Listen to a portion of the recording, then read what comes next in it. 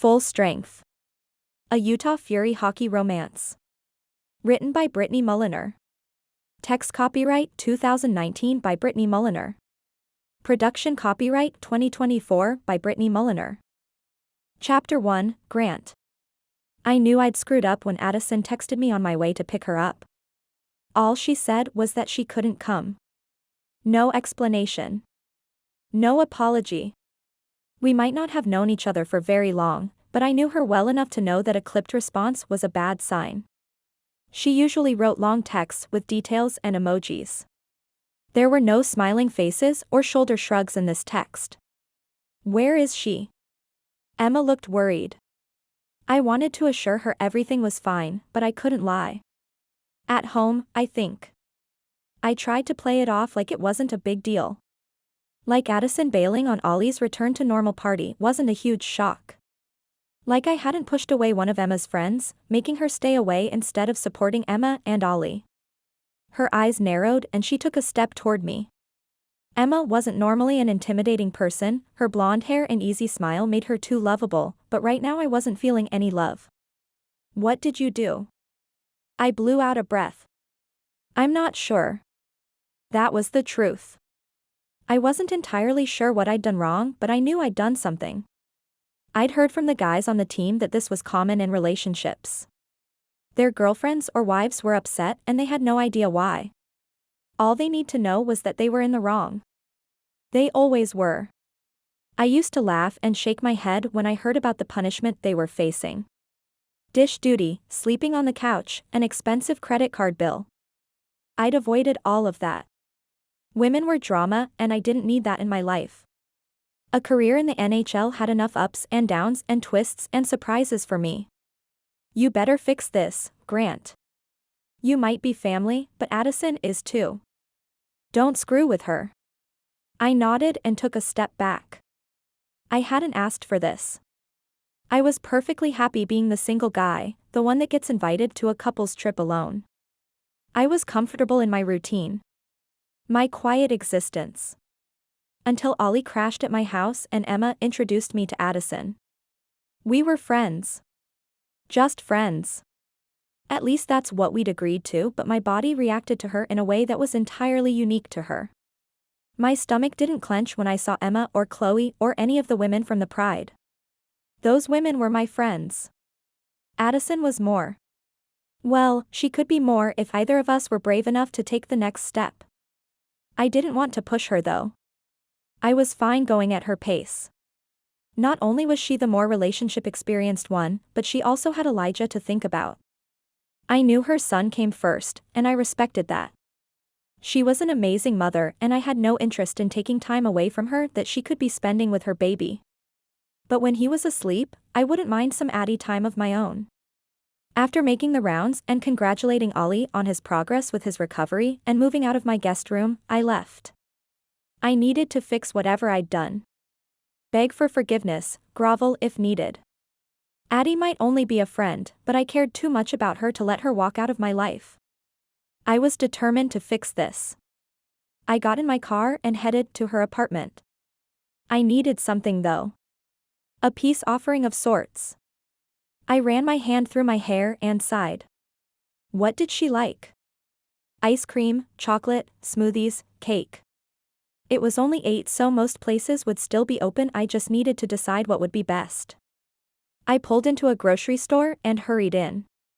I knew what I was going for, a double chocolate bundt cake. She'd had one a few weeks ago and said it was life-changing. She savored it for almost 5 days. She had more restraint than anyone else I'd met. Now that I was armed, I headed to her place. I parked and stared up at her apartment for a moment.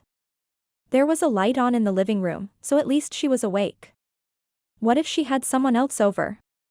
Maybe that was why she couldn't come tonight. That made me feel better for about 3 seconds before I realized that guest could be a male. I shouldn't feel like punching a wall. We weren't dating. She was free to have anyone over she wanted. Male or female. I blew out a breath. The not knowing was worse, so I got out of the car holding the cake and walked up the stairs to her door. I knocked quietly in case Eli was already asleep and waited. I heard footsteps and the lock turning. She opened the door a few inches and sighed when she saw me. "What are you doing here?" She opened the door fully and I was relieved to see the kitchen and living room were empty. "I brought you cake." She eyed the dessert for several seconds before waving me in. Good thing I'd thought ahead. I was fairly certain it was the only reason she hadn't shut the door in my face. I'd really done something bad. If only I could figure out what it was. I wanted to apologize and end this fight, or whatever this was, but I didn't know what I should be sorry for. She led us to the kitchen and turned with her arms crossed over her chest. "What is it, Grant?" I slid the cake toward her on the counter. "Emma missed you tonight." Guilt washed over her face, but it only lasted for a second. "I'm seeing her tomorrow." "Why didn't you want to come tonight?" "Is Elijah okay?" She nodded. "He's fine." "Then why?" She ignored me, gathering plates and forks and a knife. She sliced a large piece and placed it on a plate, then went back and cut a piece half the size. She slid that one toward me with a tiny smirk. I got it. I was in trouble, but she was still a good host. "I'm sorry for whatever I did, Addie. If I offended you or said something wrong or," I trailed off hoping she would fill in the blank. She remained silent, enjoying the cake. I watched as she slid the fork out of her mouth, her perfect lips wrapped around it leaving no trace of chocolate untasted. It was cruel and I wondered if she was doing it consciously. "Addison, please give me a break. I can't fix things if I don't know what broke." Her eyes finally met mine. "You don't know what you did?" Her voice was filled with disbelief. I shook my head. I was an idiot. What did she expect? She sighed and narrowed her eyes. "Have you been talking to your attorney lately?" "What?" Why was she asking about my attorney? "I'm always in contact with him. He's the one that reviews my contracts for endorsements and sponsorships." Now she was looking at me like I was a liar. Things were getting worse and I had no idea what I was doing to dig my grave deeper. "Nothing else has come up lately?" I ran through recent conversations in my head. I just asked him about the new NHL team in Seattle. They were starting next season and would begin their extended draft soon. I wanted to know if I was protected from being picked. Maybe she thought I was leaving? "You mean the Seattle Whitecaps?" Now she was looking at me like I was stupid. "Keep digging that hole, Grant. I can't believe you won't just say it." Her voice rose with each word. I looked down the hall hoping it hadn't woken up Eli. I knew I'd be blamed for that too. "I don't know what you want me to say, Addie. You obviously have something specific you're upset about, please just tell me what it is." She set her cake down, this was serious. "I saw the papers, Grant." "Papers?" I ran through my entire house in my mind trying to figure out what papers she was talking about. There was a contract for a sports equipment store that wanted me to do a few commercials. Why would she be upset about that? She wouldn't. "Think harder, Grant. You can't seriously not know what I'm talking about." Her voice was past annoyance. She was angry. I shook my head. "I'm not trying to play dumb.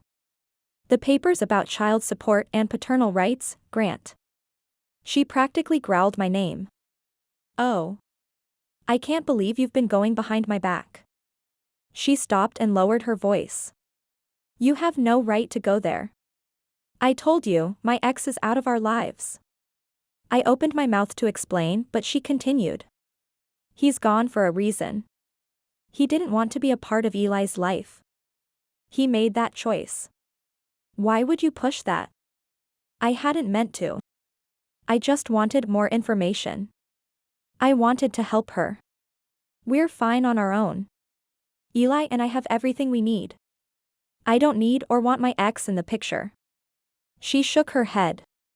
"I told you he walked out on me when we found out I was pregnant. Why would I want a coward like that in my life or around my son? I thought you understood that." I did. I completely understood. "Addison, I swear. Don't. Just don't, Grant. I cannot believe you went to your attorney about this, about me. She was almost shaking now. You had no right. I didn't dash. Don't deny it. I saw the papers with my own eyes. I was trying to dash. To ruin everything I've worked toward? Eli and I are fine. We don't need your help. She sighed, defeated. I thought I could trust you, Grant. I thought we were friends. You can trust me, Addison. She shook her head. Not anymore. I scanned her face. I'm so sorry. Please just let me explain. Her eyes looked sad. Disappointed. You crossed the line, Grant. What do you mean? I can't do this anymore. I stepped forward, but she held up her hands. I can't trust you, and I don't think it's a good idea for us to be friends anymore. I couldn't have been more shocked if she punched me in the throat. It felt about the same. Addie, please. She shook her head. Just go. I didn't want to do it. I didn't want to leave things like this, but there was no use in arguing right now. She wasn't in the right mental space to listen. I'd wait for her to calm down, then I'd explain everything. She would understand. She'd forgive me. I just had to be patient. I'm sorry. She didn't meet my eyes before I turned and let myself out. I closed the door behind me, and I hated how final it felt. This wasn't the end. Chapter 2, Addison. Tell me exactly what you saw. Emma held Jackson on her lap, bouncing one leg while sipping her iced coffee. As annoyed as I was with Grant, I couldn't help but smile at how well she was doing. Having Ollie home was exactly what she needed to overcome postpartum depression. She had no problem meeting me for coffee and bringing Jackson on her own. She'd come miles from where she was when we first met. A bunch of legal documents. Paternal rights. Custody agreements. Child support information. Emma nodded. Was anything signed? I pulled my eyebrows together. Not that I saw. So, it's not like he went behind your back and contacted your ex. I fidgeted with Eli's empty bottle. He might have. Have you ever told Grant his name? I shook my head. I hadn't told anyone that didn't already know. I'd closed that chapter in my life. Sure, Eli had his father's eyes, but the rest of him was all me. No daily reminder of his DNA donor. Then I think I have to say it. I met her eyes. Say what? You might be overreacting, which I totally understand. It's your child we're talking about. Why would he even go down that road? He knows I don't want my ex or his family in my life. They made it clear when they found out about the pregnancy. They told me to abort and I refused. They don't get to be involved now. Emma nodded slowly. I agree. You're both better off without them, but the child support would be nice. She cringed as if I would react to her words. I agree it would be, but I made it as difficult as possible for that to happen. I didn't list him on the birth certificate for a reason. I didn't want anything from him, and I want to make him work for it if he thinks he wants anything to do with Eli. Kendall sat next to us, holding a pitcher of iced coffee. Refills? Thanks. I opened my lid and held my cup out. This was a perk of coming to Kendall's cafe, well, the one she worked at. We could sit and talk with free refills all day. Or until her shift ended. I had a feeling she was dying to hear what we were talking about. I'd caught her watching us from the counter, and it looked like she finally caved. Can I get you guys anything else? She smiled and looked between us, but didn't stand. An attorney? I said with a sigh.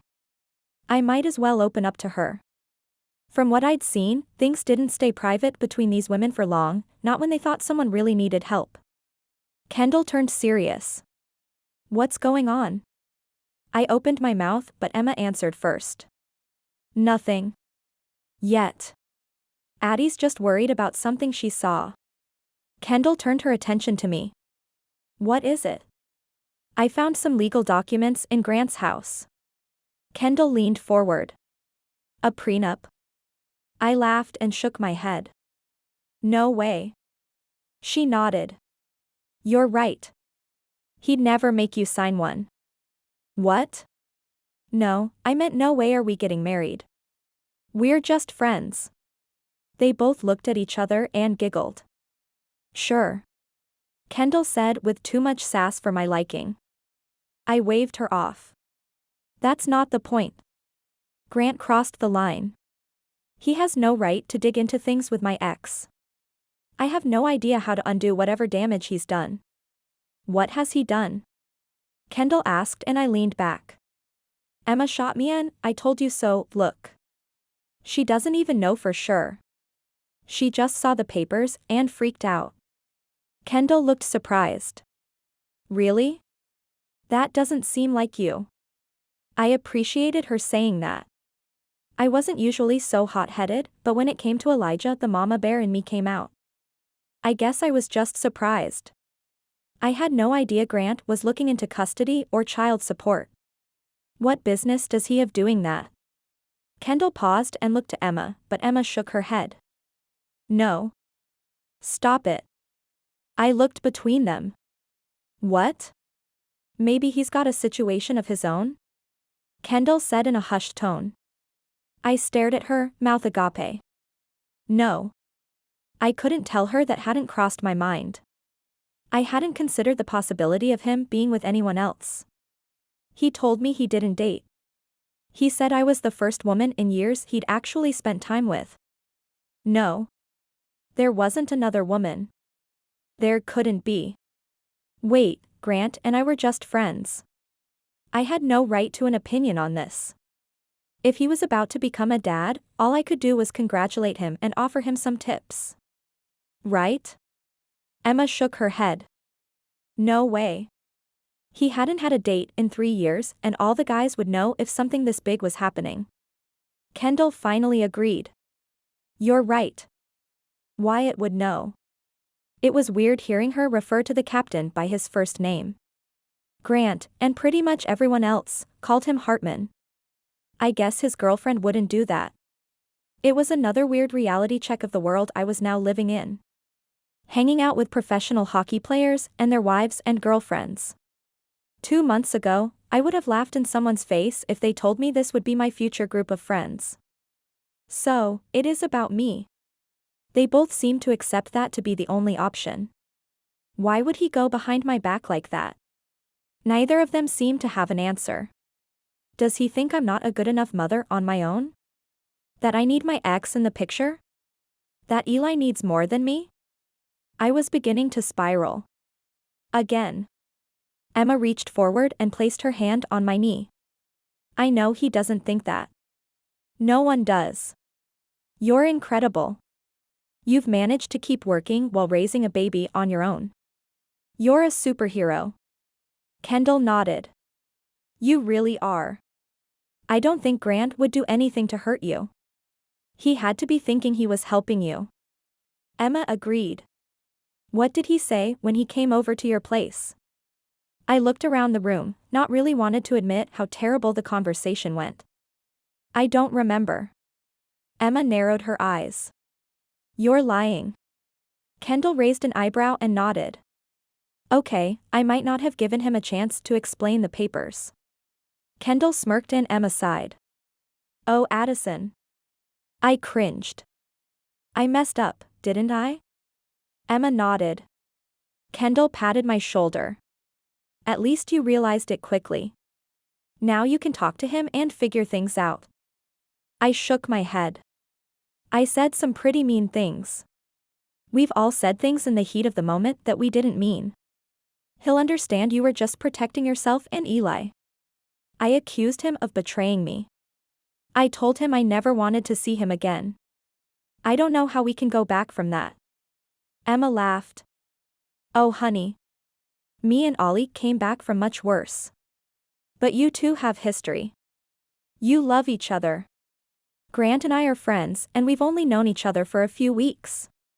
Almost 3 months. Kendall corrected. I shot her a look but she just smiled. What?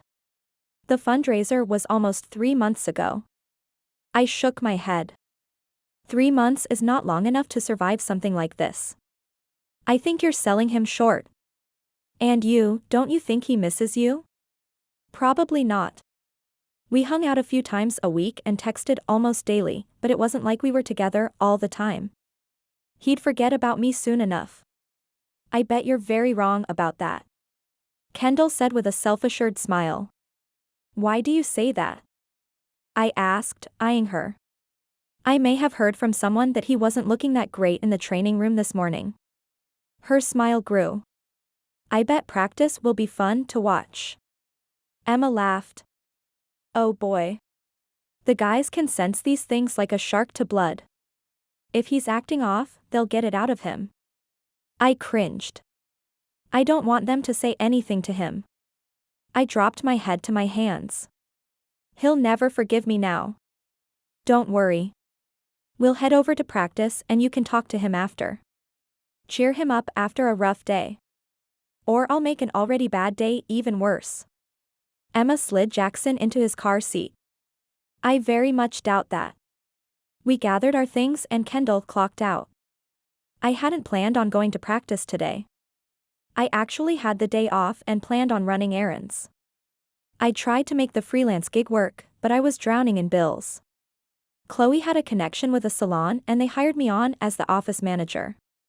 It was great to have a steady paycheck, but it took up so much of my time. The girls were right though. Grant would never do anything to purposely hurt me.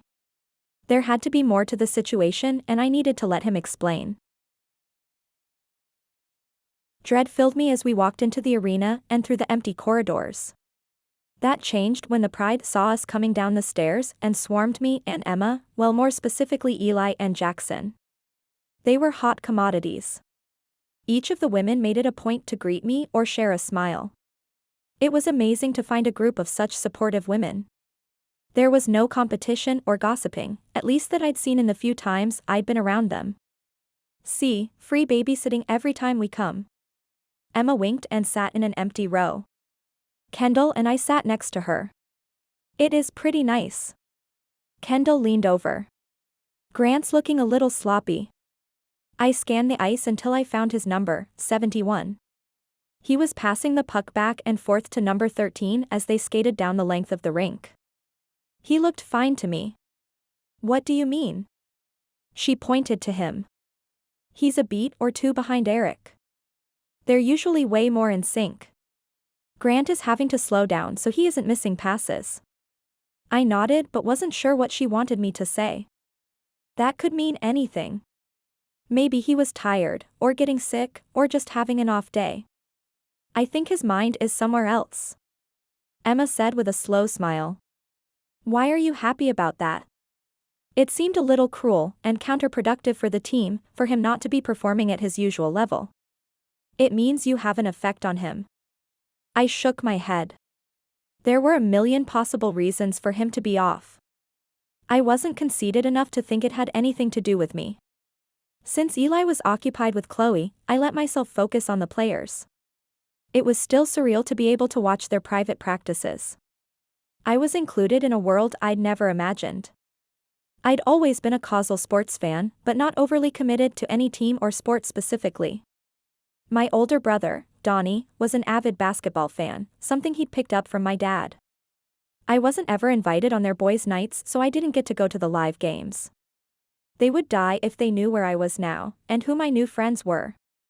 Too bad they'd both removed themselves from my life. It was for the best. They didn't support me when they found out I was pregnant and were against me keeping Eli. Since my ex left me, they thought adoption was my best option. As a 26-year-old, I felt I could handle the responsibility of being a mother, even if I had to do it alone. They'd push me to get tickets for them or get them in to meet the guys. I didn't want to abuse or use my friends like that. Besides, this group had become my new family. A few weeks with them and I'd had more support than I had in the past year. I only hoped things with Grant hadn't ruined things with everyone else. Kendall and Emma didn't seem to care, but they were still under the delusion there was more between me and Grant than friendship. Soon, they'd realize how wrong they were. Chapter 3, Grant. I knew I was off. I was self-aware enough to know I'd been messing up all day. If one more of the guys pointed it out, I couldn't promise that I would stop myself from throwing a punch at the perpetrator. "Come on, Fisher. Get yourself together," Coach Rust yelled, and I nodded once in acknowledgement. He really didn't need to tell me I was screwing up, and it certainly wasn't helping me get out of my head. We were playing a game of 3-on-3, so I went back to center. I'd missed 2 easy blocks, resulting in 1 point so far. The rookie goalie, Derek, wasn't too pleased, but he could join the long list of disappointed people in my life. I'd been screwing up a lot lately, but there wasn't anything I could do about that right now. I pushed out any negative thoughts and focused on getting the puck after Malkin won the drop. The puck came directly to me and I turned, heading straight for the goal. I was almost to the corner when I turned to look for Eric. He wasn't where I expected him to be, and my eyes drifted to the audience. The Pride was all standing and hurrying up the stairs. I looked up until I saw Kendall, Emma, and Addison walking down. Of course. Just what I needed. "Pass, Fisher." Eric was in position, so I passed to him without much thought. The puck was short a few feet of him and Reese cut in and took possession. Eric swore and shot me a glare before chasing after him. I followed, pushing my legs hard, but I was too late. Reese passed to Hartman, who turned and scored. I skidded to a stop and threw my head back. Great, now the list of people that hated me grew again. Addison had to have told the Pride about our misunderstanding. I'm sure I was the least liked person in the arena at the moment. "Fisher, get off the ice." Coach Rust didn't bother hiding his frustration. I went to the bench and threw a leg over the wall before taking a seat. I stared down at the ground, not even getting a drink. I didn't deserve one. Punishing myself by staying thirsty made me only feel a tiny bit better up until I looked down the bench and caught the glares from everyone, including the coaches and even equipment manager. We all had bad days. I didn't get why everyone was so upset I was having one. It's not like it happened often. I dropped my head again, avoiding any more looks. Maybe that was why. I didn't allow myself to have off days, so when it happened it was more shocking than some of the other guys. Well, they could get over it. It wasn't like I was causing us to lose a real game. A whistle blew and Coach called in the guys on the ice. "I want you all to warm down. The game tomorrow against Detroit is going to be tough. Make sure to stretch and rest tonight." I stood and was about to walk back to the locker room, but Eric called my name. He nodded out toward the ice, so I changed direction. He and I weren't the only ones that stayed out. Hartman and Malkin were running some extra drills, but I had a feeling that wasn't what Eric had in mind. "What's going on, Fisher?" I sighed. "Just got some things going on." "Like what?" I really wanted to head back in, but I knew Eric was only taking the time to talk to me because he cared. I messed up. He'd removed his helmet so I could clearly see the concern on his face. "How?" I could hear the slight panic in his voice. "Nothing bad." "Well, nothing that will get me into trouble with the law or Coach." I wasn't sure which of those would be worse, but I was glad I wasn't facing either. "Good. So, what is it?" I peeked out of the corner of my eye where Addison was sitting. She was talking to some of the women, completely oblivious to the torture she was inflicting on me. Addison found some things in my room and didn't let me explain. His eyes narrowed. "What kind of things?" "Some research I'd done." He shook his head. "Stop beating around the bush and just tell me what happened." I asked my attorney about custody and child support, and he sent me back a bunch of information. "That's what Addie found." He nodded once. "Why is that a problem?" "Because she jumped to conclusions." I didn't get a chance to explain that I wanted to give the information to her. I wanted to make sure she knew what rights she had and what her ex should be responsible for. What did she think? I shrugged. That I'd gone behind her back and maybe even contacted her ex. He cringed. "You didn't do that, right?" "What?" "No, of course not. I don't even know his name." "Then you just need to tell her that." "I can't. She told me she wants me out of her life." He laughed and I almost punched him. If I'd listened to Madeline every time she said something like that to me when we first met, I never would have healed. He shook his head. Sometimes women push back when they think they need to protect themselves. It's our job to let them know they're safe with us. You need to explain to Addison that you were trying to look out for her. I hated how right he was. It was annoying when someone your age acted like they were so much wiser and more experienced than you. But he was right. I cared too much about Addison and Eli to let them walk out of my life. He looked to the section where the Pride Saturday you need to fix this before too much time passes. The longer you wait the bigger it becomes. I nodded and followed him off the ice. I changed out of my gear and hurried into the training room. I wanted to stretch and get out of here as soon as I could. I took a mat and sat next to Murray and Brassard. Murray looked up first and shook his head. Today sucked. I didn't bother replying, there was nothing to say. Yeah. Looked like someone had their mind somewhere else.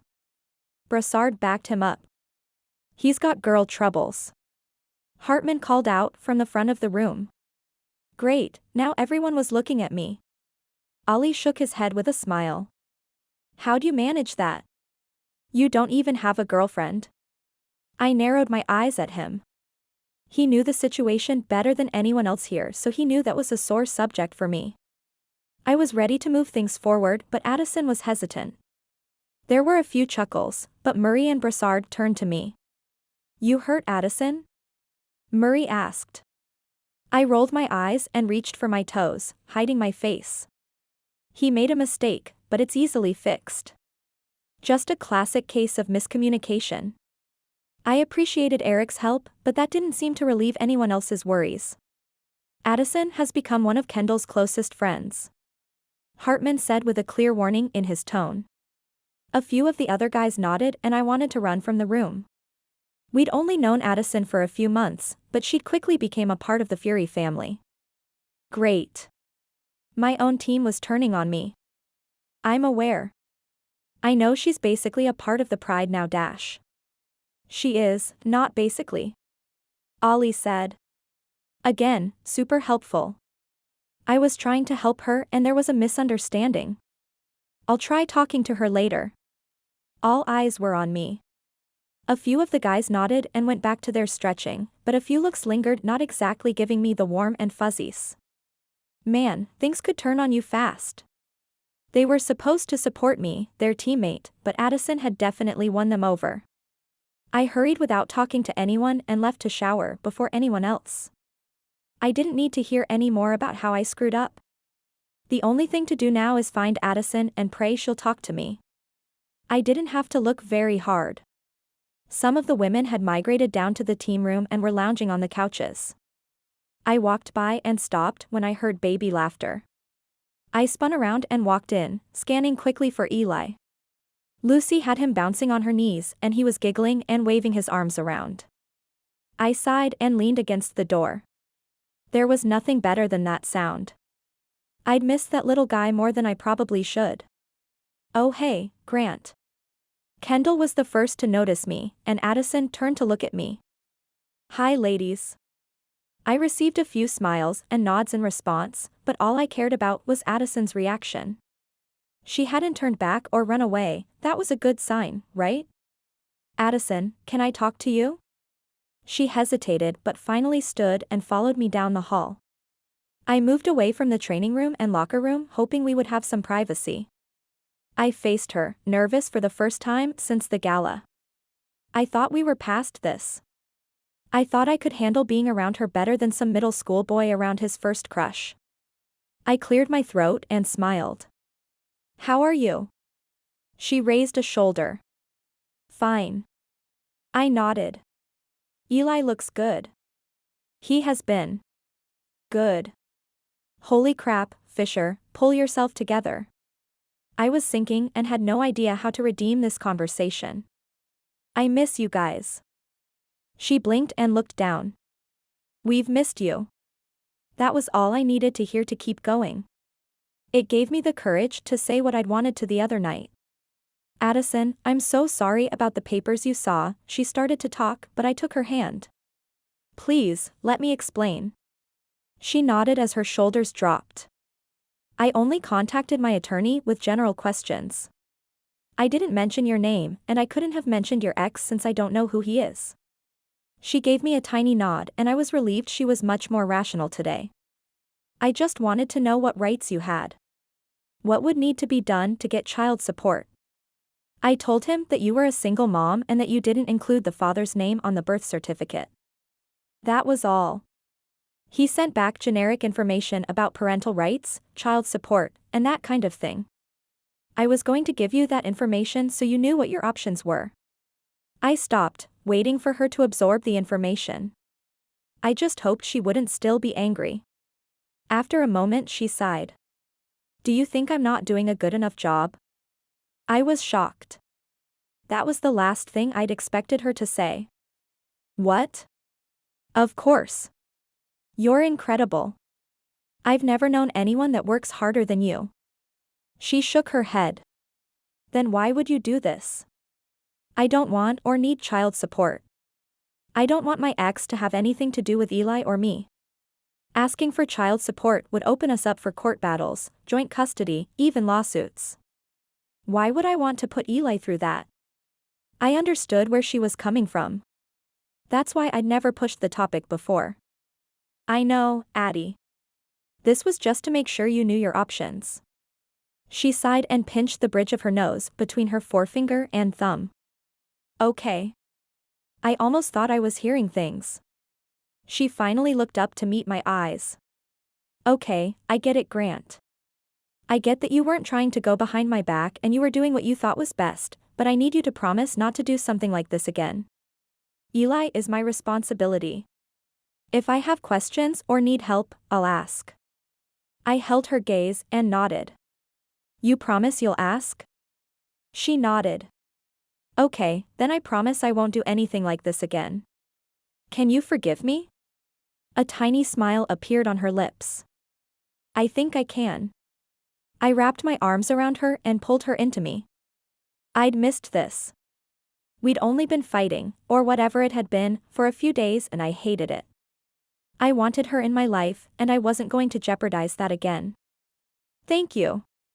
Relief washed over me and I kissed the top of her head and stepped back. Can I see Eli now?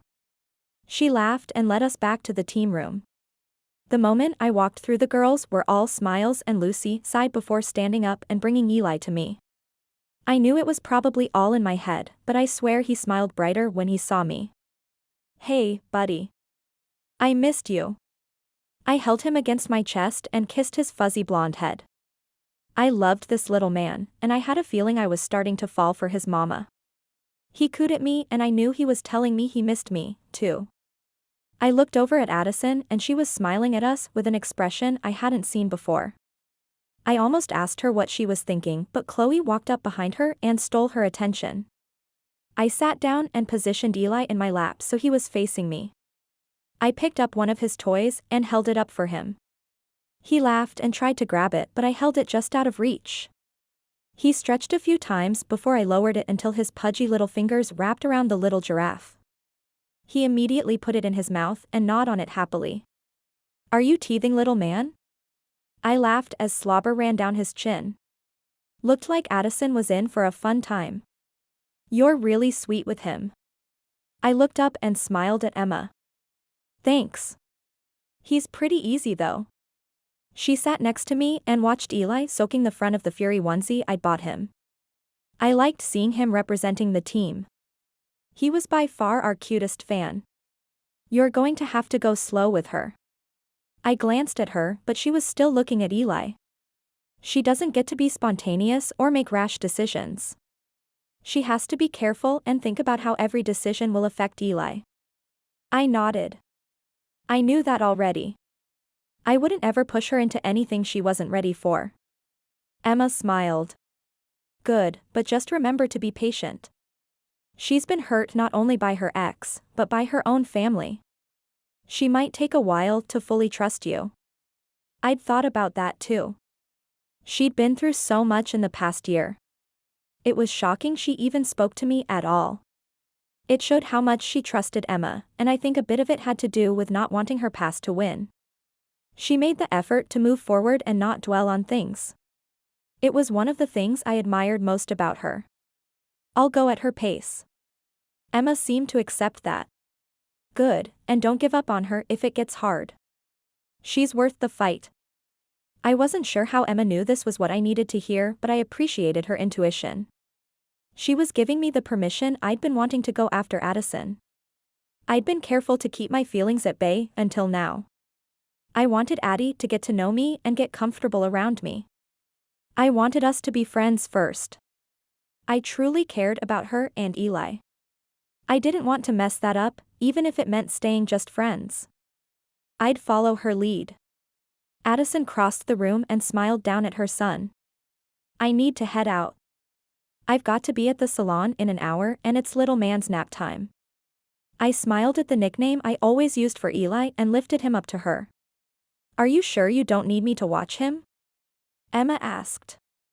No, Mrs. Jeffries will be home tonight. I watched their interaction and had to keep my mouth closed. This was why I'd initially looked into child support.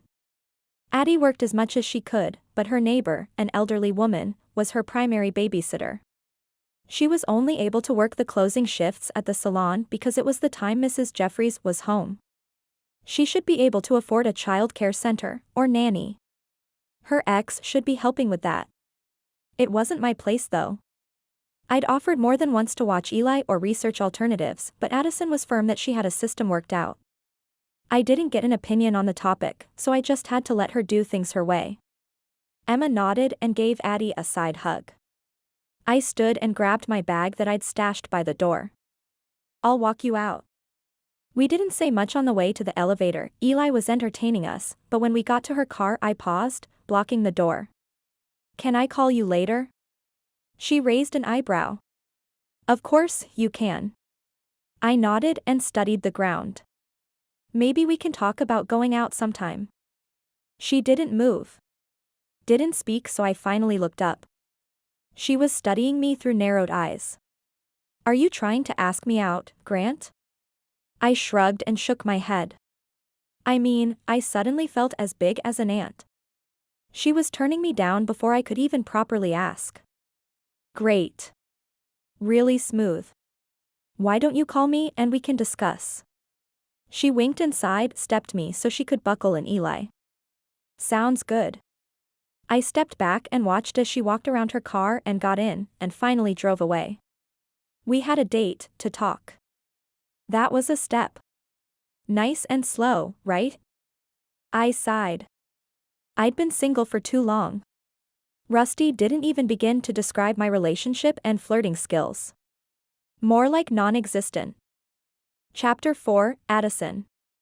I was 2 minutes late when I walked through the back door of the salon, Reform. Not that I'd get in trouble. I was the manager, after all. But I had to set an example for the rest of the employees, at least that's what I'd told Camille. She was the salon owner and didn't care too much about what I did as long as things ran smoothly and the bank deposits were on time.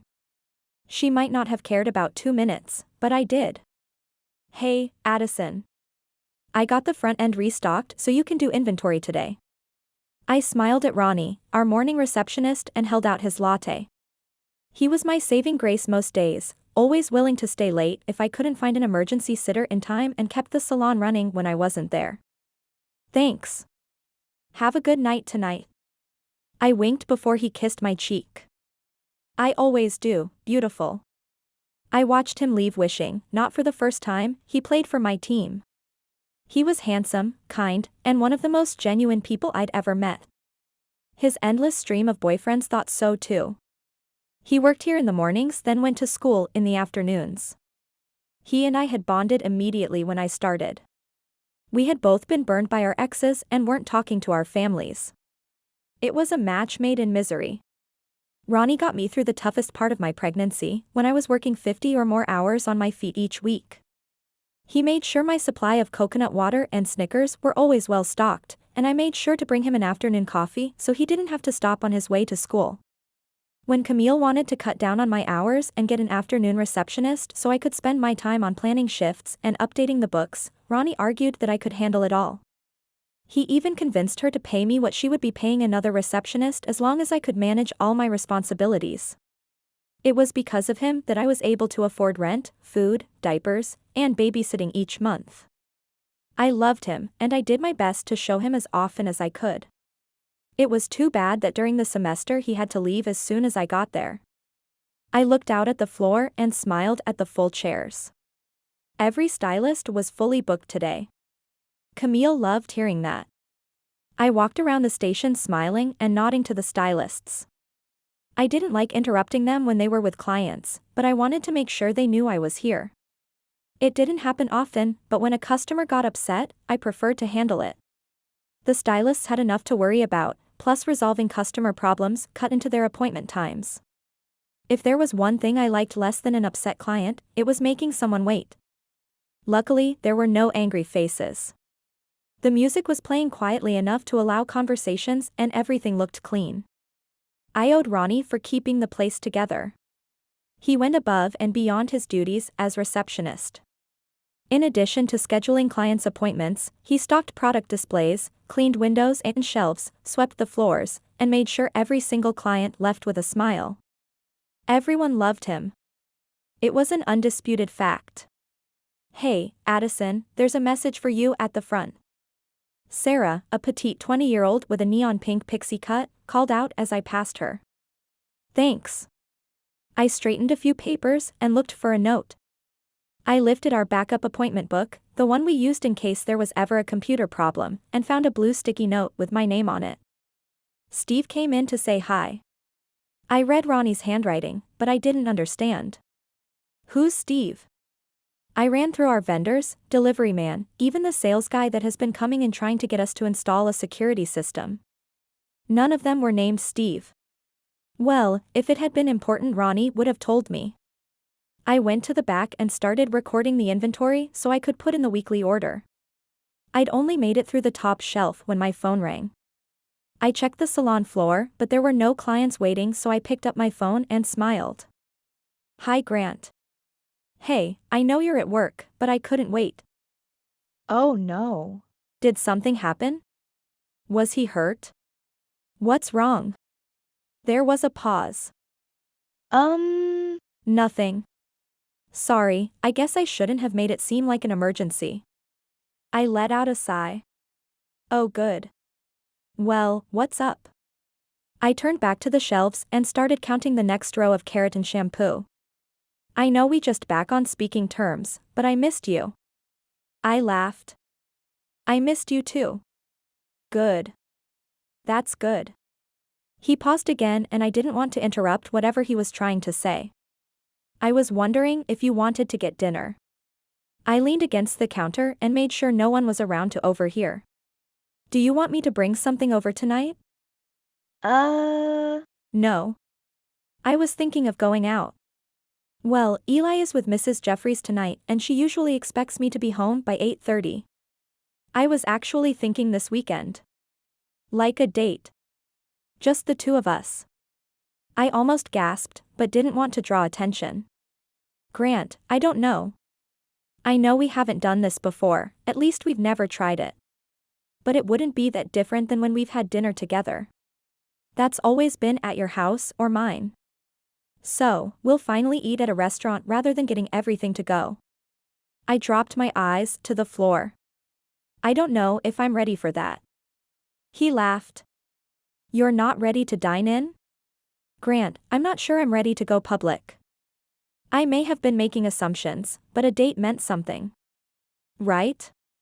I heard him sigh and wished I hadn't answered the phone. We'd only been on speaking terms for a day and I'd already ruined things. "Addie, what's wrong?" I peeked around the corner, but everyone was still at their stations. I don't want to give people the wrong idea. What people? It wasn't the team. They wouldn't care, and the pride would probably cheer us on. It was the dark side I'd heard about from Emma and the other women. I don't want the media to get involved. He sighed. "Addie, I promise I'll make sure they don't find out where we are or take pictures. I'll take you somewhere private. You can't control everything, Grant. I'm not that big of a deal." I don't get followed like Hartman or Eric. I'm not a big enough name. I shook my head. He was either oblivious or humble. I'd seen pictures of him walking down the street, eating, and even shopping. It wasn't just paparazzi I was worried about, it was his fans. You have fans, Grant. Hundreds of thousands of them. They'll take pictures of you and post them on the internet. I don't want to risk that. I think I stumped him. There was silence for an uncomfortably long time before I caved. I don't want attention on me. I don't want Eli to get involved. I sighed. I'm not ready for that. I expected him to argue or come up with a solution, but he didn't. Okay. I understand. I'll see you later. We hung up and I felt more disappointed than I'd expected. I didn't want to go out in public yet, but I was hoping we could still get together. He didn't even try though, he just let it go. I was being ridiculous and immature. I could have stopped him and suggested we get together at his house. I could have pushed. So why hadn't I? I was still afraid. I'd been hurt a lot recently by the people I cared about most. My friends, mostly the new ones I'd made, hadn't let me down. Maybe I wanted to stay friends with Grant because there was less to lose. There was less risk. All of that could be true, but I still had to protect myself and Eli. I hadn't seen or heard from my ex, Ryan, since I found out I was pregnant. I wanted to keep it that way. I had a feeling though that if he found out I was involved with Grant, he, and his family, would come out of the woodwork. Addison, we need you out here. Sarah's head peeked around the corner. I set down my phone and followed her out. I was hoping it wasn't an upset customer, I wasn't in the right mindset to deal with that. I scanned the salon but didn't see anyone about to rage. What is it? She pointed across the room to where a man was getting his haircut by one of our male stylists, Peter. Is he mad? She shrugged. I'm not sure. Peter just asked for me to grab you. I nodded and walked over to them. Hi guys, how's it going over here? I eyed the man, but didn't recognize him. Why had he asked for me? I met Peter's gaze, but he didn't give me any hints. No raised eyebrows or head tilted. Huh. Peter was just finishing up cleaning his neckline. The cut was almost finished, but he wouldn't complain right in front of the stylist, right? Are you the manager? My stomach dropped. Of course, this day was about to get worse.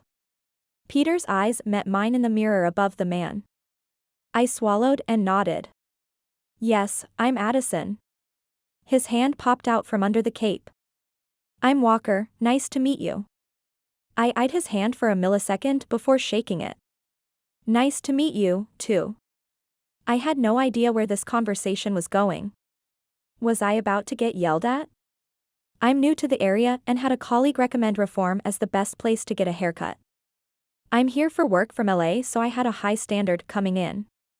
I nodded and kept a smile on my lips. This could literally go any direction. Did he like it?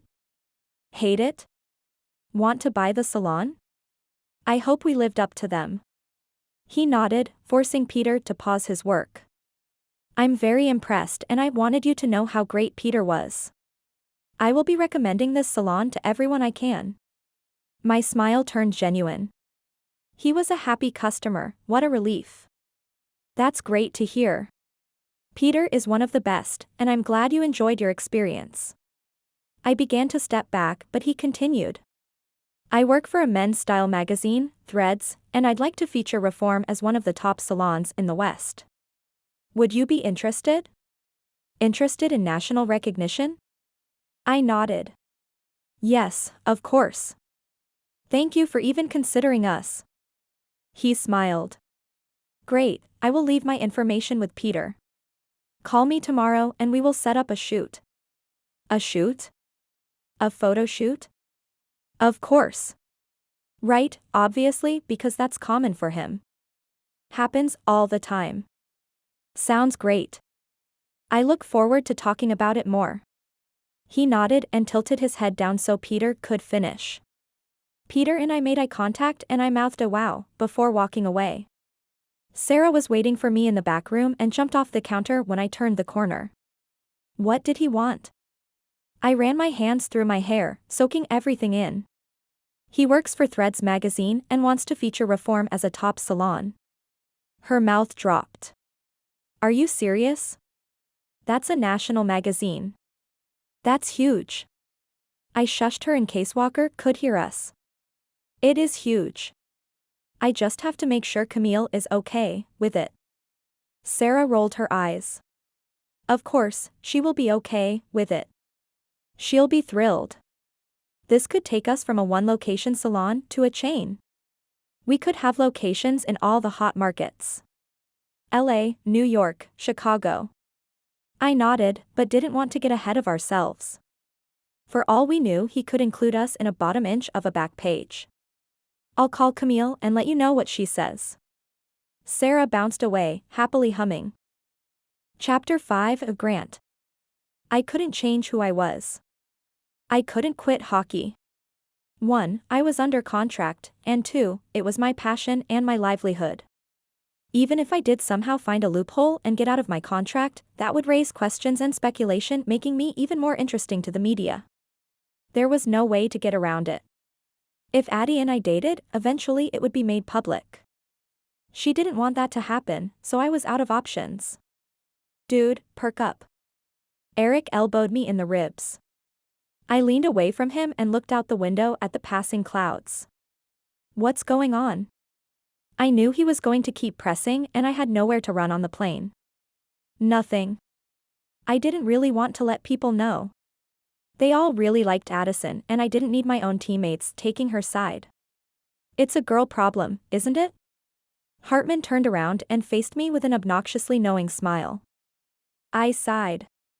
The more people that got involved in this conversation, the more likely it would make its way back to Addison. I didn't want to freak her out even more than I already had. I asked her out. Hartman and Eric shared a knowing look.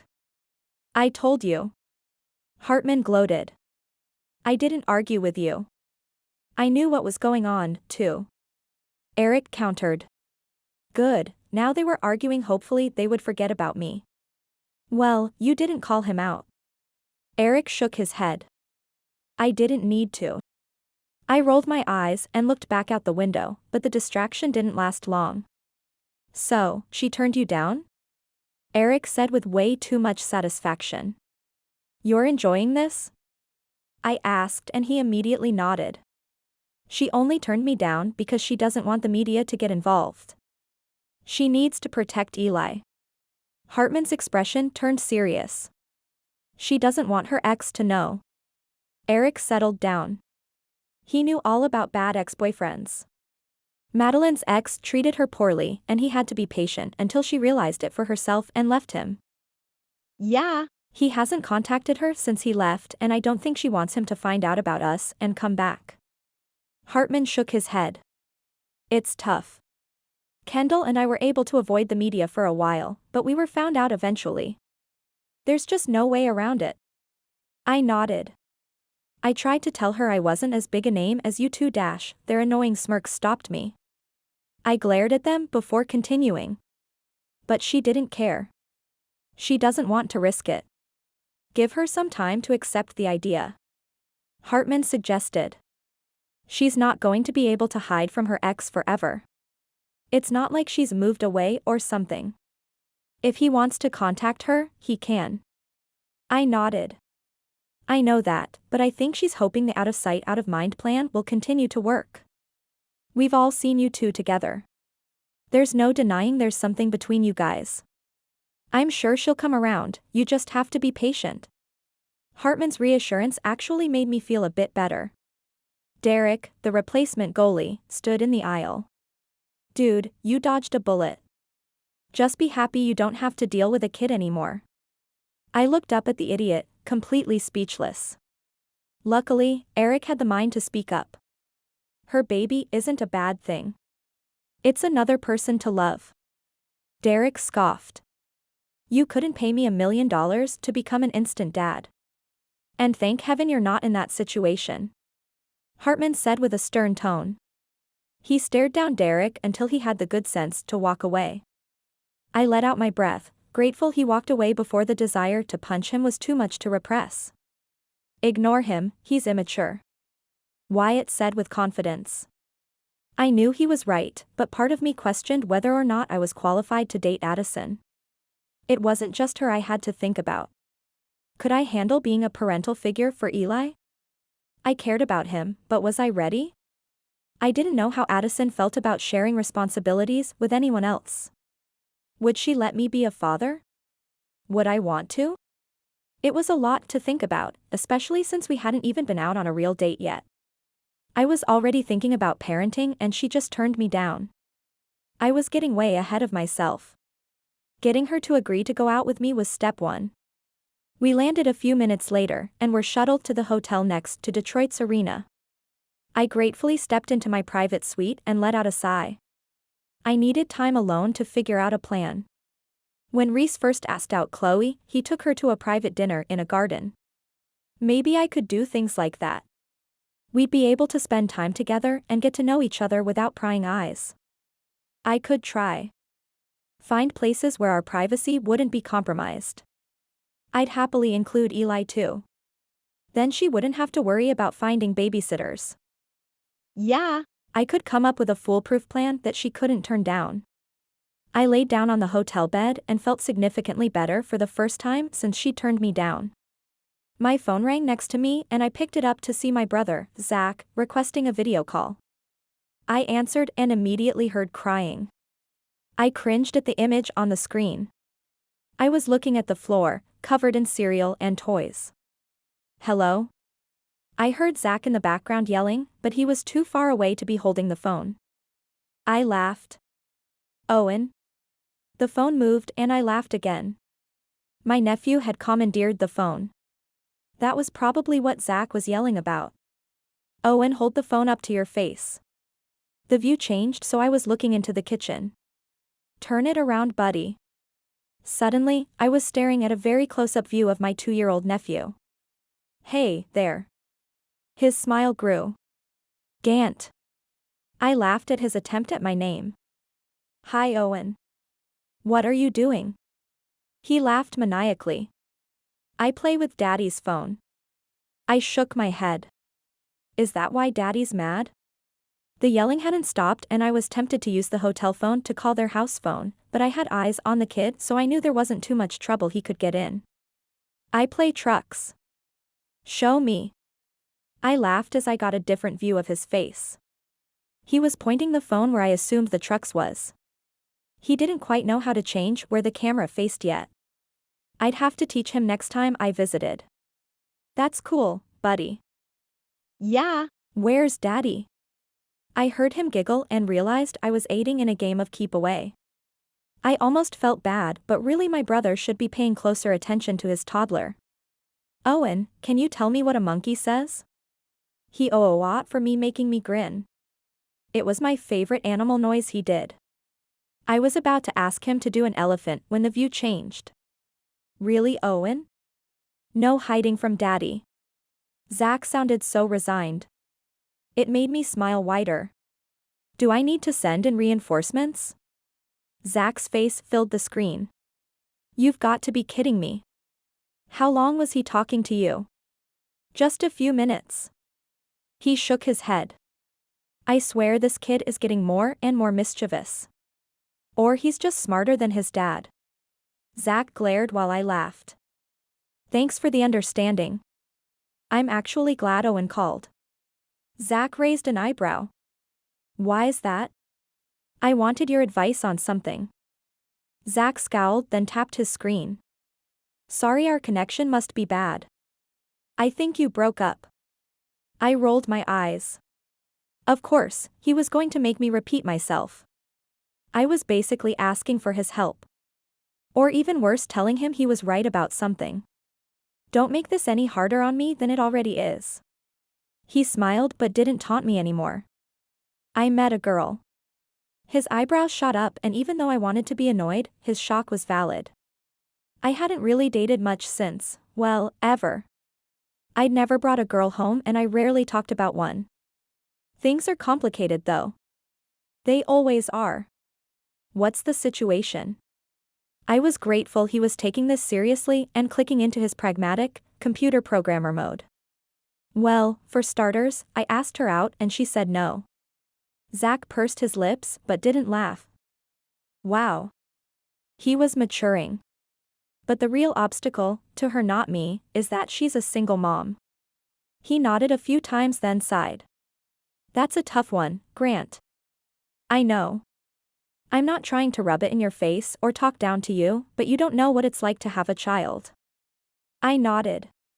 She's pointed that out a few times. Right, and it's not that she thinks you wouldn't be able to handle it. But raising a child is not something to take lightly. You may like her and want to have a future together. You may think her child isn't a big deal, that you'll adjust. But it's very different to her. She isn't just thinking about herself and how things will affect her.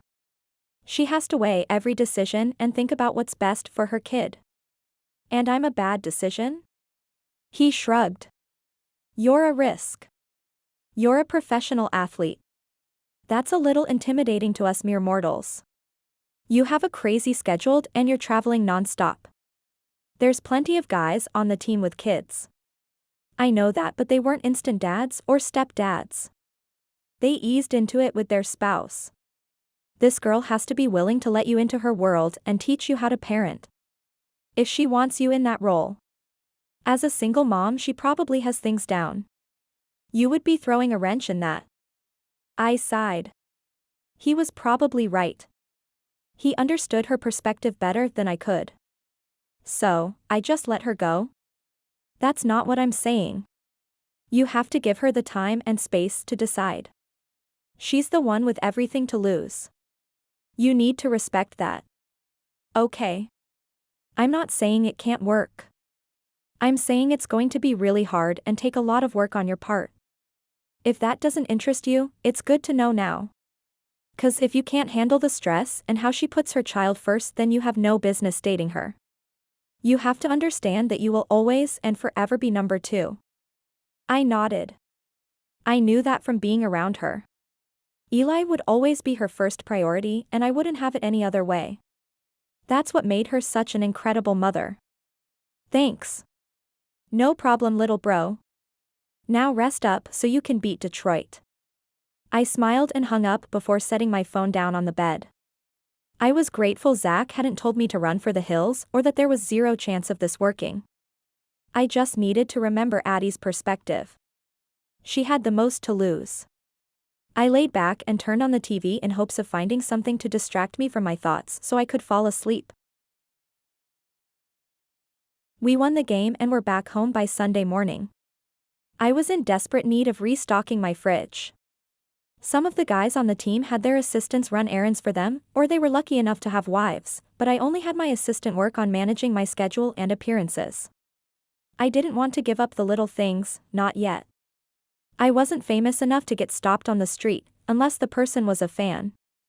If I did get approached, I was more than happy to take a picture or give a signature. I wasn't anywhere near the level of Hartman or Eric. They had to plan ahead anytime they left their homes. I'd gladly remain in this place where I could still live my life like a normal human, while also doing what I love. It was a blessing. I had to repeat that to myself when I pulled into the parking lot of the grocery store. The parking lot was a battle zone, and every man was out for themselves. I finally gave up and parked 2 stores down. I pulled on my baseball hat and headed into the store preparing for the crowds. I kept my head down and plowed through the aisles, grabbing what I needed and not lingering for a second more. The produce section was all that stood between me and the finish line. My eyes zeroed in on the bananas and I headed for them when a cart leaving the next aisle slammed into mine. Sorry. I heard her voice before I looked up. Addison was blushing until our eyes locked. Oh. I smiled and glanced down at Eli sleeping in his car seat. Hey. Her smile wavered for a second before she tucked a loose strand of hair behind her ear. Hi, sorry I crashed into you. It's okay. As long as we exchange insurance information, we should be fine. She shook her head and laughed. Clever. I shrugged. I thought so. She looked around and I could feel the glares from people passing around us. We were likely causing a traffic jam, but I couldn't care less. How are you? I asked before she could wander off. She sighed and I took a second to take in the purplish bags under her eyes.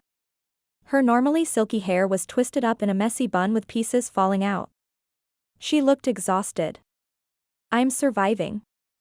I wanted to offer to help. I wanted to fix things for her, but the last time I tried was our demise. I missed her. I missed Elijah. I hadn't realized just how much until I stood in front of her now. Zach's words flashed through my head. Addison had the most to lose. She had the most risk in this situation. How could I let her know I understood that now? How about you? I blinked, clearing the thoughts away. I'm okay. We won last night, and we had a late flight back, but I'm happy to be home. She smiled. I watched the game. You did really well. Wow. Now it was my turn to blush. I hadn't had a girl watch me since college. I mean, of course girls watched the games, but not to see me. Thanks. She nodded. Chloe had all the girls over and we had dinner and dessert. It was fun. Right. Of course. She didn't sit down to watch me play. She was with the girls. That made sense. I couldn't help but feel a little disappointed. I'm glad you've become friends with the Pride. They can be a little much sometimes, but they're really supportive of each other. She seemed to brighten up. Yeah. They're pretty great. I wanted to ask her if she'd changed her mind about going on a date with me, but it had only been a few days. I wanted to give her space to figure things out, and to forgive me. I missed her like crazy, but that didn't mean she felt the same way. Eli started to move and Addie cringed. Sorry, I want to get to the car before he wakes up. He's going to be hungry and I'd rather he not have a meltdown in public. I nodded, like I understood, and scooted my cart out of her way. I'll see you later? She smiled back at me. Yeah. See you. I watched her walk away and the disappointment I'd felt earlier turned into loss. Chapter 6, Addison. I wasn't used to having a big group of friends. It was a big adjustment to go from my boring routine of work, home, sleep to having regular plans with the girls. Since there wasn't a game on Monday, they were having a family dinner at Chloe and Reese's place. I had to close the salon so I wasn't able to get there until almost 8 after I picked Eli up from Mrs. Jeffries. I knocked on the door and it swung open a few seconds later. Eli. Noah cheered and took him from my arms. I laughed and sat down his diaper bag. You guys just like me for my baby. Noah didn't disagree as he walked away with my son cradled against him. I couldn't really say I minded. It was inconceivable that I not only found a group of friends that accepted me so easily, but that also loved my son. I couldn't have asked for anything better. Colby walked up to me and offered me a glass. Don't worry, it's sparkling cider. I accepted it while I watched her stare at her boyfriend who currently had Eli in his lap. It's a pretty cute picture, huh? She shook her head. It's precious. He makes such a good uncle. I rolled my eyes. You can't lie to me. I know you're baby hungry. She shushed me. You and I may know that, but Noah doesn't. We aren't even engaged yet, I don't want to freak him out. I looked back at the couch and sighed. I don't think he would freak out, Colby. I think he wants that too. She shrugged. We'll see. Now come on, Chloe went all out tonight. Of course, she had.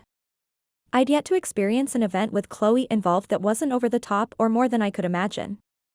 What is it this time? Indian food. I rubbed my stomach. That sounds wonderful. When we walked into the kitchen, I understood what Colby meant about going all out. I figured there'd be rice and naan and a few entree options, but the entire kitchen island was covered with different dishes. You're here. Chloe hurried to me and pulled me in for a hug. She stepped back and handed me a plate. We've got lamb and chicken options. The right side is where the mild dishes are and the farther left it is, the spicier it gets. I nodded and headed straight for the mild area. Since getting pregnant, heartburn was a daily part of life and I wasn't going to make things worse with spicy food. After I loaded up a plate with rice and chicken tikka masala, I found a spot at the table with Madeline and Emma. Hey, guys. I sat down and had the perfect view into the living room where the guys had congregated in front of the TV to watch a football game. It was funny to me to see professional hockey players booing and cheering in front of a TV. It felt out of place and a little wrong, like they should be out on the field. He's not here. Emma said, unprompted. Who? I glanced around and spotted Ollie sitting with Jackson asleep in his arms. Grant, she replied. Oh. I took a bite of the chicken and sighed. It was perfect. Work had been so busy I hadn't had a chance to eat lunch. So, besides a protein shake this morning, this was all I'd eaten. Isn't that who you were looking for? Maddie asked before taking a bite from her plate. I shrugged and swallowed. I wasn't really looking for anyone. Emma nodded dramatically like she didn't believe me. Chloe said she invited him, but he wouldn't say whether he could come or not. You wouldn't happen to know anything about that, would you? I tried my best not to involve the pride on everything that was going on between me and Grant, or in this case what wasn't going on. They were his friends first and I wanted to respect his privacy. Hartman, who had been walking to the kitchen, stopped. It's probably because she turned him down when he asked her out. Maddie turned to face me. What? Why did you turn him down? Emma asked at the same time. I shot a glare at Hartman, but he was already walking away. That snitch. I eyed my food, but I knew they wouldn't tolerate my attempt at diversion. Guys, things are complicated right now. Emma's left eyebrow darted up. What's going on? Maddie leaned forward as if I would only whisper the answer to Emma. Please, just drop it. Emma shook her head. Tell us what's going on. I sighed. I found some things out and it broke my trust. Maddie gasped. What did he do? That's not important. But that, plus the fact that he's a famous hockey player, I trailed off. I couldn't say anything without it possibly offending them. I mean, they're all with famous hockey players. What is it? Maddie pried. I'm worried about the media. I don't want Eli getting involved either. Emma nodded slowly. That is something to think about, but it's really not that bad. I mean, we never get followed. Maddie cringed. Eric does sometimes, but for the most part they leave us alone. Hartman is the only one that has to constantly worry about it. I debated whether or not to tell them about my concerns with my ex. They would sit here and drill into things until I came clean.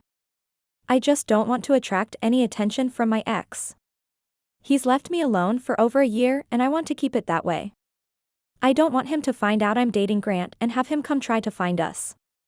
Emma and Maddie shared a look. You don't want him to come for Eli? Emma asked. I shook my head. Or money, or anything. I just want him to stay away and so far, he has. Maddie nodded. You think he would come looking for you? I shrugged. He's all about appearances. That's one of the reasons why he left when I got pregnant. He didn't want people to judge him. So, he left his pregnant fiancée to not get judged? Emma sounded confused. I nodded. That's what he told me. I think his family buried the pregnancy so it didn't get out in their circle. My parents live about a half hour away from them so their friends don't mix. Emma sat back. Wow. So, if people found out about you and Eli, some of them might put two and two together. I nodded. If they were smart enough to add things up. You really think he would come back now? Maddie asked, sounding concerned. I honestly don't know. Anything's possible with him. Things are good the way they are. I've got a good job and am managing on my own. I'm scared of doing anything that would change that. I shook my head. I'd rather Eli grow up without a dad than have someone who doesn't really care about him in his life. Emma nodded. You want to give Eli stability and protection. We understand that, but, she trailed off and shared a look with Madeline, who gave her a slight nod. I just don't think you should give up on Grant so easily. Maddie nodded. Take things slow. Spend time together where you know you can be alone. I sighed. That's what we've been doing. Emma smirked. That's what you've been doing as friends. Neither of you addressed the elephant in the room, right? I shook my head. Exactly. You guys need to allow yourselves to explore the possibility of what's there. Don't cut him off without giving him a chance. They made it sound so easy, and maybe it was, but it was still scary. She's right. Start out small, and if in a few weeks you're still not feeling it, then you can take a step back and focus on being friends. That was the risk I feared almost as much as my ex coming back into the picture. What if I really did this and something went wrong? What if I lost him completely? I'd already grown used to having him around. I liked having him to talk to. Plus, Eli adored him. Who was I to ruin that? I let out a sigh and leaned back. There was a lot at stake. But what if it was worth it? What if it was the beginning of me and Grant? I'd allowed myself to fantasize about what it would be like if a man like him was interested in me. Okay, maybe not a man like him so much as him specifically. I'd lost myself in imagining what a future could look like for us. I was attracted to him. I could laugh with him and share my thoughts and fears. I'd never had that before. Plus, he cared about Eli.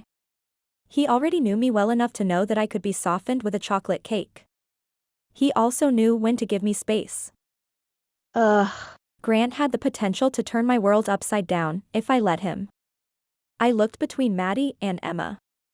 I might be losing my mind. Emma smirked. Or we're bad influences. Maddie swatted her shoulder. We are not. We're just helping you see the different options. But if choosing to give Grant a chance means losing your mind, then yes, you are, or at least you should. Her sincerity, combined with deep blue eyes, seemed to reach my soul. She was my friend and I knew she wanted the best for me and Grant, so I decided to trust her. Okay. They turned to each other and shrieked before jumping up and tackling me in a group hug. This is so exciting. Emma squealed. Maddie sat back and smiled. It's going to be tough, but we're here for you. The whole team is. We want both of you to be happy, so we'll do what we can to help you guys stay out of the spotlight. Emma nodded. We'll come up with a bigger story to distract any reporters if they get close. I had no doubt that they would have fun coming up with schemes with the rest of the Pride in order to help me and Grant give a relationship a shot. They all seemed to live for this stuff. Now, I needed to talk to Grant. He might have already changed his mind. Turning him down had been hard, and I wasn't sure he wanted to hear from me. I had to try. Now that my mind was made up, I knew I wouldn't be able to move on until I knew what was between us. Chapter 7, Grant. I woke up with fresh determination. I wasn't going to give up. I missed her too much not to try again. There was only one way I could assure that there was no paparazzi around for our date.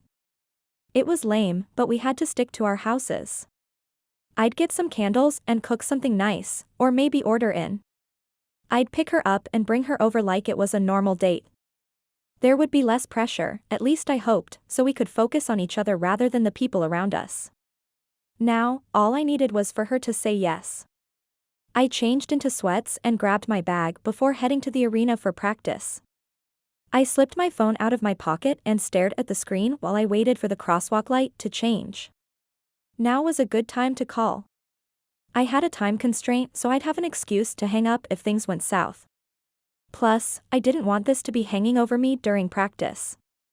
I tapped her name and held the phone up to my ear, praying she'd answer. Hi, Grant. I melted a bit at the sound of her voice. She didn't sound annoyed or angry that I called, that was a good sign. Hi, Addie. I sucked in a breath and rushed to get everything out before she could interrupt me and give me time to back out. I know you said you didn't want to date because of the media, and I want to respect your wishes. Really, I do. But I can't stop thinking about you. I miss you. I really want us to give this a shot. I know you don't want to go out in public yet, so I'd like to have you over to my place. I'll come pick you up and bring you over and we'll have dinner, then I'll take you home. Like a normal date. What do you think? I was right outside the arena doors, standing there feeling each heartbeat pound against my chest while I waited for her response. Grant. Her voice faded and my heart dropped to the ground. She was turning me down, again. I wasn't sure how much more rejection I could take from this woman. Not when I cared about her so much. How hard was it for her to see that there was something between us? Didn't she want to discover what it was? When? I was so wrapped up in my own thoughts I almost missed her question. When? That wasn't a no. I hadn't exactly thought this far ahead, but I ran through my schedule. Tonight or Saturday? What works better for you? There was silence for a few seconds. I checked the screen to see if our call was still connected. It was. I'm off at 5 tonight. I punched the air while smiling like a maniac. I'll pick you up at 7 and bring Eli. She sighed. No, I'll find a sitter. That shouldn't have made me as happy as it did. But this made it officially a date. Different than the dozens of other times we'd hung out together. I headed into the locker room like I was bouncing on clouds. Hartman narrowed his eyes at me. What's going on? Eric and Reese turned around and I suddenly had an audience, but I didn't care who was listening. I couldn't keep the grin off my face. Addie said yes. The guys took turns congratulating me and Noah walked by and clapped me on the back. Welcome to the club, man. I laughed. I'm not quite there yet. He smirked. I give it 2 weeks tops. I didn't need the guys to tell me I'd been on fire today. Coach gave me a smile when I passed him on the bench and that was more than enough for me. Turns out Addie saying yes was better than any pre-workout or adrenaline rush. So, what are you going to do? Eric asked as he ran a towel over his wet hair. I'm going to pick her up and take her to my place for dinner. I thought I'd pick up some candles and make a nice dinner. Eric nodded, then looked behind me. I turned to see Reese watching me with narrowed eyes. What? You sure you want to cook? I shrugged. I want to impress her, but maybe I shouldn't risk it. He nodded slowly. Just to be safe. That's not necessarily what I wanted to do. I wanted to make the effort and show Addison she was worth me stepping out of my comfort zone, but I also didn't want to give us food poisoning or have to force down a gross meal. Maybe after some practice I'd cook for her. Tonight had to be perfect. You're right. Maybe after some cooking lessons I'll try. They seemed to agree with that. I decided to skip a shower so I could get home faster and start setting things up. See you guys tomorrow. I waved on my way out and started listing things I needed to do on my walk home. I had a cleaning service come once a week and they'd been in while I was out of town, so my house was clean. I just have to make sure there weren't any dishes in the sink. I didn't have any candles, or even a lighter, so I needed to head to the store and decided on where to get food. I probably should have asked the guys for recommendations. Good thing I knew someone that had tabs on everything going on in the city and could pull any string I'd need. I pulled out my phone, clicked on her name. Hi Grant. Hey, Chol. I need your help with something. Your date with Addison? I was wondering when you'd call. I could practically hear her prideful smirk. I wanted to cook for her, but Reese said I should be safe this time and order in. He's got a good point. Plus, it's one less thing for you to worry about. So, do you have any recommendations? We just tried this pub down on Main Street. It's amazing. I'll call in an order and you can pick it up or have it delivered. If you want me to drop it off for you, just let me know. Thank you, Chloe. With that taken care of, all I had to do was not make a fool of myself tonight. I parked in front of Addie's house right on time. I checked my reflection in the rearview mirror to make sure I was clear of anything embarrassing before opening my door. It felt like every action was significant. I felt the weight of each step toward her door. I lifted my hand and knocked against the solid door. I held my breath until I heard the locks turn. This was really happening. When the door opened wide enough for me to see her, I sucked in a breath. I wasn't prepared for this. I'd never seen her look so hot. She was sweating. Well, glistening. I'd heard from the Pride that was what they preferred. Her hair was pulled up in a pile on the top of her head and she was wearing a t-shirt that had to have belonged to a large man at one point. Her sweatpants were uneven, the right leg pushed up her calf while the left swept the floor. Addie? I didn't know what to say or do. I knew I needed to help but had no idea what the first step was. She tilted her head and leaned against the door. Grant. I'm so sorry. I meant to call you. I looked behind her to the stack of blankets on the sofa and pile of tissues on the coffee table. She was obviously ill. Like super sick. When did you start feeling bad? She swallowed and cringed a bit. It started with a sore throat yesterday and has gotten progressively worse. I thought it would go away but, she sighed. I called the doctor and he said it was probably the flu. It's early for that. She nodded. I'm sorry you came all the way over. You should go before I get you sick. Worrying about myself was the last thing on my mind. I'm sure Coach would freak if I got sick but I couldn't leave Addie now. Not in her condition. Where's Eli? I asked as I stepped past her.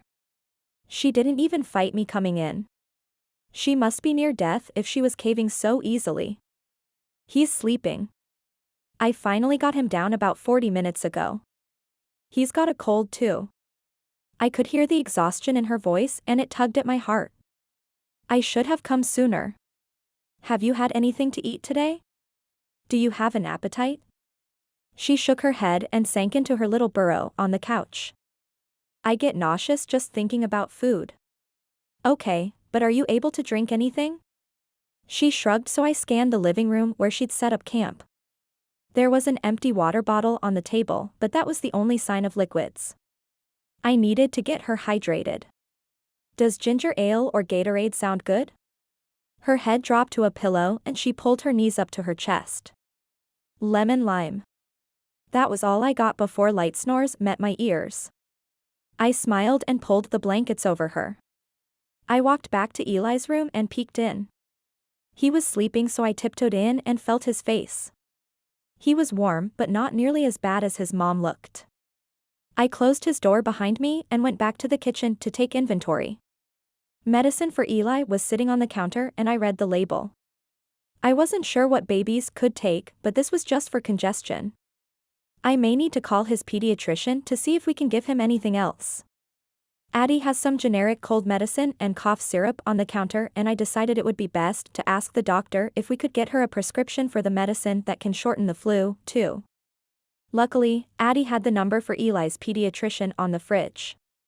I explained their symptoms and he called in prescriptions for both of them to a 24-hour pharmacy. I sent a text to my assistant asking him to pick those up, along with some crackers and Gatorade. I canceled our dinner order and looked around the living room. There was more I could do. I grabbed a grocery bag from under her sink and began collecting the trash on the table and tidying up the kitchen. I hurried so I could clean up before she woke. I knew she'd throw a fit the second she saw me. After throwing away the trash, I opened her fridge and frowned.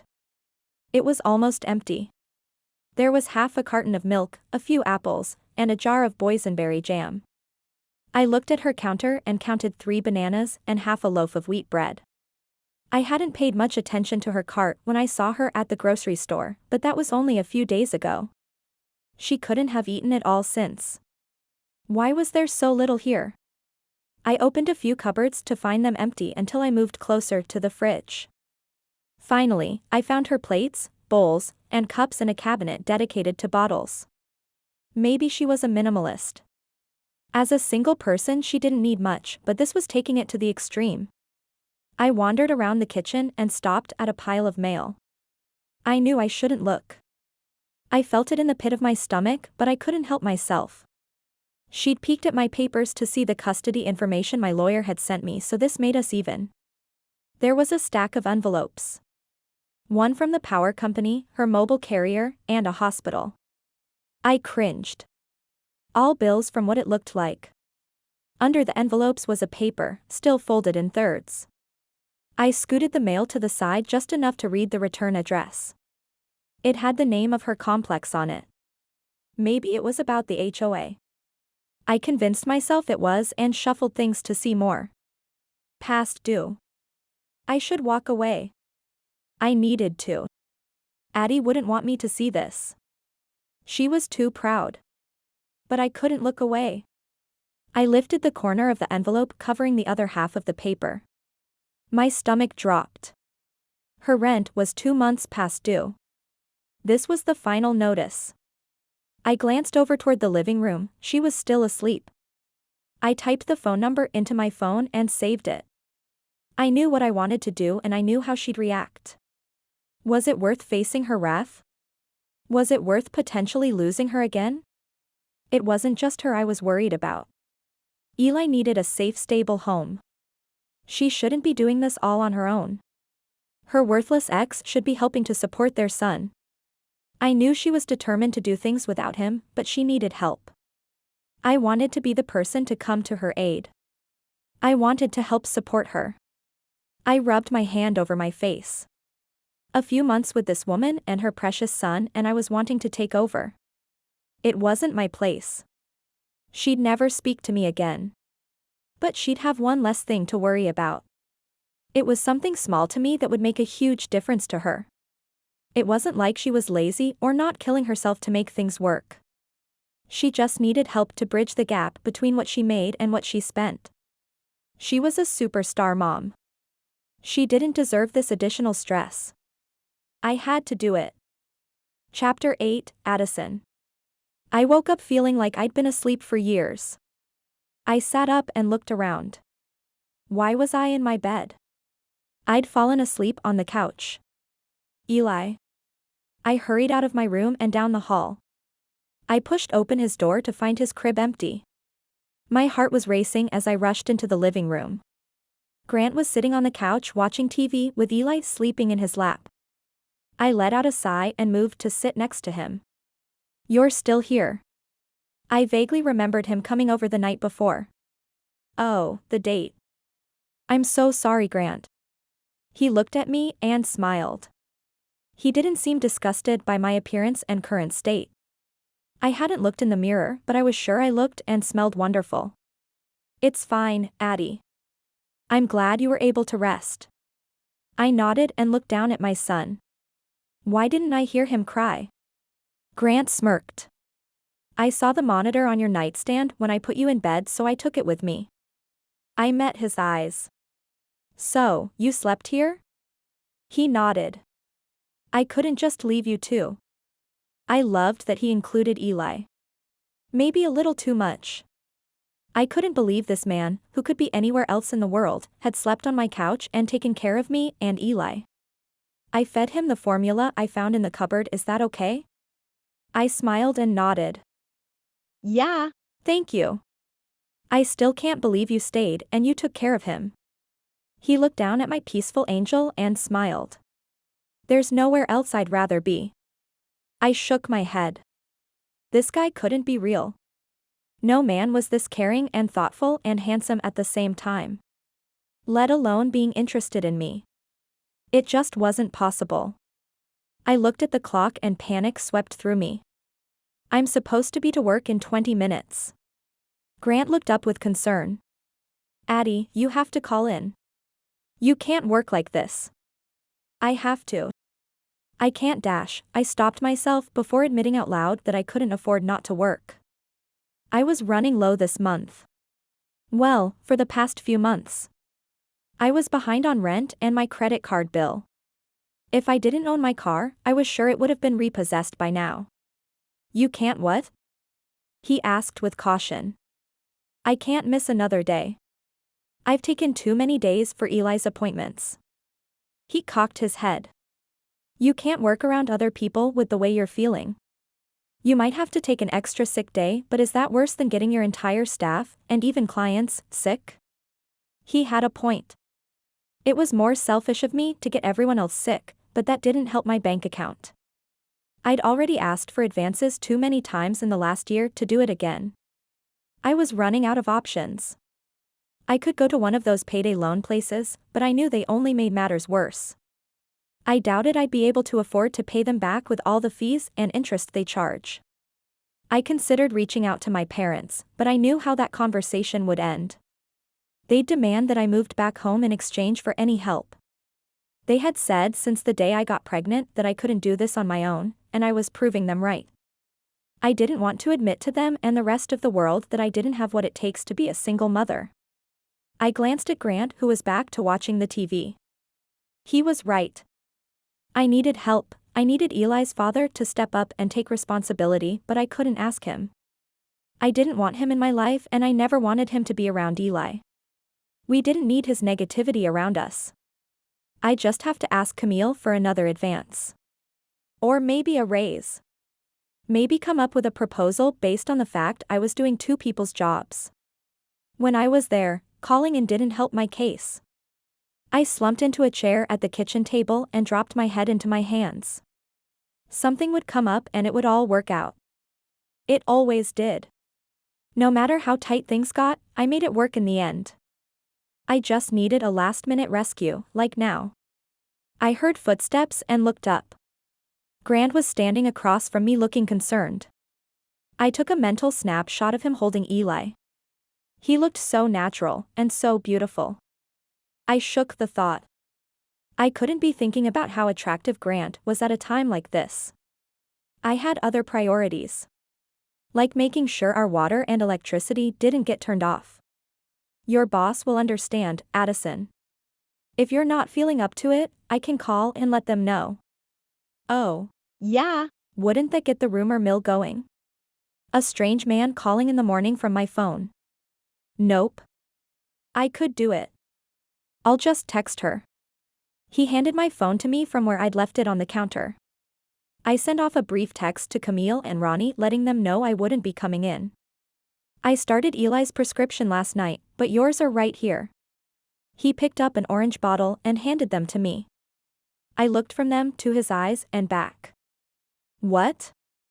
I called Eli's pediatrician last night and he wrote a prescription for each of you. My mouth fell open. How did I miss that? When did you get them? He smirked. You were passed out on the couch. I had my assistant pick them up along with some food. I looked around the kitchen and realized there were things I hadn't bought sitting around. Another loaf of bread, bananas, a few boxes of cereal. I had a feeling when I opened the fridge I'd see even more. I wanted to be upset with him for overstepping, but I was too grateful. Thank you, Grant. His smile turned into the biggest grin I'd ever seen on him. You're welcome. I shook my head and opened my arms. Let me see him. Grant came over and carefully placed Eli in my arms. He looked better than he had the day before. Not as red or clammy. I slid my finger down his cheeks and pressed a kiss to his forehead, careful not to wake him. He wasn't nearly as warm as he'd been yesterday. Thank you for taking care of him. I can't believe I slept through the night without checking. Grant pulled out the chair next to me and slid down. I'm glad you did. That's why I stayed. That's a whole other thing. I really appreciate that you stayed, but you didn't have to. His eyes met mine and it felt like he was trying to communicate something to me. He blinked and looked down for a second. You may not think that I had to, but there wasn't a chance I was going to leave. He sighed. I know you're set on doing everything on your own, but you don't have to. I leaned back and looked down at Eli to keep from getting too upset. Are you talking about child support? That and the people around you that love you and want to help. Was he saying he loved me? I looked up, but he was staring straight ahead. Of course, he wasn't. He was speaking generally. I know. I'm too prideful for my own good. He laughed and turned to me. If letting people help means getting a solid night's sleep, I might have to consider it more often. He smiled at my joke and nodded. I think that's a good idea, and speaking of letting people help you, I have something to tell you. What? I. His voice trailed off and my heart lurched up and froze in my throat. I had a horrible feeling about what he was going to say. Too many possibilities ran through my head. I was cleaning up a bit last night and I came across something I probably shouldn't have seen. I ran through the house in my mind. Did he see my underwear or something? His eyes darted to the counter. The exact spot where I set my mail. My heart sunk and I closed my eyes praying he wasn't about to say what I was thinking. I saw the past due notice. I started shaking my head, hoping he'd just stop there. I called the company. No. I got you up to date and paid through next month. A tiny part of me was relieved. That burden was lifted, but that thought was quickly overtaken by shame. He knew I was struggling. He knew I couldn't do this on my own. He pitied me. He fixed my mistakes. I knew you'd be angry with me, but Addison, I needed to help. If I could take one thing off your shoulders, then I had to. I finally gave in and looked at him. His eyes were pleading with me. It was too much. Now I was indebted to him. I owed him something I'd likely never be able to repay. I didn't have that kind of money. It would take me months to save up, and that was only if nothing surprising came up, which was impossible with a baby. Grant. Addie, please don't be angry. I did it for you, yes, but also for Eli. I wanted you to be able to focus on him. Take time off if you needed to spend time with him. I know it's a big deal and you'll probably hate me for going behind your back, but it was something I was able to do. I had the power to take one stress away from you. I had to. I met his eyes and sighed. No, you didn't. It's my job to worry about Eli, not yours. It's my job to provide for us. This is my responsibility. I watched him sink down with each word. I knew I was reacting dramatically. Any other person would be relieved and grateful for someone to step in and pay off some of their debt, but I wasn't like those people. I didn't take handouts. I worked hard and made things work. Addie, it's done. I just wanted to help. I shook my head. Thank you for staying last night and helping with Eli. Thank you for paying my rent. Now, please leave. His eyes met mine and I saw the confusion and pain that I'd caused. In his mind he'd done the right thing, but he admitted he knew it wouldn't be what I wanted. He knew he was going behind my back. He knew I'd be angry, but he did it anyway. Addie. He reached for me, but I shifted away from him. I'm sorry.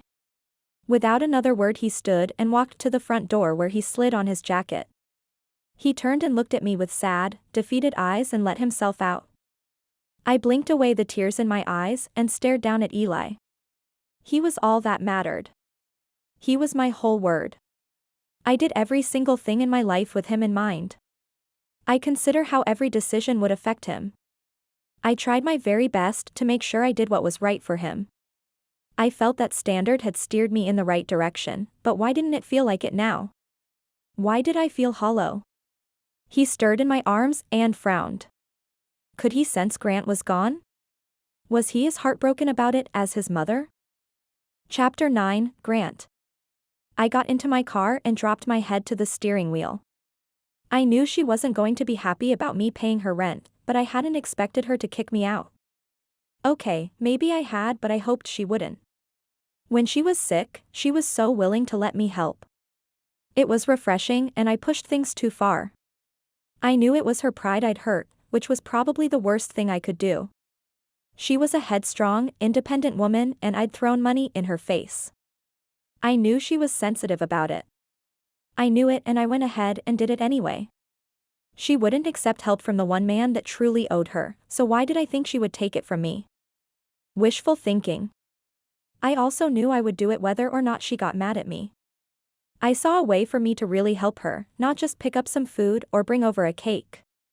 She was past due and likely to be evicted soon.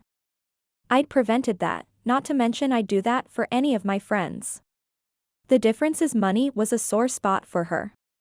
She was a single mother determined to do it on her own, and I'd taken that away from her. I slammed my fist against the wheel. There was no winning. Either I ignored the letter and went about my business knowing she had that hanging over her head, or I'd take care of it for her and face the consequences. There was only one option I could live with. I started my car and headed home. I had a few hours to take a nap before the game. Maybe I'd wake up and find that she'd miraculously forgiven me. I doubted it, but a guy could dream. As I pulled into the parking garage below my condo, my phone lit up. I picked it up and saw a text from Emma telling me to call her immediately. Great. This could only be more bad news. I pulled into my spot and called her back. I can't believe you did that. I groaned. She already told you? Yes, and I can't believe you didn't tell me she needed help. I froze. She wasn't mad at me for violating Addie's privacy? I just saw the letter last night. She sighed. She's pissed, as you know, but I'm happy you did it. Really? Could you help her feel the same? Give her some time. You know how stubborn she can be, but honestly, I would have done the same thing if I'd known. You would? Of course. She's my friend and we watch out for each other. Maybe I should have said you did it. See, this is why you should have told me first. I would have taken the fall and said it was repayment for all the babysitting she's done. I rubbed my hand over my face, then through my hair. I don't know if she's going to forgive me for this one, Emma. She will. I'm on your side and I'll help her see you were just helping her. You didn't hurt her, but you bruised her ego. That's reparable. It didn't feel that way when she gave me the look of betrayal. I was pretty sure she was burying me alive with her eyes. Just focus on tonight's game. I'll try to get her to come around. Thanks, and she and Eli are sick, so if you can check in on them later, I'd appreciate it. She laughed. Of course, I will. Bye. Grant. Bye. I hung up feeling a bit better. At least I had Emma on my side. If anyone could make Addison forgive me or at least see things from my perspective, it was her. I carried myself up the stairs to my door and made it as far as the couch before collapsing and letting fatigue take over. Staying up with a baby was no joke. I had no idea how Emma and Addie did it every night. I woke up to the sound of my phone ringing. I panicked thinking I was late for the game until I found my phone and realized only an hour had passed. It was my brother calling, so I answered it. Yeah. My voice was gravely with sleep. Dude, it's almost noon your time. Get out of bed. I groaned. I only got in it an hour ago. What? Since when do you stay out all night? I rubbed my eyes with my fist. Since I stayed up all night with a sick baby. Zach laughed. Wow, where'd you take the crash course on parenthood? Addie and Eli were both really sick, so I stayed over and took care of him so she could sleep. Zach whistled. Dang man. Never thought I'd see the day. Me either. Now I see why moms are always so tired. He laughed. Gives you a new respect for them, huh? Yeah. I yawned. So, what's up?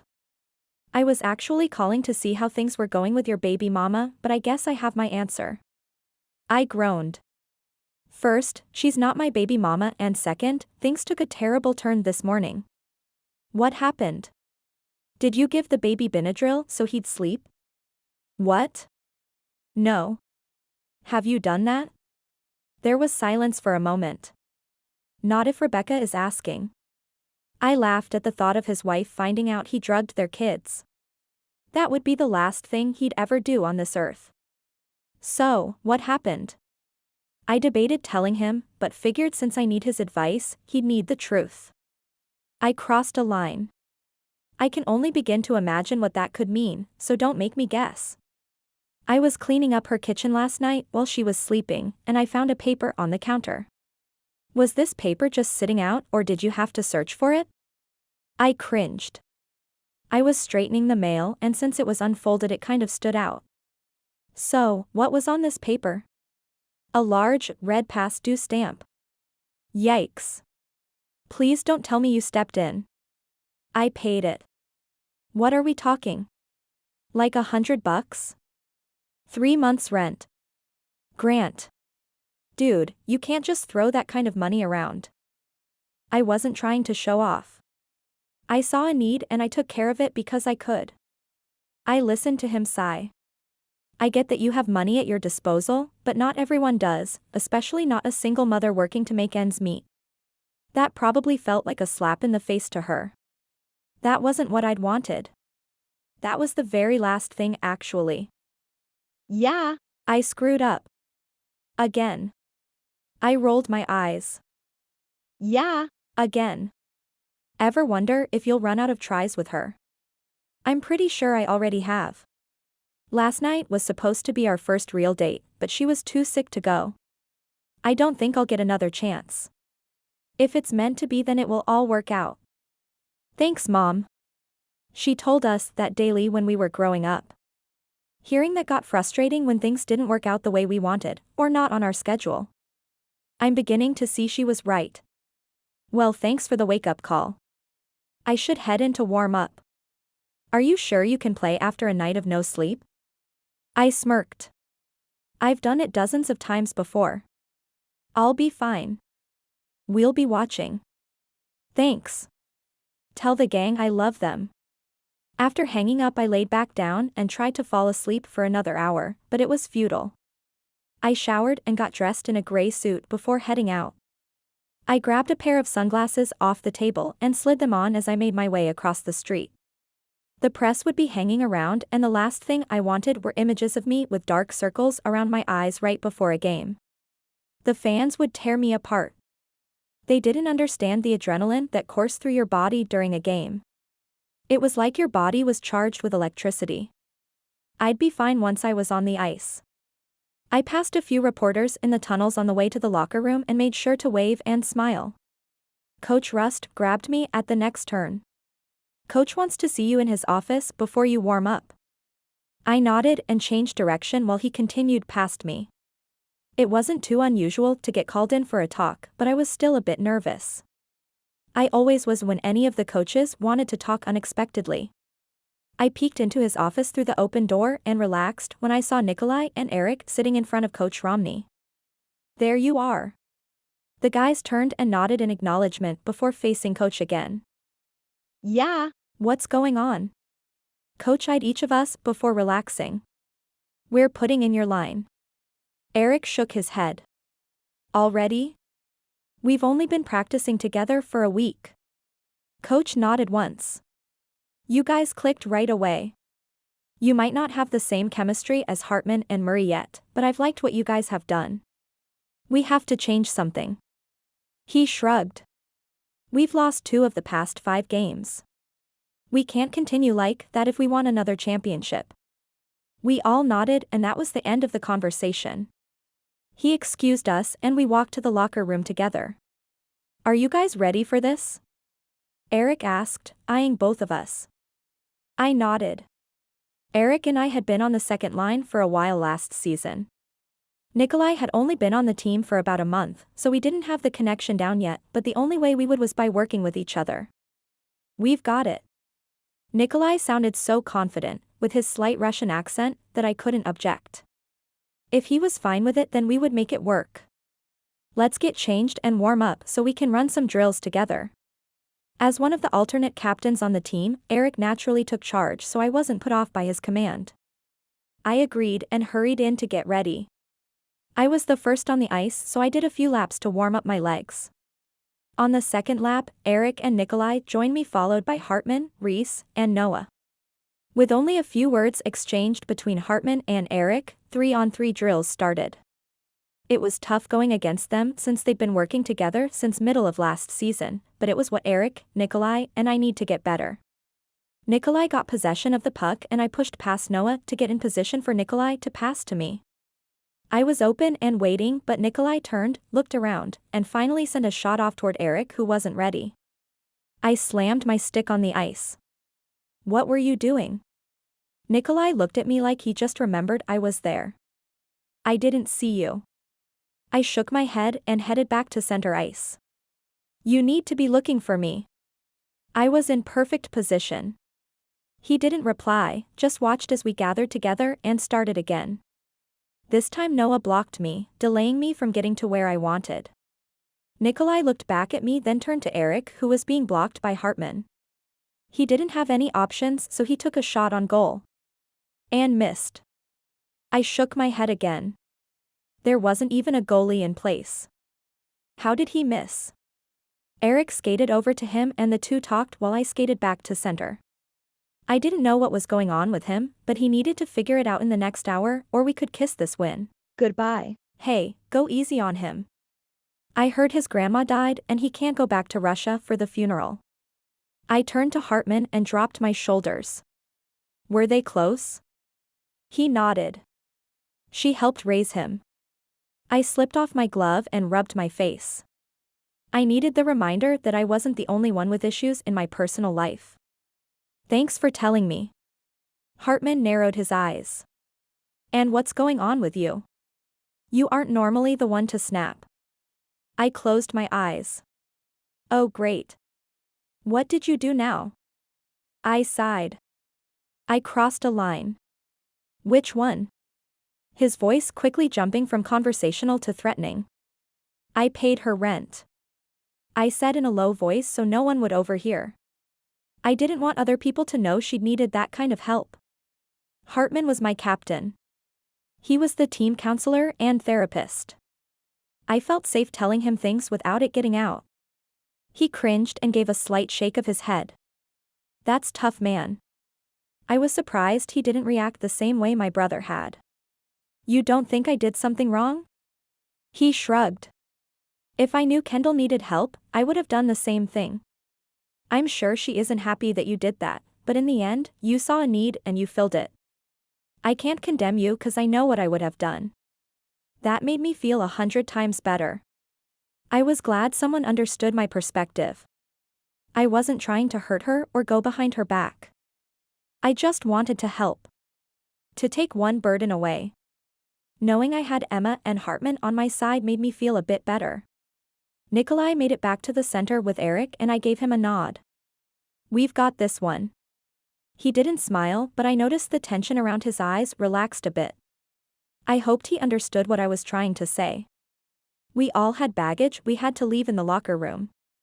Right now, we had to focus on winning. Chapter 10, Addison. Thanks to the prescriptions and Gatorade grant left behind, I was feeling 100 times better when I woke up on Friday. Eli seemed to be doing better too. He was all smiles when I snuck into his room. I thought I'd have to wake him up, but he was laying there waiting for me. No tears or flushed cheeks. Hey, there, sweet boy. He laughed when I picked him up and carried him into the bathroom. You sure are a stinky boy. I got him ready for a bath and got us both ready for the day in record time. Mrs. Jeffries was busy today, so I'd been forced to ask Emma to babysit, so I'd have to drive to her house before heading into work, which meant I was short 30 minutes. After getting dressed and making sure Eli had everything he'd need for the day in his diaper bag, I threw my hair up in a messy bun and called it good. I got to Emma's house and was so grateful she was standing out front showing Jackson the leaves that had fallen. I parked and jumped out, releasing Eli and pulling the diaper bag over my shoulder. Hi. I hurried over and set the bag on the ground. I love you forever for doing this. Thank you so much. She took Eli from me and set him on her other hip. Don't worry about it. We're going to have fun today.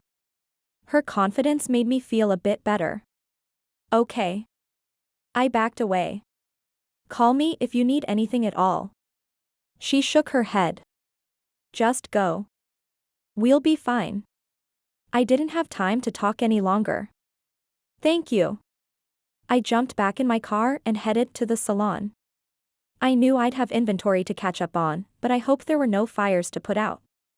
I knew it was probably a lot to ask, but I just wanted one day without emergencies or angry clients. Just one. I could sense things were off the moment I walked through the back door. Ronnie was sitting on the counter in the back room instead of the front desk where he normally was. I paused and looked around. What happened? Dread washing over me. He laughed and jumped to the ground. Why do you assume it's a bad thing? I raised an eyebrow. History. He scoffed as if I was the one being dramatic. Follow me. Since I knew I didn't have much of a choice, I walked behind him through the salon. A few of the stylists were already there prepping for their morning clients. A few of them sent me knowing smiles. I narrowed my eyes, but no one seemed willing to give me a hint. Ronnie stopped at the front desk and waved his arms to his side. Tada! An enormous bouquet of roses, chrysanthemums, and carnations in warm harvest colors sat in a crystal vase on top of the desk. My eyes darted from him to the flowers. Did you? He shook his head. Oh no. This came from a secret admirer. As soon as he said the words, the rest of the staff was surrounding us. They must have known about these and were waiting for my reaction. I took a step closer to examine the arrangement. There was no card included. Who sent them? He shrugged. Main Street Floral delivered them, but the delivery boy said the sender hadn't included a note or name. Sarah, with her neon pink pixie cut, put her arm around me. Any idea who the lover could be? I shook my head on instinct, then stopped. I'm not sure. It had to be Grant. That was the only single, straight guy I knew. Maybe he sent them to the salon so I couldn't refuse them at home. Or he had them sent before I kicked him out. I glanced at the flowers and felt a flash of guilt before I remembered how he'd gone behind my back. He way overstepped and inserted himself into things that were none of his business. If he thought some flowers would fix that, he was mistaken. I wasn't someone that was easily bought. They're pretty though. We can leave them up here. Ronnie looked at me. Don't you want to take them home? I shook my head. Not when I don't know who they're from. Plus, I want everyone to enjoy them. Boo. Sarah called and waved the crowd to disperse. Ronnie remained, watching me. What happened to the happy glow? I shrugged. I don't know what you're talking about. He rolled his eyes. Don't play stupid. You've been bouncing around for the past few months in your own little world. Bouncing? He smirked. Yeah. And now you're all gloomy and sad. What happened?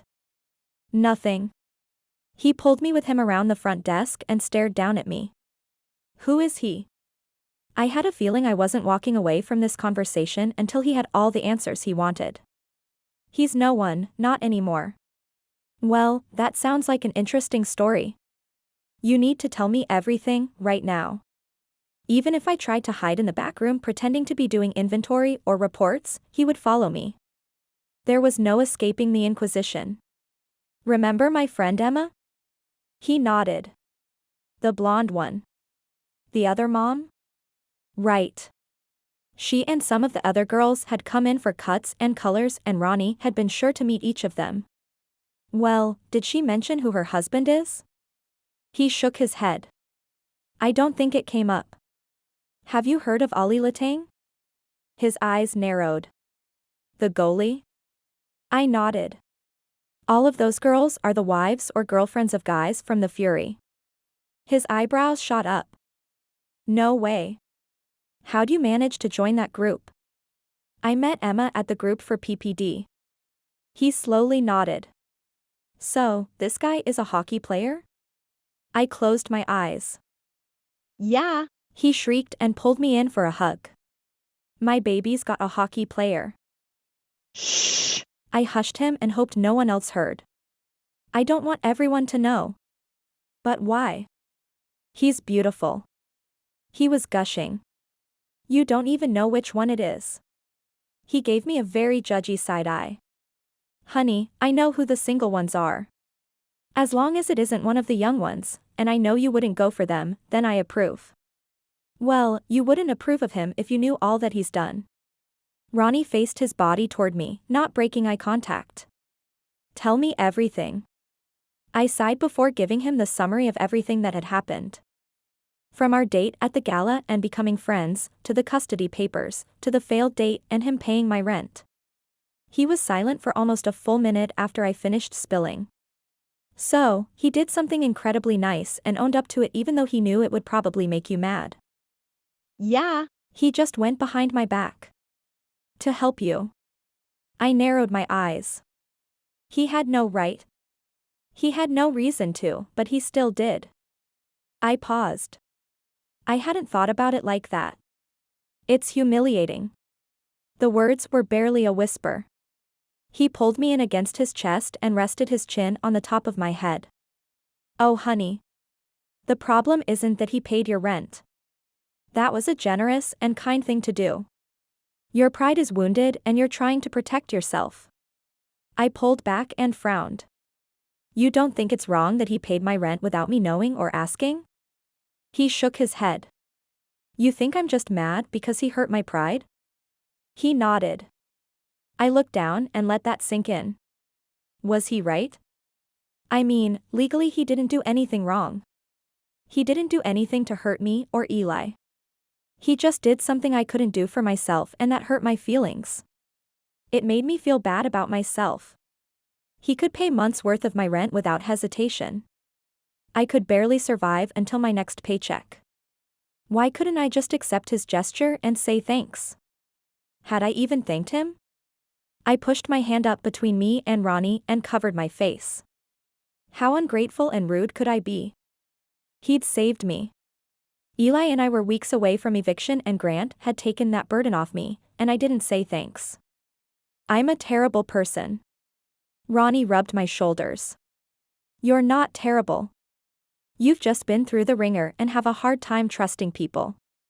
There are good people in the world, Addie, and you deserve to know some of them. I nodded against his chest and finally relaxed for the first time in 24 hours. When the front door opened, we broke apart and turned to greet the customer. Hi Stephanie, how are you? Ronnie treated her like an old friend. It was something so special about him.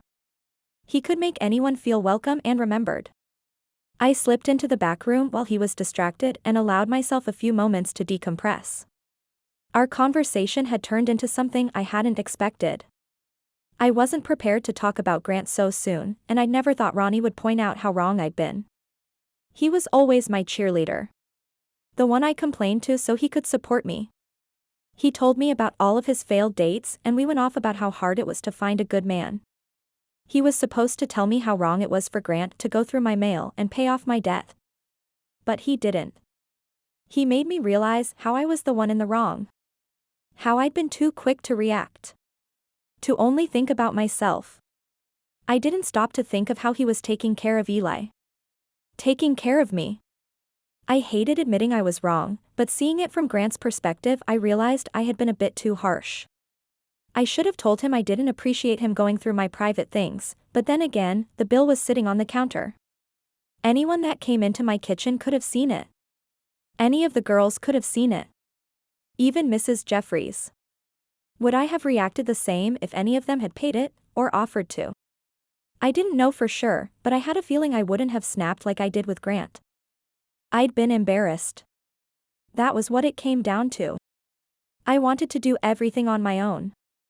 I wanted to be a mother, employee, friend, and potentially a girlfriend, but I couldn't do it all. Somewhere something wasn't getting the best of me. I refused to let that be Eli, but it wouldn't be my job either. I didn't want to lose the friends I'd recently made, so that left a relationship. I couldn't do it all. I needed help. Grant gave me that help, and I'd thrown him out. I slumped down and let the realization of how horrible I'd treated him repeat in my mind. He'd done something completely selfless and so generous, and I didn't even say thank you. I pulled my phone out of my bag and pulled up our messages. What should I say? He had a game today, so I probably shouldn't distract him. But I didn't want to wait any longer than necessary. Thinking of the flowers he'd sent, I typed out a simple message and hoped he would see it at the right time. Chapter 11, Grant. Thank you. I'm sorry. I read the text aloud for the 100th time. What was she saying thank you for? Paying her rent? Probably. I saw the text as soon as I got back to the locker room after the game. I had a text from my parents congratulating us on the win, and a missed call from my brother, but I froze when I saw Addison's name. "If you say that one more time, man, I'm going to hurt you." I twisted as I stretched and smirked at Noah. "What's wrong, Malkin? Colby turn you down again?" Most of the guys knew Noah already bought the engagement ring for his girlfriend, but he'd been too nervous to ask her yet. We joked that she just kept saying no and this was his cover. He glared at me. "No. I told you, I'm waiting for the perfect moment. There are a few things that need to come together first." I shook my head. "There's no such thing. You just need to ask her before she starts to think you never will. You don't want her moving on to someone without commitment issues." "I do not have commitment issues." He growled. It took all my self-control not to laugh. "Don't worry. I'm sure you have another week or two before she walks." "Whatever. Why don't you just focus on responding to her?" I raised an eyebrow. "What do you mean? We all saw you when you checked your phone. You looked like a kid on Christmas morning and you've been repeating the same 4 words through the entire warm down." I didn't realize anyone noticed. I shrugged. "I'm just not sure what they mean." He narrowed his eyes. "Thank you. I'm sorry? I think that's about as clear as it can get. But what is she thankful for?" He shrugged. "Don't ask questions. Just accept the apology, make your own, and move on." I hated to admit that the rookie was right. He might be young, but he was much more mature than half the team. I normally would have mocked anyone his age that was thinking about marriage, but he and Colby were different. They were old souls, and you could see how well they balanced each other and loved each other. I was a bit jealous he'd figured things out so young. So, I should just text her back. No, he cut me off before I could finish. "You need to see her in person." I dropped my chin to my chest. Finding her on a whim was nearly impossible.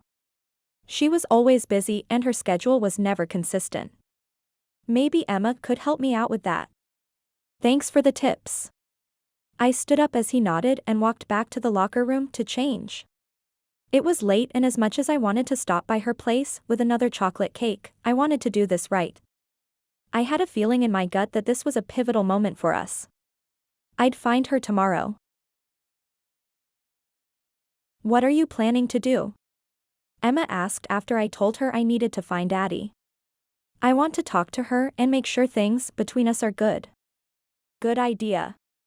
I want you two to work it out, but you both really need to work on communication." I shook my head. "I'm not the one that doesn't express myself. She bottles things up and days later lets me in. Well, she's working through a lot. You've got to be patient." "I am. Well, I'm trying." "Good. She's at work today." I sighed, relieved I finally had an answer. Emma had been giving me the 3rd degree for almost 5 minutes. "You could take her lunch. I know she normally works through her shift, but I'm sure she'd appreciate that." "That's a good idea. Thanks. Good luck, Grant. I'm sure I'll hear how it goes later." I chuckled. "I know you will." It was only 10, and I just got home from practice, so I had plenty of time to shower before ordering lunch. I took my time, even trimming my beard, as I got ready. Noah and Emma's optimism rubbed off on me. I never replied to the text, since I wanted to talk to her in person, but I worried she'd be angry or hurt that I hadn't. It was too late now to change my mind. Once I was dressed and had taken care of the few emails my assistant had sent to me, I called her favorite cafe and ordered sandwiches and salads for both of us. I was hoping she'd let me stay and eat with her. A makeup for the date we never had. On my way out the door, I checked my phone but got no warning next from Emma. I hoped everything was good to go. I picked up our lunch, then headed to the other side of the city to the Salon. I'd never been there, but she talked about it enough for me to know exactly where it was.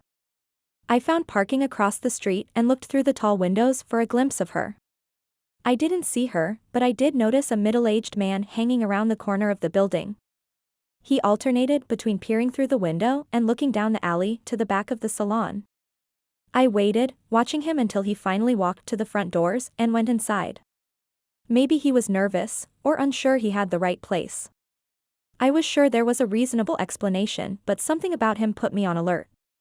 Once there was a break in traffic, I jumped out of my car and hurried across the street. I opened the doors and stepped inside, right behind the man. The flowers are beautiful. Where'd they come from? He asked the tall, thin man standing behind the desk. He shrugged while typing, not paying much attention. They were sent anonymously. Didn't the person receiving them want to take them home? No, she wanted to share them with everyone. He finally looked up from his computer and met my eye. Oh, hello. Who do we have here? He stepped out from the desk and stood in front of me, blatantly sizing me up. I'm Grant, I'm here to see Addison. The strange man spun around and narrowed his eyes. I ignored him and focused on the employee. How nice. I'll go grab her. He turned and finally addressed the other man. Sorry, Steve, we're booked out today. The man, Steve, nodded with a frown. I'll come in next week. He hurried out like he was being chased. I watched him until he was out of sight. That guy seems a little off. The employee nodded. He is. He has an appointment every other week, but sometimes he comes in between them. Sometime multiple times a week. He's nice enough, but he just doesn't understand we rarely have time available for walk-ins. He eyed my hair. But we can squeeze you in. I ran my hand through my hair, suddenly self-conscious. I'm okay. He raised his eyebrows but said nothing more about it. Addie's back here. He waved for me to follow him as he led me to the very back of the salon. He pushed open a door to reveal Addison sitting at a desk, hunched over a pile of papers. She looked up with a smile that disappeared when she saw me. Grant? Was I paranoid or did she sound panicked? Hi, Addie. She glanced between me and the other man. Thanks for showing him back, Ronnie. She shot him a pointed look, but he didn't move. You can go now. He smirked and turned to me. Be patient with her, Grant. She's stubborn but worth it if you can break down her walls. I chuckled. I will. He finally left, allowing the door to shut behind him. There was silence for a beat before I remembered why I was here. I held up the bag. I brought you lunch. Her eyes widened.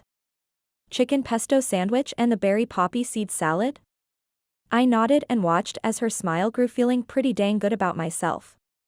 I set the bag down and started handing things to her. She picked up the sandwich and smelled the wrapper. I've been craving this for weeks, but haven't had time to go get it. Cue my blooming ego. I'm glad I can give you what you want.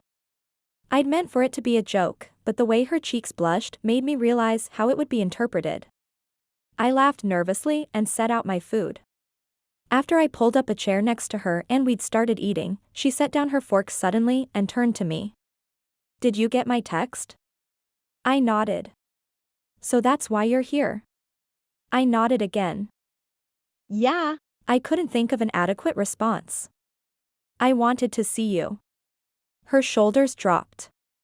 Even after the way I treated you? I opened my mouth, but she continued. I didn't even say thank you, Grant. I completely overreacted.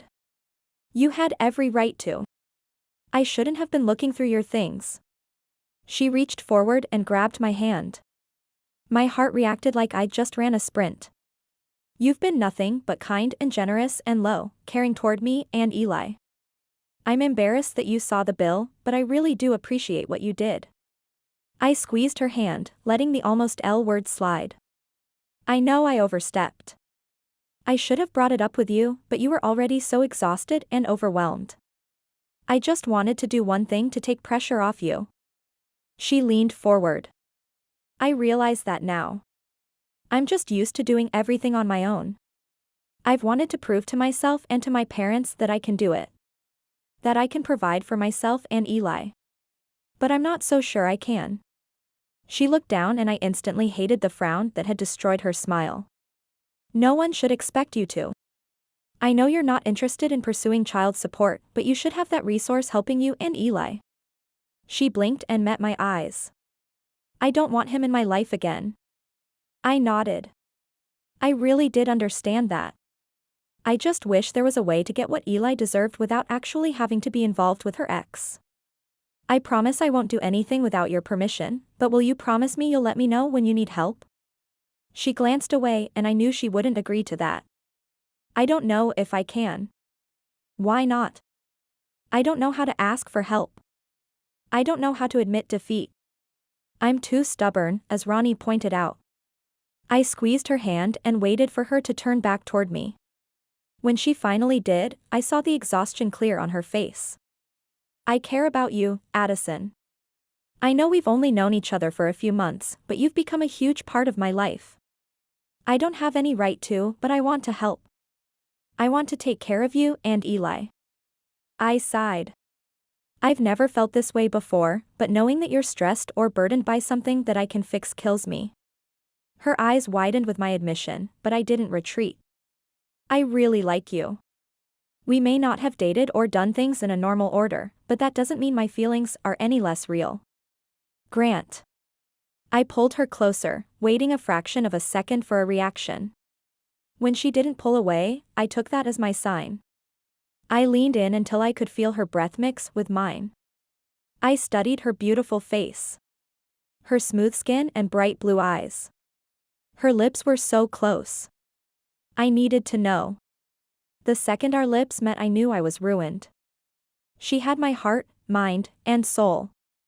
I'd give all of myself to her without asking for anything in return. I needed her. If she needed time or space, I'd move to the other side of the world. I was hers to use, need, or leave. I accepted that. I was at her mercy. My heart was no longer my own. Her lips pushed against mine and I melted. My hands instinctively found her hair and I intertwined her hair through my fingers. She sighed as her hands ran up my chest before wrapping around my neck. If only I could freeze this moment. I wanted to live here, right here, forever. She opened her mouth to me and I responded on instinct. Grant. Her voice came out as mere whisper. I pulled back enough to kiss her cheeks, forehead, nose, and one last kiss on her lips. Yes? She giggled and tilted her head up so I had better access to her lips. The realization that she wasn't running away or pushing me away felt better than winning a championship game. A knock sounded at the back door and we separated just in time. Ronnie poked his head in with a knowing smile. Sorry to interrupt, but Steve is back and is insisting that he gets his haircut today. He said he wants to talk to you. I looked from him to Addison. That creepy guy wants to talk to you? Why? She patted my leg and stood. He's not creepy. I think he's just lonely. I'll go see if anyone can fit him in and be right back. I watched her walk away. Ronnie hung back, giving me a wink. You've got lipstick on your neck. My hand jumped up and started rubbing before I paused. Addie doesn't wear lipstick. His smile grew. Just checking. I knew if I asked her if you guys got a little action in the back room she'd lie. But you, my new friend, are an open book. I leaned back in my chair and shrugged. I've got nothing to hide. He looked back toward the salon before stepping further into the room with me. I'm glad you're around. I know Addie isn't the easiest person to get to know, but she's so worth it. I smiled. I agree. She told me about what you did. I'm on your side. I'm really glad you did that for her. I'm a little hurt she didn't come to me or Camille, the owner, but she thinks it means she's failing as a mother. I nodded. I probably should have talked to her about it, but when I saw that bill and knew there was something I could do. I shrugged. I couldn't stop myself. You're a good man, Grant. Thanks. Usually I'd be hesitant around someone so open, but something about Ronnie felt familiar. He seemed like the type of person who became friends with everyone he met. Any chance any of the guys on the team are single? He asked with a smirk. It shouldn't have made me laugh, but I did chuckle. There are a few single guys, but I don't know of any of them being out. Your radar doesn't go off around any of them? I laughed harder. I appreciated how casual he was about his sexuality. I've never really thought about it, but no one jumps out in my mind. He pouted. Fine. The door swung open and Addison hurried in. She eyed both of us and narrowed her eyes. What are you two talking about? Ronnie patted her on the top of the head as he walked out. Nothing to worry your sweet head over. He kissed her cheek then left us alone. Chapter 12, Addison. I was grateful I was able to get Grant out of the salon yesterday without him being seen by anyone but Ronnie. I wasn't ready to share our relationship. We needed more time to figure us out before sharing it with the world. Not that I minded him surprising me with lunch, and a bit more. I never in a million years would have expected things to go the way they had. Kissing him was better than I could have ever imagined. It was the perfect mix of natural and full of spark. If Ronnie hadn't interrupted, I may never have stopped. As I pulled into the parking lot, I began to panic. The lot was full. Normally at this time of the morning it was just me, Ronnie, and a few of the stylists. Was there a meeting I forgot about? I ran through my schedule in my head but couldn't think of anything. Crap. I hurried from my car to the back door and slipped in. No one was in the room, so I went out to the floor. About a dozen people I didn't recognize were buzzing around while Ronnie, Peter, and the Threads journalist, Walker, stood in the middle of the room. The photo shoot.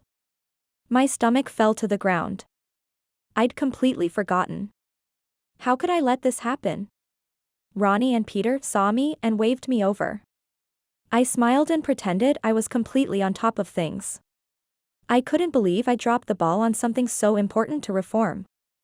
I didn't have time to berate myself though. I could do that later. Hey, Addie, do you know when the models will be here? We're almost done setting up. Peter asked, completely ignorant to the fact I'd let him down. I kept my smile in place and looked to Ronnie hoping he could read my mind. Somehow, he did. They have practice this morning but we'll be over soon. We can take pictures of the salon while we wait for them. Peter looked confused but didn't push it. He led Walker away, pointing out different aspects of the salon. I sighed and leaned against a nearby chair. You forgot? Ronnie asked with a hint of a smile. I dropped my head. I planned on calling around the day I got sick and completely forgot about it. Good thing you have a connection to 24 of the most attractive men in the city. I cringed. I hated the thought of calling in yet another favor from my friends, but I really had no choice. There was no way I could find enough models in a short amount of time. I'll call Grant. I went to the back room and picked up my phone. With a moment of hesitation, I hit his name and held the phone to my ear. I was split on whether I wanted him to answer or go to voicemail. He picked up and my nerves increased. How could I possibly still be nervous after yesterday? I should be past that now. Hi, Addie. He sounded happy I was calling. That was a good sign. He was in a good mood. Grant, I need favor. There was a pause. I really thought it would take you months to get to this point, if ever. I laughed at his sarcastic tone. It's not that kind of favor. Okay, then. What kind of favor is it then? I need you. I smiled at the sound of his laugh. I like the sound of that. Well, I'm going to need more than you. I'm not normally one for sharing, Addie. I rolled my eyes. Grant, this is serious. I completely forgot about something really important. I was supposed to book models for a photo shoot of the salon for a feature in Threads magazine, but I had it scheduled to do the day I got sick and now they're here and we have no models. Ronnie told them the models were coming later, so they're taking picture of the salon right now, but I can't hold them off forever. Everyone is going to realize I completely spaced and failed the salon. Addison, I need you to take a breath. It's going to be fine. How many people do you need? I let out a sigh and felt just a bit of relief, but I knew I wouldn't be able to fully relax until they were here. Or maybe when the shoot was done. Actually, probably not until the magazine issue was published and the whole ordeal became real. Once we see the books fill up and our stylist became the most sought after in the state. Probably about 5 or 6. Women too? I rubbed my head thinking about it, but Threads is a men's magazine. I considered asking Walker, but that would involve admitting I was just now getting models. No, just guys. I had to go with my gut. No problem. We'll be over there in an hour. Thank you so much, Grant. You're saving me. I paused. You've been doing that a lot lately. And I love doing it. I told you I'm here for you, Addie. Whatever you need. Thank you. We hung up and I dropped to the nearest chair. Crisis averted. Hopefully. I went back to the floor, this time with much more confidence. Ronnie eyed me from across the room and raised an eyebrow in question. I nodded and he beamed before turning back around and watching the photographer I hadn't met yet. I looked around and found Walker, so I made my way through the maze of people to him. The models will be here in about an hour. We have 5 males coming, is that enough? He nodded coolly. Perfect. I've got some ideas pinned on the vision board, so once they get here, I want to check them out and see who would fit best in each look. I was sure the guys would love that. Attention from fans was one thing, being analyzed for a men's fashion magazine was entirely different. Good thing they were used to photo shoots. I was excited to see how they handled this though. Not being interviewed about hockey or in their jerseys. Now that I had the plans made, I couldn't wait to enjoy this experience. I tried to stay out of the way as the dozens of assistants, photographers, videographer, and our stylists moved around the floor. Thankfully, Ronnie was more on top of things than me. He'd made sure everything was cleaned and even brought in a few new plants and decor items to really make the salon look great. I was proud of how it looked, and hopefully that came through in the pictures. Before I had time to check the time, the guys were walking in. All conversations cut off and the room that had a second earlier been buzzing with noise and activity stood in frozen silence. Hey, Grant. Ronnie was the first to move and it seemed to reset everyone else. A few people watched as Ronnie approached Grant and the guys, whispering to whoever was closest. I watched until they got to the center of the room and moved to greet them. Thank you guys so much for coming. I swear I will make it up to you. Grant pulled me into his arms and gave me a brief hug before stepping back. Grant told us there would be lunch involved. Noah said with a smirk. I will get that and anything else you want. I'm seriously so grateful. I smiled at him, then turned to Ollie and gave him a hug. You got out of physical therapy for this? He laughed. It didn't take much convincing. Yeah. All I had to do was mention that you might need some help and he was already texting Maddie that he couldn't make it. Eric rolled his eyes. Ollie shrugged. She understood once I told her it was for you. I couldn't believe I had such great friends. Grant had already proven I could count on him, but now, I knew everyone had my back. It was an amazing feeling after going through this past year by myself. I hadn't had a really good group of friends since high school. My ex only wanted to spend time alone or with his friends, and I eventually lost track of mine. This was a major step in taking back my life, and it was all because I'd reached out to Emma that day in front of the support group meeting. I never really understood why I did that. It's not in my nature to be outgoing or talk to a stranger, but I'll be forever grateful I did. Addie, this is Nikolai. I'm not sure if you've met yet. Grant introduced the tall, broad man with short dark hair next to him. I knew his name and face from the games, but this was my first time meeting him in person. Thank you so much for coming, Nikolai. He nodded once. Of course. I'm glad to finally meet the woman Grant is always talking about. I detected a faint Russian accent and I was surprised it wasn't thicker. I knew this was his first time in the NHL and I'd made an assumption. Walker approached us, sizing up the guys. You said the models were coming, Emma.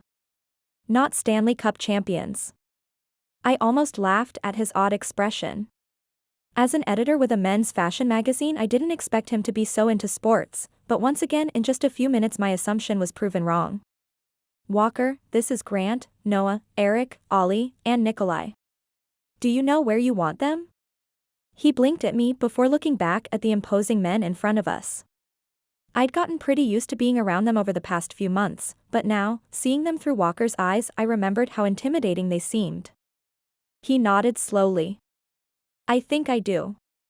Do any of you have a problem with getting your hair cut today? The guys looked at each other and simultaneously shrugged.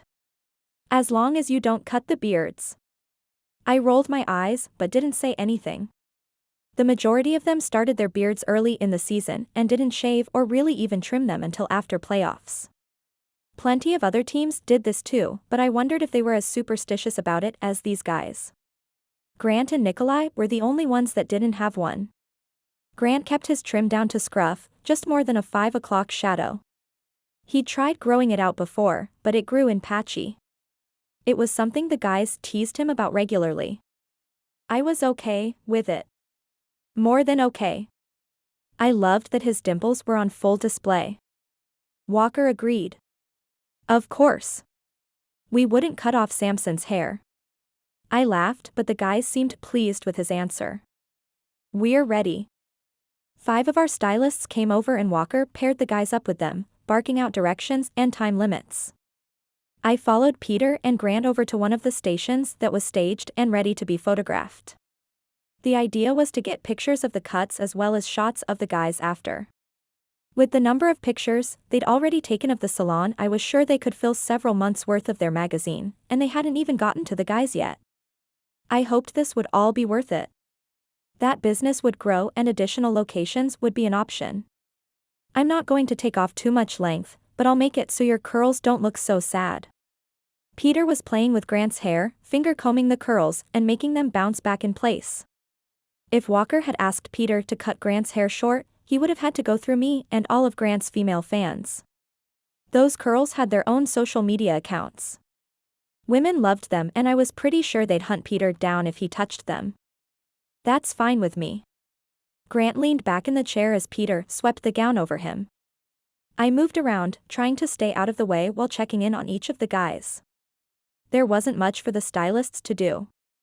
All of them stayed on top of their appearance. It was a part of the job, plus it wasn't like the Pride would let them walk around looking like unkempt messes. Noah was getting a scalp massage from Sarah with a big goofy grin. Feeling good? His smile grew. Oh. Yeah. I'm coming here from now on. I met Sarah's wide eyes in the mirror. One new customer already. Plus, Noah had a huge social media following. Colby made sure his name stayed relevant, not that it was hard. Everyone loved the bright-eyed boy next door vibe he had. He was excited about everything and loved sharing things with his followers. A few live videos and we'd be booked for months out. But more importantly, I was glad he was enjoying himself. I never wanted people to feel pressured to come to this salon just because I work here. I wanted them to come and experience it and want to come back. From the looks of it, all 5 of the guys were doing just that. Chapter 13, Grant. If all photo shoots were this much fun, I wouldn't turn so many down. I wasn't sure if it was the fact I wasn't here as a player, that I had my friends here with me, or it was just Addie's presence. It was probably a combination of all 3, but mostly Addison. She made everything worth it. She made the worst things, like changing diapers or apologizing for being an idiot, again, easy. She was worth it. I checked in the mirror one more time and touched my hair. I was certain my curls hadn't been this soft or shiny since I was a little kid. I wasn't sure I liked it until I saw Addie's reaction. Her eyes shot to my hair and her mouth dropped just a little bit. It was adorable. She reached up to touch them, but Peter swatted her hand with a comb. Grant, we need you. One of the several assistants called out my name and waved me to stand next to Ollie and Eric. We were supposed to act natural, like we hung out in salons daily. It was weird, but we'd definitely had worse. Walker, the magazine man, worked with the photographer to position me on a bench next to Ollie while Eric leaned against the wall next to us. Ollie was still in his knee brace, but took it off for the pictures. Eric said he wouldn't tell Maddie as long as he didn't stand on it for too long. Grant, tilt your head a bit to the left, toward the window. I followed the orders, not knowing who'd said them, and met Ollie's eyes. I crossed mine and he responded by showing me his double chin. I laughed and was immediately scolded. No smiles. We want you all looking relaxed, cool, like you just got done with the best salon experience of your life. Ollie's face went from blank to confused and he whispered, I'm not sure they want that. Why? I asked quietly. I'd be asleep.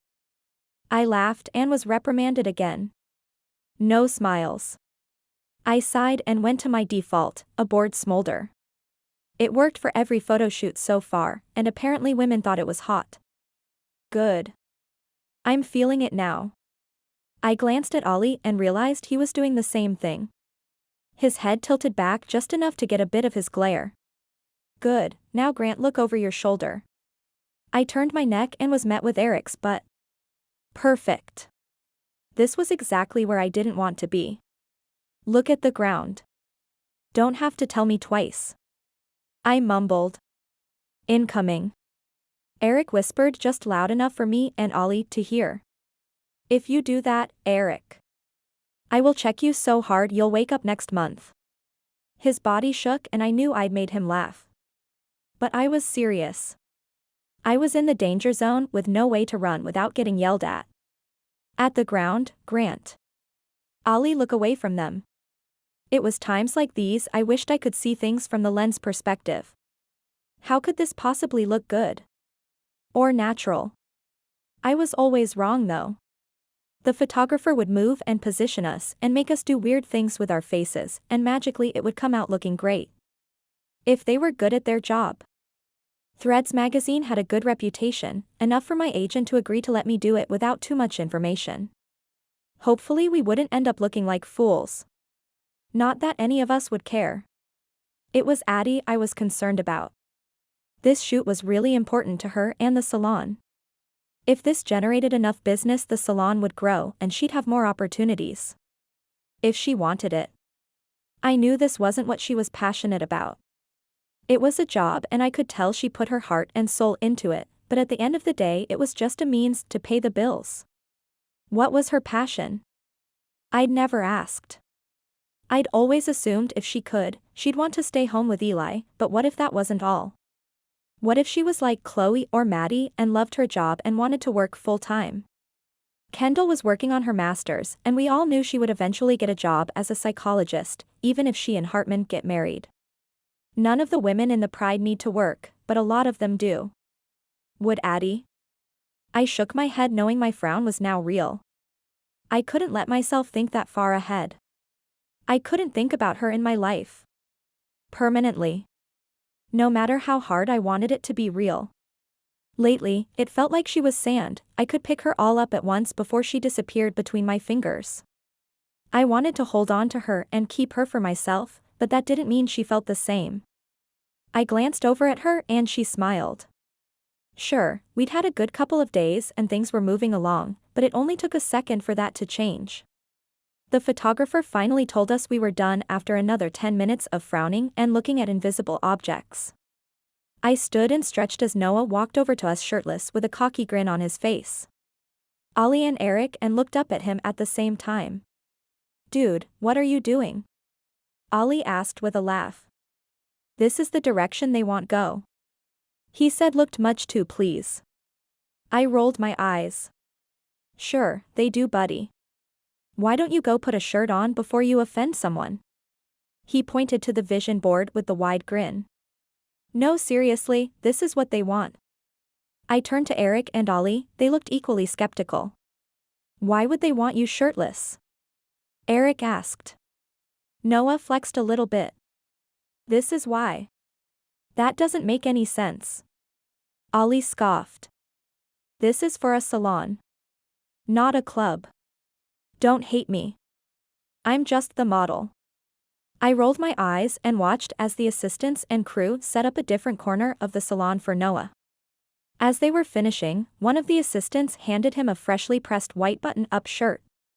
The three of us instantly burst out laughing and Noah glared at us. He slid into the shirt and hurriedly buttoned it. Evidently they weren't impressed enough. Addie said with a teasing smile. That got us laughing even harder, which Noah did not appreciate judging by the sneer he shot over his shoulder while being pulled away toward the camera. Perfect. Keep that face, the photographer said, and I had to bite my cheek from laughing while Noah continued to glare at us. It was interesting being in Addie's world. She's been to practices and the games and met the guys at the arena, but this is the first time I got to see her in her natural habitat. I loved watching how her stylists respected her and gravitated toward her for advice. If only she could see what a great leader she was. She belonged in a position where she could influence and lead people.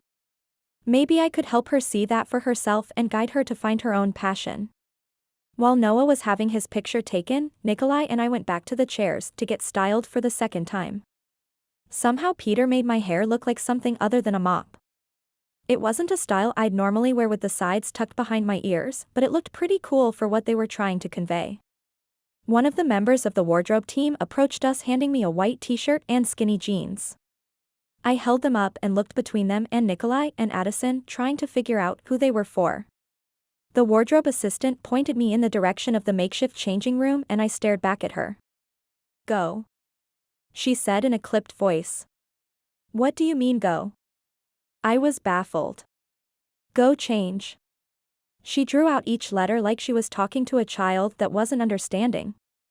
I guess in her mind, I was. You can't possibly be serious. She stared at me with zero expression. They're too small. Her eyes looked up to the ceiling for a second before looking back at me. They're your size. I held them up to my waist. There's no way I'm getting a single leg through these. She shrugged and turned to Nikolai, handing him another pair before walking away. We will have to suck it in. Nikolai said with a look of concern and a bit of amusement. I turned back to Addison as my panic increased. You've got to help us out. She bit her bottom lip and shrugged. This isn't my shoot. Go on, boys. Get changed. She waved us off towards the changing room. I headed over while I tried to stretch the jeans out, but nothing short of extra fabric would make this work. This will be a struggle. Nikolai said with a shake of his head. I went behind the divider and pulled off the nice loose-fitting chinos they had me in. I put my foot through one leg and cringed. I wasn't even past my ankle. There was no way I was going to get these all the way up. I tugged and tugged until I finally got them over my calves, then looked down at my thighs. I wasn't a skinny man by any means. Playing hockey your entire life will do that to you. I needed a lot of stretch and at least 2 sizes bigger to fit in these abominations. I kept hugging and jumping and pulling at the same time. I was sure that the entire salon heard me grunting behind the screen. Addison's voice called out. You guys doing okay, over there? I groaned. There's no way this is gonna work. Nikolai just groaned. Ronnie's voice joined in on the joke. Do you need some help? I wanted to laugh, but this wasn't the time. No, you stay back. I heard them laughing and I decided to take Nikolai's advice.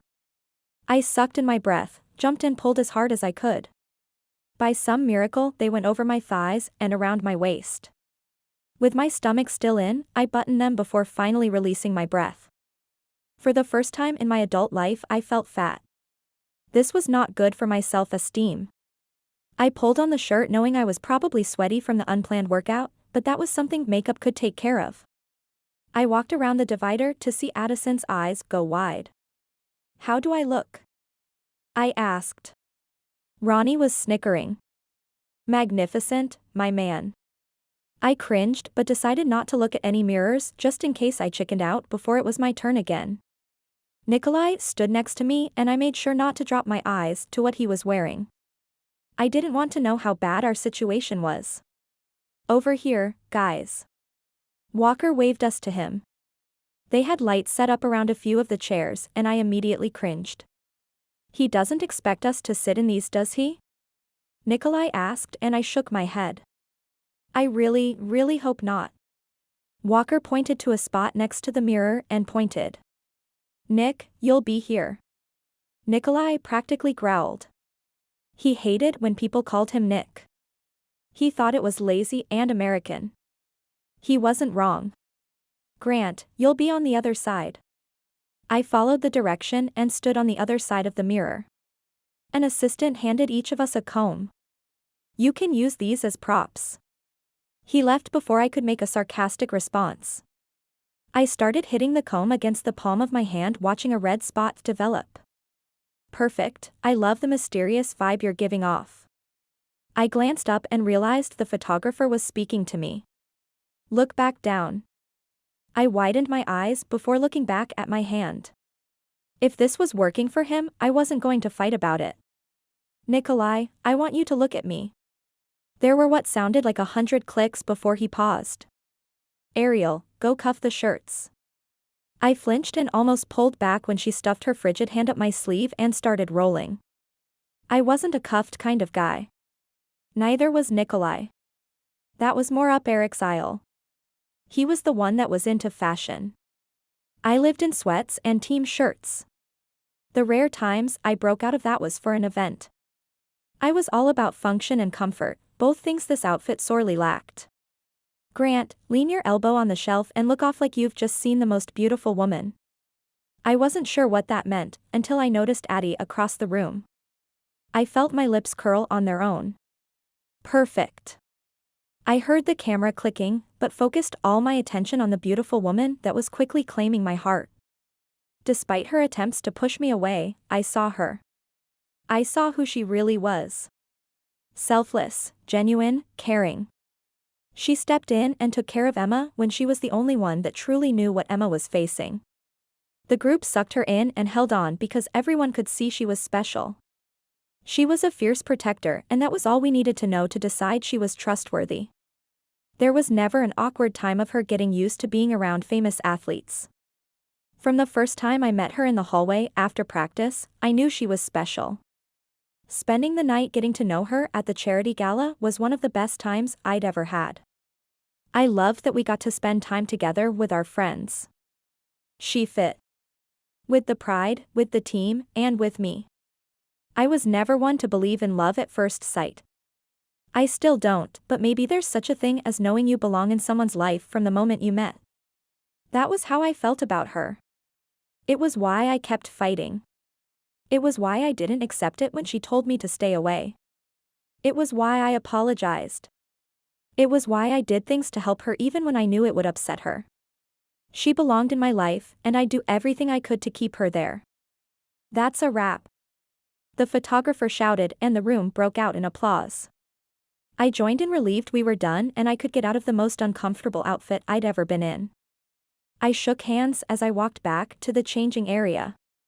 It seemed now that the shoot was over, the crew was free to slip into fan mode. They started asking for pictures and autographs.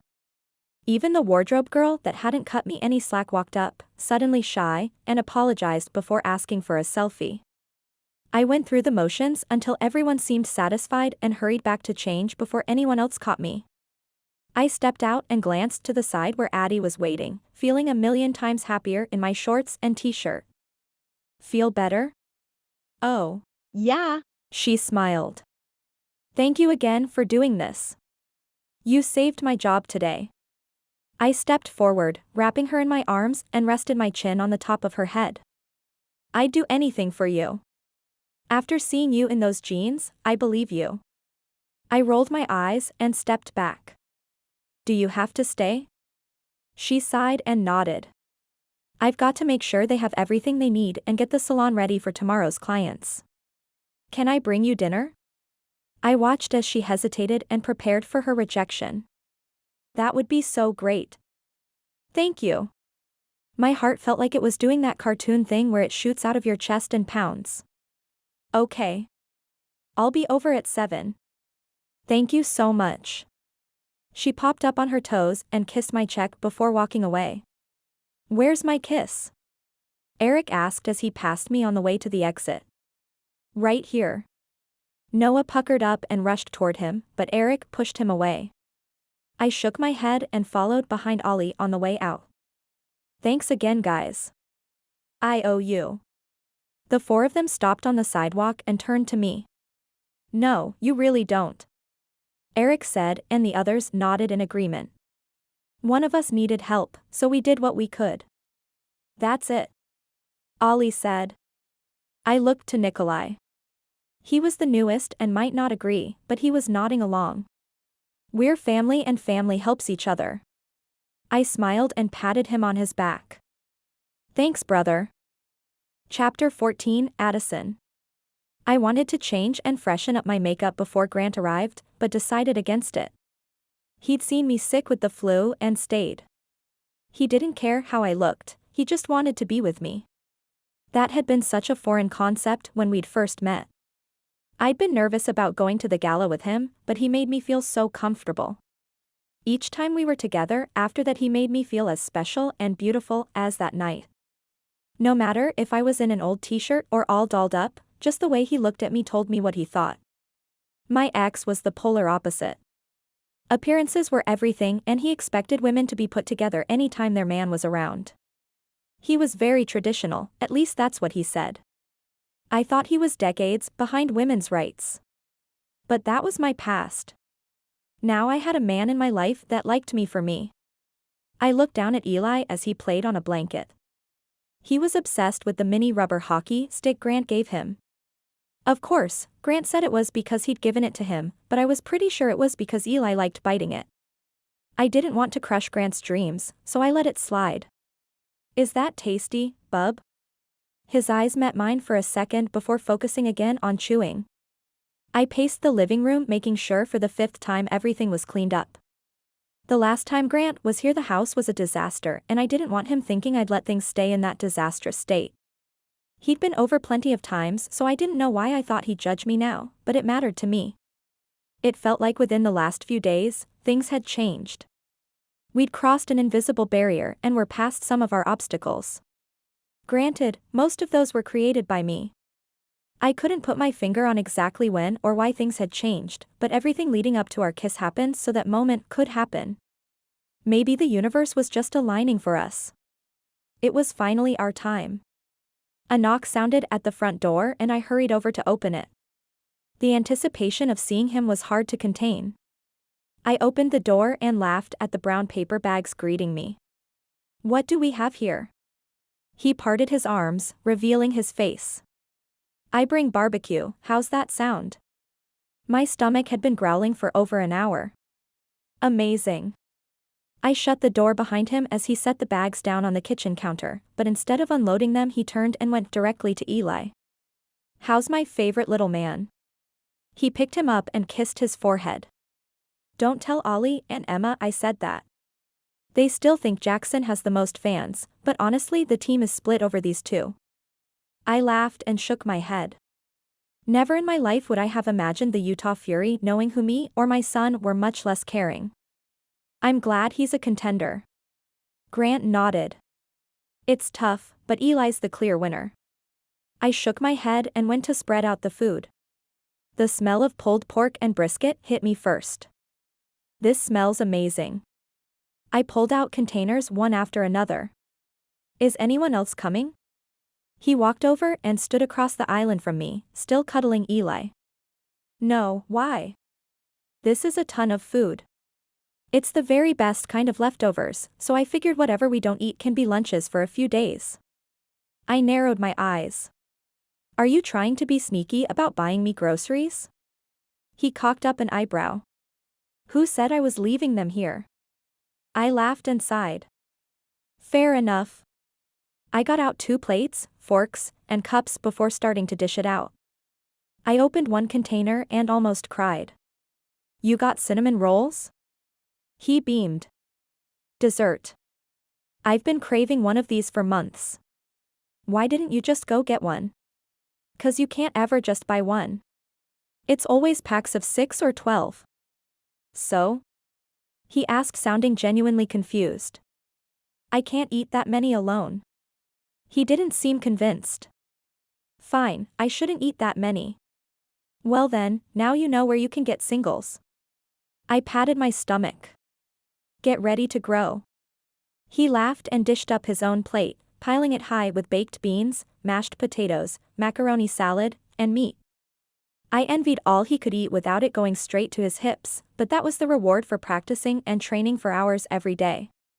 I made a much smaller version and sat down across from him. I'd stopped offering to hold Eli or put him in his high chair a long time ago. Grant wanted to hold him as much as he possibly could, even if it meant eating slower and constantly reaching for toys Eli dropped. As much as I knew I shouldn't get any fantasies about us in the future, it was hard when I saw how perfect they were together. Eli adored Grant. He was all smiles anytime Grant was around. It was as annoying as it was useful. I knew I could count on a few hours without crying when he was around. And there went my mind again envisioning this being a permanent reality. We weren't there yet. The two of us were the last people that could jump into a relationship too soon. He had his team and career to focus on, and I couldn't afford to make mistakes that would hurt Eli. We had to be cautious and mature. Did everything go smoothly after we left? I blinked and looked up at Grant. It took me a second to connect what he was talking about. Yeah. They were really great about putting things back the way they were. It was almost like they'd done it before. Grant laughed. They were pretty professional. I was surprised how they all managed to hold back until the photographer said it was a wrap. I thought we'd met a group of people that didn't care who we were, but really they were just good at their jobs. I was grateful for that as well. I was sure the guys would have felt uncomfortable if the crew had gushed over them when they first walked in. I'd have to send a thank you and praise to Walker tomorrow. Do you know when it's going to be published? I shook my head. I'm not sure. Probably a few months at least. I've never worked with a magazine, so I don't know how far in advance they shoot. It varies. I've done shoots that are included in the next edition, or I don't see the images for 6 months. 6 months? I can't wait that long. He laughed. I doubt they'll wait that long. That was for a really big magazine that booked out a year in advance. I cringed. I'm not patient enough for that. He smiled. I get that from your position, but after the shoot is done, I stop caring about it. It's not until my assistant sends me a copy that I ever think about it again. I rolled my eyes. Men. He shrugged. When you do as many as I do, they all start to blend together. I almost choked on my mouthful of food. When I finally managed to swallow and wipe my eyes, I started laughing. Did you hear how awful that sounded? He managed to keep a straight face. I did actually hear it once I said it. The lives of the rich and famous, man, I don't know if I could handle it. I winked as he started to blush. That wasn't what I meant. It's just that photo shoots are a part of the job. They lose their excitement and novelty quicker than you'd think. I narrowed my eyes. Someone else doing my hair and makeup for me, then telling me how pretty I am? Sounds like a real drag. Hey, if that's what you want, I'll do it. I fought to keep my blush from creeping up to my cheeks, but was sure I'd failed. No thanks. Let's just finish. So, you can have your cinnamon roll? I giggled. Maybe. He laughed at me, but we continued eating with much less teasing. I'll clean up, Grant said as he stood and took my empty plate in one hand, still cradling Eli. I jumped up and hurried over. No way. You brought dinner, so that means I clean. His eyes settled on me, with his hands full, and he smiled. How about we clean up after dessert? He read my mind. I nodded and he jumped up and placed the cinnamon rolls in the microwave. You know the way to my heart. He laughed. You have to eat them warm. It's just wrong any other way. Yup, he got me. I took a bite as soon as he placed it in front of me. I moaned and savored the gooey, sweet delight. Do they satisfy your craving? I nodded with a full mouth. We were finishing our cinnamon rolls when my phone rang. I got up and went to the counter. It was an unknown number, but it could be a client or something to do the salon, so I answered. Hello? Addison? I knew instantly it was my ex, Ryan. I glanced over to Grant, but he was oblivious to the situation. I walked to the hall and slipped into my room. Why are you calling me? I saw you today. What? How? Was he back? Last I'd heard he moved to Colorado or Nebraska. I hadn't cared at the time, I was just relieved he was out of state. I follow Threads magazine. I leaned against the wall for support. I hadn't thought that would be a risk. I'd noticed someone from their crew taking pictures and I'd assumed they were going to post them, but I never would have guessed Ryan was a fan of a fashion magazine. So? I know who you were with. I knew this was going to happen. I'd known from the beginning this would happen. He had no reason to contact me when it was just me and Eli, but now, he thought there might be something he could get out of the situation. It was for work. What do you care? I care about what you're doing with my son. I held the phone away from me to check again. This had to be some sick prank. How dare you call me out of nowhere and pretend like you care about my son? He's my son and I should have a say in who is around him. You have no say in anything. Come on, Addison. It's probably not even my child. I mean, when did you and the hockey player get together? I wished I was in front of him so I could punch him or kick him or at least force him to look me in the eyes while he said this crap. You have got to be kidding me. You absolutely know you were the only person I was ever with. I don't know anything about you anymore. What is that supposed to mean? I shook my head, not understanding why I was getting offended. I didn't owe anything to this man anymore. You're a completely different person. I'm not sure I trust you anymore around my son. I clenched my jaw. Was he really threatening me? Why are you calling me? I want to know who's around my child. You don't have that right. I want to meet him. I laughed. I don't care what you want. You lost all rights to have any control over my child when you walked away. Don't make this into something bigger, Addison. Be smart about this. I could tell that there was a threat under his words and I knew that he would act on it if needed. Why are you calling me now? Maybe I've had a change of heart. I scoffed like that would ever happen. The fact that he joked about it confirmed my suspicion. He wasn't calling because he wanted Eli. He was calling because he was finally realizing he no longer had a hold on me. He thrived off control and he was losing what he thought he had. Leave me alone, Ryan. I don't like you or my son spending time with those people. What concern is it of yours? You don't have a say in my life. He's not a good influence on you, and I don't want him around my son. You don't even know him. I bit out. I know his type. I rolled my eyes and had the epiphany that I didn't have to talk to this loser anymore. He had no pull or control of me. Lose my number. I hung up and blocked his number before walking back into the kitchen. Grant glanced up at me and smiled. I tried to return it, but I knew that it fell flat. Everything okay? I forced a smile and nodded. Yeah. Just a solicitor. He made a disgusted face. I hate when they call, especially at this time. I tried to act unaffected, but my heart was racing. There was nothing Ryan could do right now. He had no rights since he abandoned me and Eli. I didn't list him on the birth certificate for a reason. He'd have to fight to get anything. He was cheap. I knew he wouldn't pay for a lawyer, but he would do something petty just to hurt me. He'd done it before. I thought about the papers that Grant had on his desk, the ones from the attorney. Maybe it was time I took a look at those and figured out what rights Ryan still had and what I needed to do to prepare myself to fight. There wasn't a chance that he was getting custody or any visitation rights. Eli was my son alone and I was willing to fight with everything I had. I reached across the table and took Grant's hand and squeezed. I would never ask him for help, but just knowing that he was by my side made it seem possible. I didn't want to say anything to him quite yet. I didn't want to react to Ryan. There wasn't really anything to tell Grant anyway. I didn't want to freak him out or cause additional stress for either of us right now. I just wanted to enjoy the moment.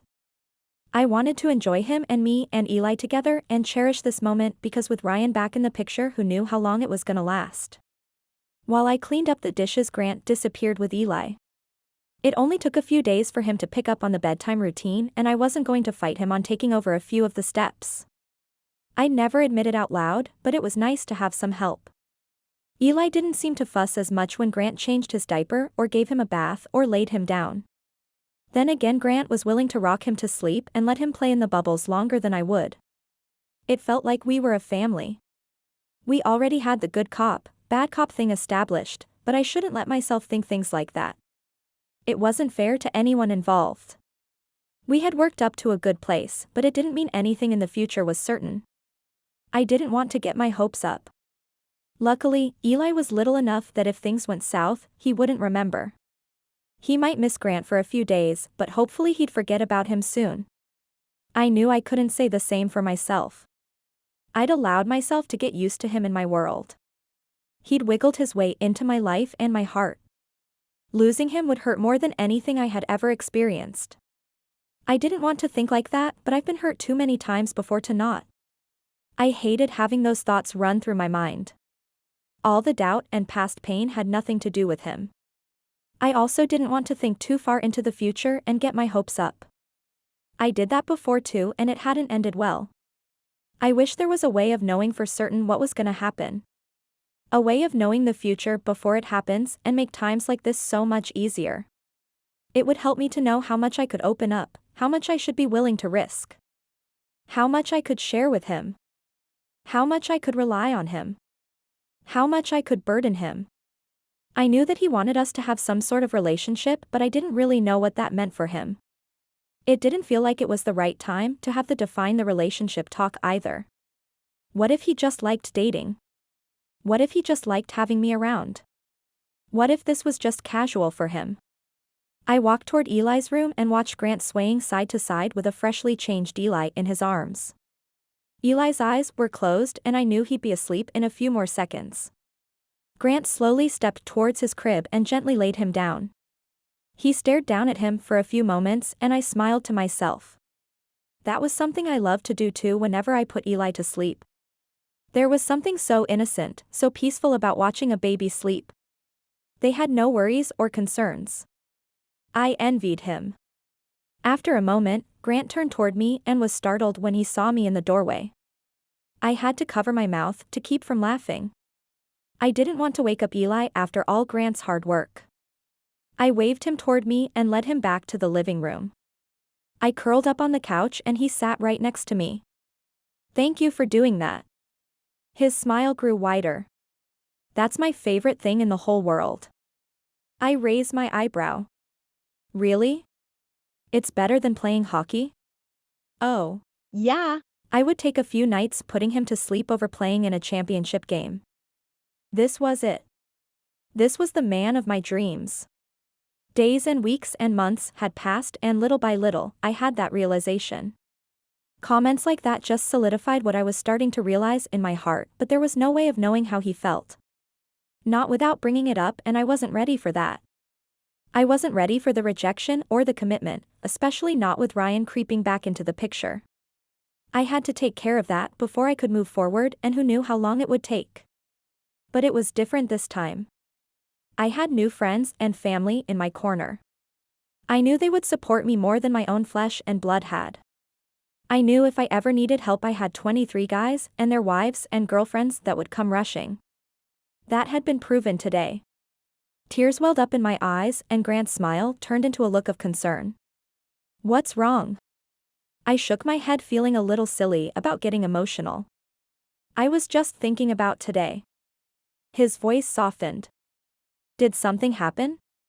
Did you hear of something that went wrong? What is it? I wiped my eyes. It's the fact that I could call you and I knew that you would come. I knew that the guys from the team would help. He looked unsure. Why are you crying over that? I met his eyes. I've never had something like this before. He was quiet for a moment, then his smile returned much gentler this time. He put his arms around me, pulling me closer to him until I was almost in his lap. Addie, you have us. All of us are your family. I smiled and nodded. For the first time since meeting them, I actually felt those words were true. Sure, they told me that dozens of times, but this is the first time that I really believed them. Thank you, I whispered. Thank you for being willing to be in my life. I smirked. It has been kind of challenging. He threw back his head laughing. Some would say it's a privilege, but I guess I can see it from your point of view. He quieted as I held my hand up to his face, grazing along his jaw with the tips of my fingers. His smile disappeared and his eyes darkened. In a fluid motion, he twisted me until we were face to face. He pushed a strand of hair back behind my ears. I swallowed, pushing everything out of my mind except for him and me in this moment. I leaned forward and he met me halfway. His lips brushing against mine. This was slower and softer than in the back room of the salon. We were taking our time. Exploring each other. Minutes passed, or it could have been hours, before Grant pulled away from me. I should go. I shook my head, brushing my nose against his, then kissing him harder. He gave in for a few more minutes before he pushed me back, holding onto my shoulders. I have a game tomorrow. I really need to get going. I pouted, which I know was an immature move, but I really didn't want him to leave. My mind raced with ideas of us one day not having to say Goodbye. to each other at the end of the night. I stood up before helping him off the couch. He led us to the door before turning and gazing down at me. Thank you for tonight, Addie. I'll see you later, okay? I nodded and he gave me a kiss on the forehead, on the nose, then on the lips. Will I see you tomorrow before the game? I ran through my schedule in my mind. I don't know. It's going to be close, but if I can get someone to cover for my last half hour, I should make it by pregame. He nodded. Sounds good. I'll see you tomorrow. After one last, quick kiss, I closed the door. I was so grateful that he wasn't the type to push me to change my schedule or throw fits when I couldn't make it to things. Some of the other girls struggled to find a balance between their own lives and the team schedule, but Grant never had a problem. He understood and respected that I had a life before he came into it, and there were still things I needed to do, too. I just hoped that whatever life had in store next would include him. Chapter 15, Grant. Addison texted me to let me know the salon was slammed and she didn't think she would see me before the game. I was happy for her though. Someone leaked the details of the photo shoot and they were already starting to book out. I knew this would be good for them, I just hoped it ended up benefiting Addie more than causing her stress. You ready? Hartman handed me a water bottle and sat next to me. Sure. St. Louis hasn't ever been too much trouble for us. He nodded, looking as calm as ever. Sorry, I couldn't help yesterday. I heard the guys say it was fun. I smiled. It was, except for the pants they gave to me and Nikolai for the last part. I should have stolen those and burned them based on principle. He chuckled, looking around the room. Thanks for inviting him. I narrowed my eyes. Sure, Mom. He shot me a look that was probably an attempt at being intimidating, but it didn't exactly work. I just appreciate you reaching out to the new guy. It's not easy. I hit his leg. I know. I remember when I got here. That's why I asked. Well, thanks. He stood up and walked away, probably to have another awkward, unnecessary conversation with someone else. It really wasn't a big deal to ask Nikolai to come. He was a cool guy and had proven in the past few weeks that he was serious about being the best player and teammate he could be. I could only imagine how hard it would be to come into the NHL at 25, and to get on this team. There was a lot to live up to, but he'd worked hard and played well in games. It was all anyone could ask. Plus, the team was a family no matter how long you'd been there. I finished putting on my pads and went out to the ice to warm up. Derek, the rookie goalie, was already in his position, stretching and basking in the attention of the audience. I did my best to ignore him as I skated along the walls. I couldn't wait for Ollie to heal and get back out here where he belonged. That wouldn't be a reality for a while though. Not until next season, if his therapy went well. I knew how hard he was working though. He'd be ready, Maddie would make sure. We'd all let her know we couldn't tolerate Derek for longer than absolutely necessary. We'd accepted that this season was probably going to be a loss. If we were lucky, we'd make it to the second or third round of the playoffs, but it would be a challenge without Ollie. All the other teams were aware that our goaltender was the weakest link. All of the lines had to work harder than normal on defense to keep the puck from getting near him. We weren't perfect though, and neither was he. Not that he realized it. He acted like we should all be grateful to be in his presence. The kid was 19 and had ridden the bench the last season. He had no reason to be cocky, especially since the only reason he was starting was because Ollie was injured. None of that seemed to make it past the thick layer of product styling his hair. He was ridiculous on the ice and even worse off. He was totally into himself and thought he was a goalie turned model. He was the only player that I'd ever met that styled his hair before a game. Not only did we wear helmets, and his even covered his face, but we also sweat buckets. It was ridiculous and all the guys teased him about it. Too bad Derek thought everyone was jealous. I shook my head and tried to focus. As much as the kid drove me crazy, he was the best goalie we had at the moment. During game time, I had to treat him like I would Ollie. I had to have his back and hope he'd do his job. How many do you think he'll let through before blaming his glove or the ice? I glanced over to Eric and shrugged. 3. He nodded. Brassard said 2. I laughed. That was something that had actually happened a few times already this season. Derek struggled taking responsibility for missing blocks and getting scored on, and he found the most random things to blame it on. Brassard skated by, looking up at the audience. Where is everyone? I looked up and realized about half the seats were empty. By this time, it was normally packed. I'm not sure. Eric looked around before heading toward the area where the Pride sat.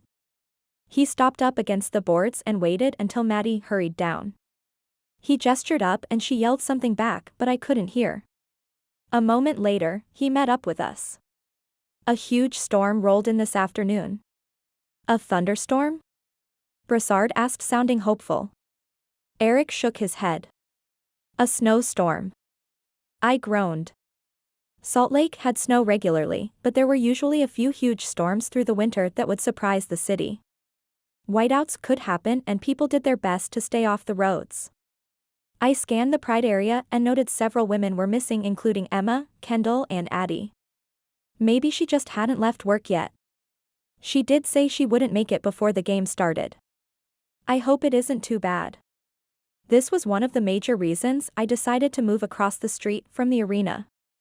When these big storms hit, I liked knowing I'd always be able to make it to practice or games. If I couldn't make it across the street, then everything should be cancelled.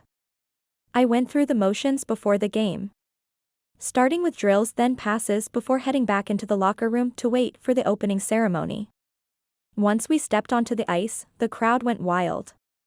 There's nothing like the applause, roar, and clapping of the audience to get your blood pumping before a game. I live for these moments. I watched as the ceremonial puck drop took place before heading back towards the bench for the game to start. I felt confident that we had this game in the bag, but it was always nerve-wracking until we had a few goals on our side. I try not to think about the fact that half the Pride was missing, or that the arena was so empty on a game night. The storm must be even worse than we'd heard. Since I got here so early in the afternoon, I hadn't seen outside in several hours. The skies had been gray then, threatening, but no snow. I wanted to check on Addie before we came out, but I didn't have a chance to get to my phone. When I checked the section where the Pride sat before the game started, she still wasn't here. Maybe she got caught up at the Salon, or maybe something happened with one of the girls. Hopefully nothing that bad happened though. I wanted to know where Eli was. If he was with the sitter or with one of the girls. I wanted to make sure that he was okay, too. Having that thought was foreign to me. I wasn't used to caring about very many people besides myself, but now I felt a sense of responsibility for him and his well-being. I needed to know that he was being cared for. That he was warm and full and safe, but there's nothing I could do about that right now. My focus had to be on the game. On doing what I needed to do. The team came first now. We were all worried, but none of us were letting that take over. We had a job to do. Personal problems came after the next 3 periods. Hartman and Eric came back in with the first line and it was my turn on the ice. I kicked my leg up and over the boards, taking off toward Brassard, who had the puck in St. Louis area. I checked over my shoulder for Nikolai and Reese. They were close behind, spreading out to take position. We still had possession of the puck, so I hurried to get where Brassard needed me. Mine. I called out and he shot it straight toward me. I took the puck to the left corner and dodged an opponent. We were in their zone, but I didn't have an open shot, so looked around for someone to be open. Reese was ready, slapping his stick on the ice, so I got the puck to him. He spun, sending it to Nikolai before getting in a better position in case Nikolai's shot didn't make it in. Reese passed it to Nikolai, who quickly returned it back to him, and Reese hit the puck towards the goal with a perfect slap shot. By some miracle, the goalie wasn't prepared. It seemed like he was looking in the complete opposite direction. The puck went flying in like it had an open invitation. I headed straight for Reese, holding him and hitting him on the head with my gloved hand. Nice job, Murray.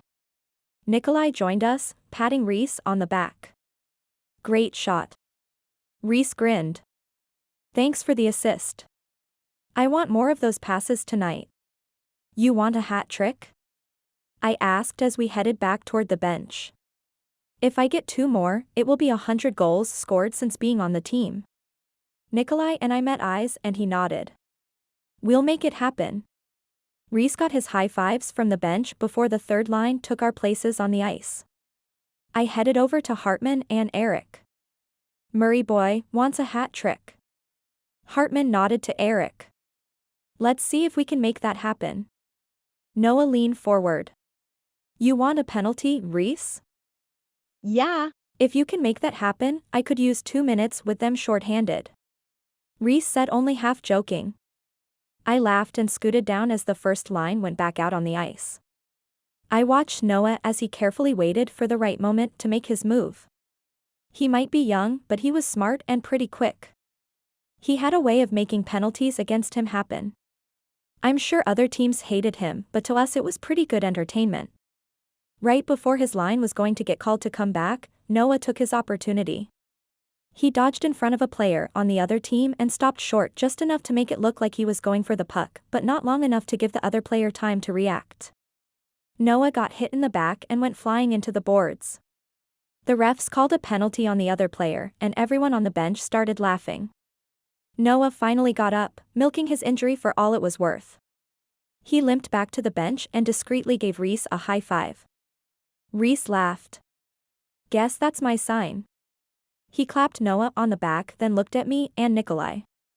Let's go get point 99. The rest of the game went by in a similar fashion. We were having fun. Luckily, the other team decided not to show up for this one, so it was almost comical how easy it was for Reese to get his 2 extra points. A hat trick for the game and a celebration afterward for his 100 points as a Fury. The second I could, I hurried to my phone. There was a missed call from Addie, but it was from hours ago. I hit her name and held the phone up to my ear, praying that she would answer. It rang 3 times before going to her voicemail. I debated whether or not I should head over there as the discussion around the locker room turned from the game to the storm. I called over to Ollie. Hey, have you heard from Emma? He shook his head. I don't know if the cell service is down or her phone died, but I can't get a hold of her. Around the room most of the guys were nodding. It seemed none of us could get in touch with their loved ones. I changed as quickly as I could and grabbed my bag. I'm gonna go head over to Addie's and make sure that she's all right. The guys around me nodded. Hartman stood. Yeah. We're not gonna do a dinner tonight. Everyone, go make sure your family is okay. If anyone needs anything, please let us know. Either come to my place or coach's. I appreciated that he understood. Even though we'd normally do a celebratory dinner after winning, everyone was focused on making sure that their family and friends and homes were safe. I headed down the hall and up the stairs to the back entrance I used because it was closest to my house. I struggled to push the door open, and when I finally got it, I realized why. At least 8 inches of snow covered the ground, and I was in a back corner with a decently wide roof. I stepped outside tentatively. My feet were heavy in the snow, but I needed to get home and get to my car. The snow was still coming down, flurrying around me. I continued trying to call Eddie, but each time it went to voicemail. By the time I got to the garage, I'd called her over 15 times. I was starting to panic now, so I jumped in my car and debated whether or not I should head for the salon first or her house. Something in me, maybe an instinct, told me to go to her house first. I drove the streets, carefully passing abandoned cars parked on the side of the road. It seemed most people couldn't make it through the snow. I pushed through until I got to her place and parked in an open stall. I searched through the snow and thankfully saw Addie's car a few spaces down. I made it to her door, knocked, then listened, waiting to see if I could hear anything inside. The door finally opened, revealing Addie with a crying Eli on her hip. "You're here." She sounded so relieved. She handed me the baby, and I took him willingly while peeling my jacket off with one arm before shifting over to the other side. "Why didn't you answer your phone?" She glared at it. "No service. I haven't been able to get a hold of anyone." I pulled her into my arms. "I've been trying to call you." She rested her head against my chest. "Me too. I'm sorry I didn't make it to the game. I'm just glad you're okay and that you have electricity." She frowned. "Don't even say things like that. If you jinxed me, I'm gonna be so mad." I laughed as I bounced Eli, trying to calm him down. "What's wrong with little man?" She shrugged. "He's been like that since I picked him up from Mrs. Jeffries." I felt his head and his cheeks, but he didn't feel too warm. "Do you think it's another cold?" She shook head.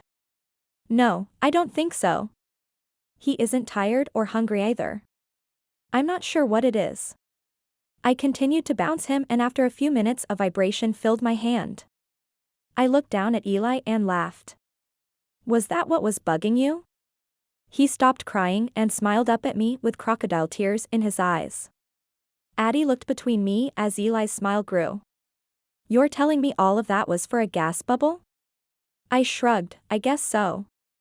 She shook her head. "I gave him some medicine for that about 2 hours ago. I thought it would have worked earlier if that was the problem." I looked at him and smiled. "He must have just needed my special touch."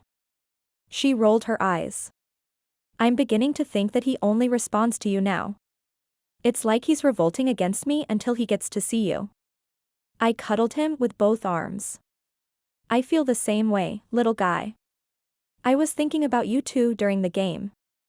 It was actually pretty hard to focus. I was worried about you guys." She smiled sheepishly. "At least I knew you were safe." I lead the way into the kitchen, looking around like I lived there. "Hungry?" I peeked into the fridge. "Starving." She opened the door wider. "I made a chicken and rice bake, if that sounds good." My mouth started salivating. "Yes, please." She pushed me to the side and pulled out a casserole dish. I walked circles around the kitchen, tossing Eli up in the air and catching him. I figured out this game a few weeks ago. He loved it. It was the one thing that made him laugh hysterically. Addie recorded it once and I had it saved on my phone. It was the best sound in the world. "Here you go." Addie slid me a plate and fork, then turned, filling up a glass with water. I sat down at the island and rested Eli on my lap so he could lean against me. I loved times like these. It felt like we were a family. I didn't mean for my mind to go there. I knew Addie wasn't ready and she wasn't looking for a new dad for Eli. Still, a guy could dream. Chapter 16, Addison. I should get going. I've got practice in the morning and then I fly out tomorrow afternoon for our away game. Grant made no move to get up off the couch. "I don't want you to." I pouted, disappointed he had to leave, but finally stood up and helped him stand. I slowly led him to the door, but something caught my eyes through the window. "I don't think you're going anywhere anytime soon." He stood next to me and peeked through the blinds. I've never seen anything like this in the 5 years of living here. He said in disbelief. I've lived here all my life and I've never seen anything like this downtown.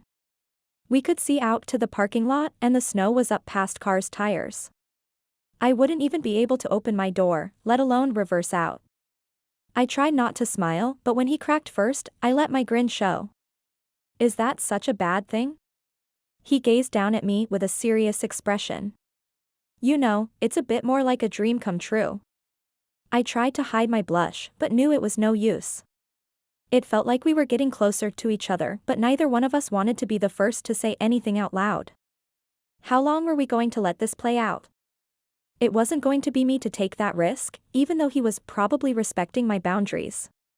He's probably waiting for me to make the first move. I cringed. We might be in this cycle for a long time. He went back to the couch and I looked around the room, searching for a sign of what to do next. How to make this feel normal. This was the first time that he had intentionally not going home. I'd been so out of it the last time I didn't know he was there until I woke up. What was I supposed to do? He looked over to me with an awkward smile. I'll sleep on the couch. I appreciated him taking control of the situation. I nodded. Let me get you some blankets. I went back to my room feeling a little bit like a teenager breaking the rules, and got him a couple of extra pillows and blankets. I went back out to the living room where he was sitting on the couch waiting for me. Are you sure you're gonna be okay, out here? You should really take the bed. He shook his head. No, I'll be fine. No, really, you're the one that needs better sleep. You have a game tomorrow. Actually, in 2 days. He said with a smile. I'll be fine. I frowned but knew that he wasn't going to cave. Okay. I felt immensely guilty, but if I brought it up again, he would argue. He's the one that came over here in the first place. He knew the risks, not that either one of us could have possibly imagined how much it would snow in a few short hours. If he left after dinner he could have made it home, but then he wanted to put Eli to sleep and then he wanted to watch a movie with me and then we actually watched another one. By the time we realized it was 1 in the morning it was too late for him to leave. I couldn't exactly be upset about that. It's not like I minded. I laid out the pillow and blankets, just wanting something to do with myself. Do you need anything else? I realized I should have had a guest toothbrush, but it wasn't like I was used to other people staying here. I'll be fine. I nodded and looked around the room. There was nothing else to do. Good night. I turned toward the hall but he jumped up and caught my elbow. You're just going to leave. I wasn't sure what to say. No? Without a good night kiss? I finally smiled and looked up to him. Of course not. He bent down, pressing his lips against mine before pulling away. I looked up into his eyes and nearly lost myself in them. I backed away from him into the hall then finally turned to my room. I left the door open just in case he needed something. I didn't want him to feel awkward about coming in. I changed and brushed my teeth before climbing into bed. I had a feeling I wouldn't be able to fall asleep knowing he was just down the hall, just a few feet away from me. I didn't move, waiting to hear if I could tell if he was sleeping. I had no way of knowing if he was lying awake thinking about me. I wanted to sneak down the hall and peek around the corner, but I couldn't do that. I wasn't a crazy person. At least, not yet. Somehow, I managed to fall asleep and woke up to the sound of Eli crying. I glanced at the clock and it was already 6 a.m. I jumped out of bed and ran to Eli's room, but Grant was already in there picking him up. He put him against his chest and started rubbing his back and whispering to him. It was the most precious thing I'd ever seen. I wanted to freeze it in my mind to remember forever. Is this the first time he woke up? Grant turned suddenly, looking surprised. I think so. There's no way that I could have slept through him crying in the middle of the night. My body was used to it. I automatically listened for him. Do you know what this means? He shook his head. This is the first time. What? Grant looked confused, but I was so happy. That was the first time he slept through the night. He looked down at Eli, smiling. Good job, little guy. I couldn't believe this. It finally happened. I'd been working on sleep training for a while, but he still woke up at least once around 2 or 3. This is the first time that either of us got a solid night's sleep. Grant handed him over to me and I went to the changing table to change him. You are such a big boy. I murmured as Eli cooed and smiled up at me. I was so proud of him and just hoped this wasn't a one-time thing. We all went into the kitchen and I heated up a bottle for him. Grant took the bottle and Eli from me to feed him. It happened so naturally that I didn't think twice until I was in the midst of making breakfast and realized how nice it was to have both hands free. Grant went to the sofa and turned on the TV to the local news. They were still discussing the storm. I forgot about that. I hurried over to the windows, leaving behind the eggs and a bowl I was about to use. There was even more snow than there had been when we went to sleep. This is out of control. I turned to see Grant nodding while looking at the TV screen. There were shots of downtown around the arena and you could see his apartment building. Oh my gosh. I said slowly. It looked like the snow was halfway up the doors. There were cars parked on the street that were almost completely covered. They looked like mounds or maybe igloos. The news reporter went on to say it has been a record-breaking storm. Grant rolled his eyes. Well, obviously. I laughed and looked back at the screen. There was a woman out next to the Great Salt Lake talking about how for the first time in recorded history the lake was frozen to new depths. Hey, wait a minute. Grant shouted, startling Eli. He looked down and made sure Eli was situated before continuing. I know her. I looked back at the beautiful blonde on screen. My stomach turned. Of course, he knew someone like that. She was stunning, blonde, skinny, and tan. Basically, every guy's dream. Oh really? My voice cracked. Yeah. We met her in Mexico. I shook my head, but stopped before he noticed. Oh. Yeah. I tried to sound interested, not like my stomach was dropping out. Yeah. She's friends with Lucy. Oh. Yeah. I didn't realize that that's where you guys met. He nodded and told me a brief story about Brassard running into his ex while she was on a bachelorette trip in Mexico. It was all so serendipitous. I knew that Lucy and Brassard had reconnected recently, but I didn't know the full story. I wonder why she never told me that story. Grant shrugged. Maybe she thought someone else had already told you. It was so cute I couldn't believe that I hadn't ever heard about it before. I'd have to ask her for more details the next time I saw her. So, this is her friend? Yeah. I can't believe she's here. I wonder if Lucy knows. I'm sure she does if it's her friend. We should try to get everyone together. Have a mini reunion. Then you could meet her. She's really cool. I nodded and hoped that there wasn't anything else between them other than friendship. If he said she was cool, that probably meant that they had some sort of relationship, right? I wasn't normally one to get jealous, but looking at the beauty on the screen I couldn't help but feel inadequate. Yeah. That would be fun. I tried to sound genuine, but the words sounded strained even to my own ears. I'm going to try to get in touch with some of the guys and see if maybe we can all get together. I nodded, not really paying attention to him. On the screen, the news had returned to the studio and they were discussing the extent of the storm. Unless a miracle happened, I doubted we'd be getting out of here soon. Then I remembered the Furies' next game. Wait, what about your flight? I haven't heard anything yet, but I'm going to assume we're flying out tomorrow. I'm sure flights are going to be cancelled until things clear up. So, we were going to be stuck until the snow plows get out and started cleaning the city. I glanced at him. I wouldn't exactly mind that, but I knew we both had things we needed to be doing. Ronnie was supposed to open this morning, but I'm going to let him know not to bother. It will be too hard for some of the stylists to come in. He nodded while focusing on his own phone. I went back to my room and grabbed mine. There was a text from an unknown number. I opened it and fell onto my bed. Oh no. Ryan found another number to use to contact me. He said he was going to be coming for Eli. He wanted custody.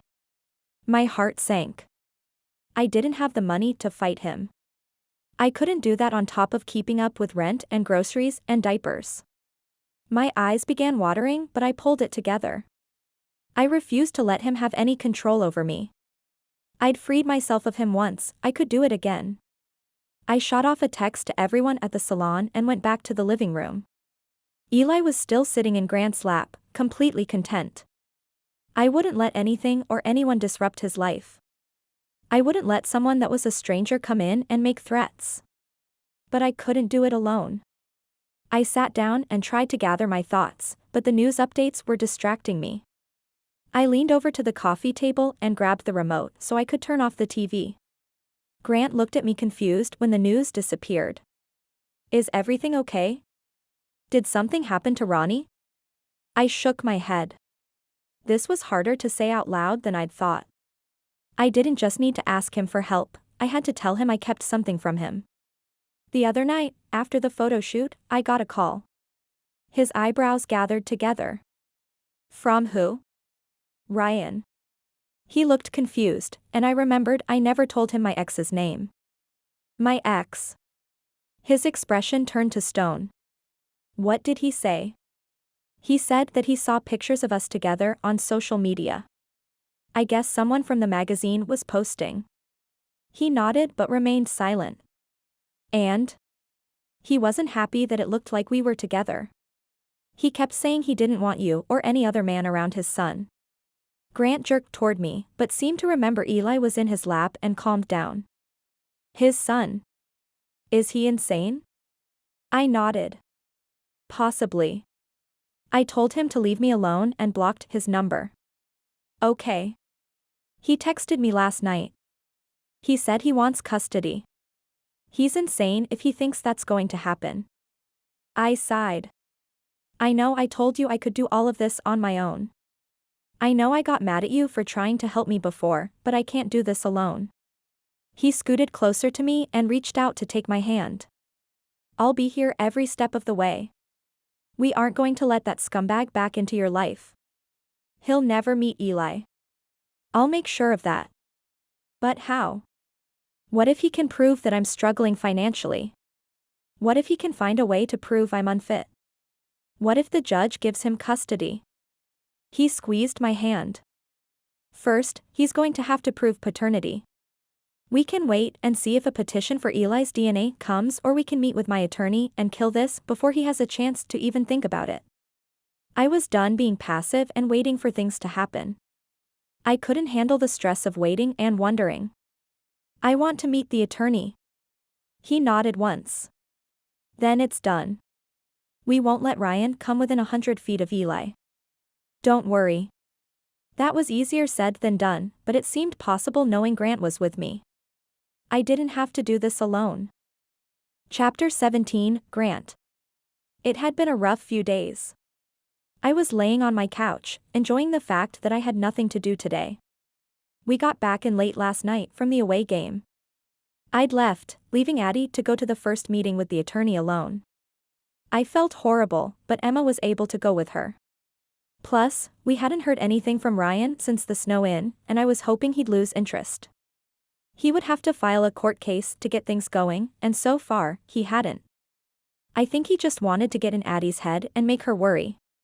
He wanted to maintain a piece of control over her, so this was his last-ditch effort. A part of me wanted to go through with the process just to have an official ruling that he had no rights. The laws usually included abandonment after 6 months of no contact, but I wasn't sure where Ryan would stand with that since Eli was 6 months now. I just wanted all of this behind us. A wild, insane, and completely impractical thought had crossed my mind, but I didn't want to scare Addie. If we got married, I could adopt Eli and legally be his father. But that was crazy. Right? She'd never go for it. At least not yet. Maybe in a few years she'd be open to talks of marriage, but not right now. Plus, she was in an emotional and vulnerable place. I wouldn't feel right bringing up my idea. Not when she would be answering from a place of fear. A knock sounded at the front door. I got up and opened the door expecting one of the guys. Addie? I smiled at her before realizing how frazzled she was. Without a word of explanation, she walked in, set Eli's car seat on the floor with him still asleep inside, and dropped her head. It's your day off, but I need a favor. I nodded. I'll watch him. She met my eyes and her shoulders dropped. Thank you so much. I closed the door and walked to her, wrapping her in a hug. No need to thank me. You could have called me and I would have come over. She shook her head against my chest. Mrs. Jeffries is sick, so I called Emma, but Jackson is sick too. Kendall has midterms, and Colby is at interviews with Noah. I even called Lucy, but she's with Elena. So, I'm your last resort? I wouldn't tell her how much that stung. She pulled back and looked up at me. It's not like that. I just wanted you to have a day to yourself. I kissed her forehead. Addie, I love Eli. I will take him whenever I can. She sighed, leaning into me. I know. I'm sorry. I just feel like I'm being too needy. I squeezed this silly woman. I will do anything for you and Eli and it will never be a problem. Get that through your head. She nodded before stepping back. I've got to get to work. I'm going to try to get off in time for the dinner tonight. Okay, have a good day. She gave me a quick kiss before hurrying out the door. I looked down at Eli who was still sleeping. Perfect. I guess it was time to shower while I could. I'd learned from Addie and Emma to do everything I could while the baby was sleeping. I'd always heard you should sleep while the baby sleeps, but luckily my sleep wasn't getting interrupted. I carried him into my bathroom and showered with record-breaking speed. I was dressed and ready for the day all before he stirred. As I brushed my teeth, I looked down at him. Hopefully the whole day would be this easy, but I knew from experience he would wake up and then all bets were off. He was generally a great baby, but he could be unpredictable. I spit out the toothpaste and wiped off my mouth. Take it easy on me, little man. I carried him back to the living room where I needed to watch game footage for tomorrow's game.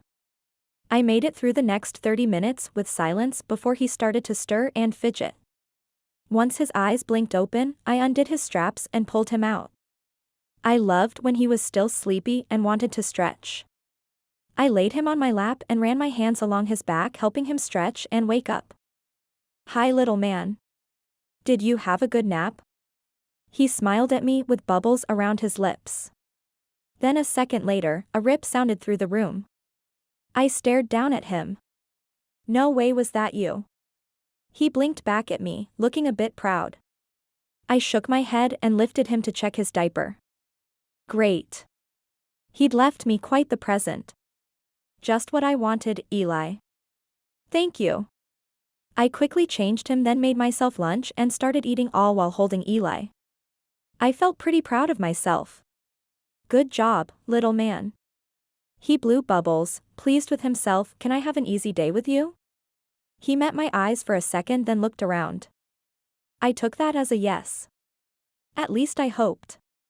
This was the first time I was truly on my own. I was honored that Addison trusted me enough to let me watch Eli by myself. Since I didn't have to go to practice for the rest of the day, I laid out a blanket on the floor in front of the couch and let him play on his back with some toys. We were good for about an hour before he started getting fussy. Are you hungry, dude? I picked him up and started making a bottle, assuming it was that time for him. When I offered it to him though, he kept turning his face and pushing it away from me. You're not hungry? I was surprised since he hadn't eaten since he'd been here. So, if that's not the problem, what was it? I checked his diaper one more time, but it was clean. I thought back to the night that I showed up to Addie's house and he'd been crying until I got him to fart. I looked in the diaper bag for some of the medicine that Addie gave him when he got a sick stomach and gave him a few drops. I walked circles around the room, bouncing him like he normally liked. Let's see if this works, okay? I was trying to calm him down, but with each passing minute his crying got worse. He kept looking at me with wide eyes that were filling with tears. It broke my heart seeing him this upset, but I wasn't sure what to do. I wish you could just tell me. I'm sure that he wished he could communicate, too. He looked up at me with big crocodile tears, like, come on man, you're the adult, you should figure this out. Little man, I don't know what to do. I kept bouncing him and rubbing his back trying to see if I can get the gas bubbles out, but nothing seemed to be working.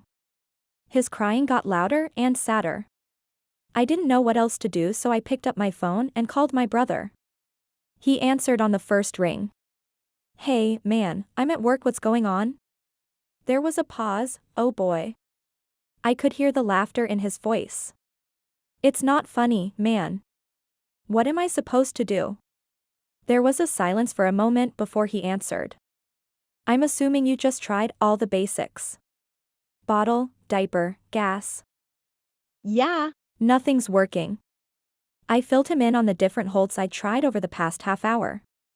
I'd held him to my chest, football, facing out. Okay, the best thing to do is keep calm. Babies can sense your fear. I looked at Eli, who seemed a lot more distressed than when I started the phone call. I think time's running out, Zach. What do I do? Sometimes babies need a certain blanket or a pacifier or something. Does he have something special that he always wants? Not really. Not that I've seen. Check and see if he has a pacifier in the diaper bag. I picked the bag off the ground and sat it on the couch so I could dig through each compartment. Good grief. How much can you fit in these things? He laughed on the other side. You have no idea. Those things are like Mary Poppins' bag. I dug around until I found a pacifier and tried to give it to Eli, but he kept closing his mouth and shaking his head. I don't think he wants it. He doesn't feel warm or anything, right? I felt his cheeks and forehead. No, but his little face is getting red from screaming. None of his clothes are too tight or anything, right? Sometimes if something is pinching them, they'll get mad. I slid my finger around his pant legs and waist. No, it all seems fine. Okay, so nothing is pinching him. I could picture him going through a list of possibilities. Do you think I should call Addie? No. You've got to prove that you can be responsible. That you know how to take care of a baby. But I don't. We can figure this out. There are only so many possibilities. I shook my head and looked down at Eli. I hated that he was so worked up. I know, little man. It's hard when they get sad. Does he have little tears in his eyes? I sighed. Yeah. Man. It's the worst. Normally when he gets fussy, I take him and he calms down. So, you're getting past the pretty side of parenthood. What's that supposed to mean? Sometimes babies calm down when there's a scene change or when someone else takes them, but don't get too cocky. I don't think it's you. I just think that it's a relief to be away from mom. He's just as stressed out as you are. I took a couple deep breaths trying to calm down. He was right. Whenever Addie was stressed, you could tell that Eli's crying got more and more out of control. I was the fresh, calm one, and maybe that's why I was always able to settle him down. Do you think he's tired? Zach finally asked. Well, he was sleeping when he got here, but he's been awake for probably about 2.5 hours. That's a while for a 6-month-old. It could be that maybe he's just tired. Try rocking him a little bit. I slowed my movements from bouncing to gently swaying side to side and whispering to him. It's okay. It's okay. You can calm down. Zach laughed on the other end. He sounds like he's calming down a little bit. Yeah. Hopefully this is working. You've just got to remember not to freak out when he freaks out. I sighed. I'll try. I know that's easier said than done, but if it doesn't help, give me a call back. Thanks, Zach. I know it's tough, man, but you can do this. He hung up and I continued swaying back and forth until Eli had settled down and eventually closed his eyes. I laid him down on the couch, turning down the volume on the TV. I didn't want to disturb him or make any movements that would wake him up now that he was asleep. I took my laptop and went to the kitchen and grabbed a pair of headphones so I could watch game footage without disturbing him. He had had one tiny meltdown and I freaked out and considered calling one of the women for backup. I shook my head. I wasn't as ready for this as I thought that I was. I thought that I could be there for Addie and help her, but I wasn't ready. I wasn't qualified. I don't know how I thought just after a few months of being with them that I would be prepared for something like this. I watched the games while glancing at him every 30 seconds. Everything was fine until it was time to head over to Ollie and Emma's for dinner. Everyone was getting together to see Elena before she left. A little vacation reunion of sorts. I packed up Eli's bags and got him in the car seat without any fussing from him. He seemed in a much better mood thanks to his nap. When we got to my car I cringed. I hadn't ever had a car seat in it before, but luckily the back row of my BMW was just big enough to fit him safely. I texted Addie that we were on our way to Emma's and that we would meet her there when she got off work. I didn't tell her about my moment of weakness. If she asked, I decided I'd tell her, but until then she could continue thinking everything had been just fine. When I walked through their front door, I set the diaper bag and car seat next to the door and pulled Eli out. We walked into the living room where I heard everyone gathered. All eyes seemed to turn on me when I entered the room. "Hey, there, baby daddy," Chloe said with a smirk. I rolled my eyes and walked over to her, handing Eli off to her open arms. "There is my favorite guy. I missed you, Eli." I never admitted out loud, especially to Addie, but I was relieved for the pass-off. I finally understood why Addie handed Eli to me the second I got to her house each time. It wasn't so much that I was tired of him or didn't want to hold him. It was just nice to know that someone else could take him for a second to give me a break. I couldn't imagine being a single mom and having to do this all on my own. My respect for Addie grew exponentially. I spent half a day alone with him and was already looking for help. She was so much stronger and more courageous than I'd ever be, all single parents were. Chapter 18, Addison. I was exhausted by the time I was able to leave work. News about the photoshoot with Threads had spread like wildfire, and the article hadn't even been published yet. It was great that things were picking up, but it meant I was busier than ever managing inventory and staffing. I sat in my car and debated whether or not I should text Grant and tell him I was skipping the dinner at Emma's. I knew everyone would be understanding, but did I really want to be that person? I shook my head and started the engine. I pulled into her packed driveway less than 20 minutes later. It seemed like at least half the team was there, and I felt better about coming. If everyone else could make the effort, with their crazy schedule and contrast traveling, then I could too. I let myself in through the front door and followed the sound of voices to the living room. "Hey, Addie." Kendall was the first to see me. She jumped up from the couch and hurried to give me a hug. "I feel like I haven't seen you in ages." I hugged her back and it was like that simple gesture recharged my depleted battery. It was just what I needed after my day. "I missed you." I took a step back and examined her left hand. It was something I did whenever I saw her, and despite her jokes I knew she was even more impatient about it being empty than I was. There was an unofficial bet going on with the girls to see if Colby or Kendall would get engaged first. Still nothing. She rolled her eyes and led me to the kitchen. A few others called out their greetings and I waved as we passed. Even Coach Romney and Rust were here. That wasn't entirely unusual, but from what Grant told me, they only came to special occasions. They left the rest of the dinners and birthdays to the team. "Addie's here," Kendall announced to the kitchen before heading off in the direction of the food. Suddenly all eyes were on me. I waved, happy that everyone was here. This would have been a bummer to miss out on. Lucy walked toward me with the beautiful blonde from the news in tow. She was impeccably dressed in a cream jumpsuit. She looked ready to walk down a runway. I stood up straighter, wishing I'd thought to change out of my black jeans and black sweater before coming. "Hey, Addie, I want you to meet my friend, Elena." The blonde offered her hand and I tentatively shook it. "Nice to meet you. I've already heard a lot about you." I tried to keep my jealousy out my voice, but was pretty sure I failed. "Me too. I'm so glad I got to meet you." The girls have been telling me all about you and how you've managed to catch Grant's attention. I've got to tell you. I didn't think that one would ever settle down. I smiled but was cringing on the inside. How well exactly did she know that one? I looked to Lucy for help and nearly kissed her when she took control of the conversation. You won't believe who caught Elena's eye. I glanced between the two women, praying it wasn't who I was thinking. Who? Elena smacked Lucy. Shh. She looked around like she had a reason to be self-conscious. I was almost 100% sure any man she had her eyes on would give his left arm for a chance with her. Lucy leaned in. Nikolai. My mouth dropped open. Really? It was such a shock and relief I didn't know what emotion to process first. Suddenly, all animosity I felt toward Elena evaporated. Now that I knew she wasn't after my man, I was ready to talk crushes with her.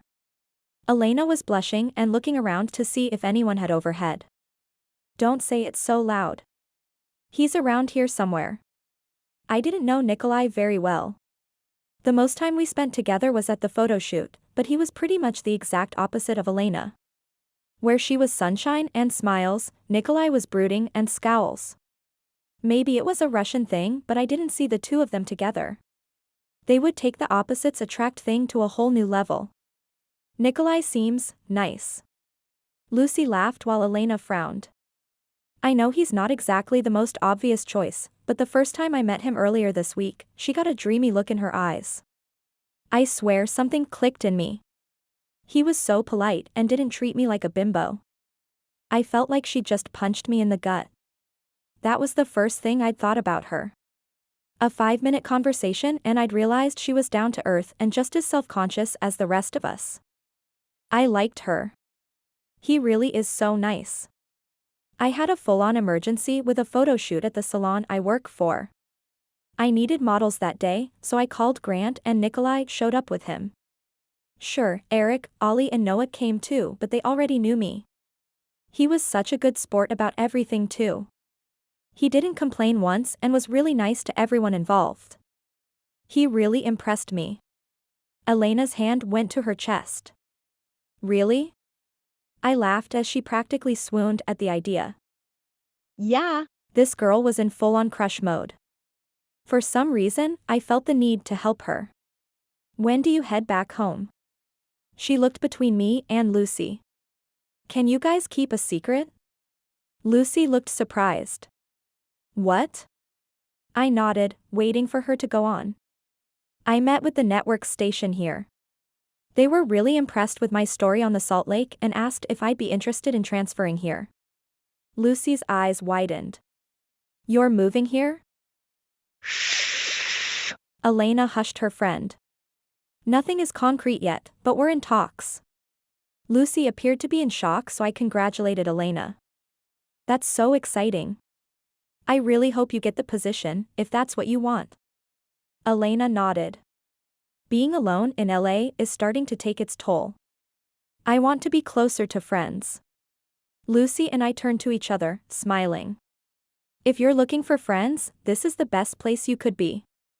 I nodded in agreement. I just don't want it to seem like I'm chasing a man. Lucy shook her head. You're moving to be closer to me. Yeah. He's just a perk. I winked and Elena blushed. Maddie walked over with Eli in her arms. Hey, Mama.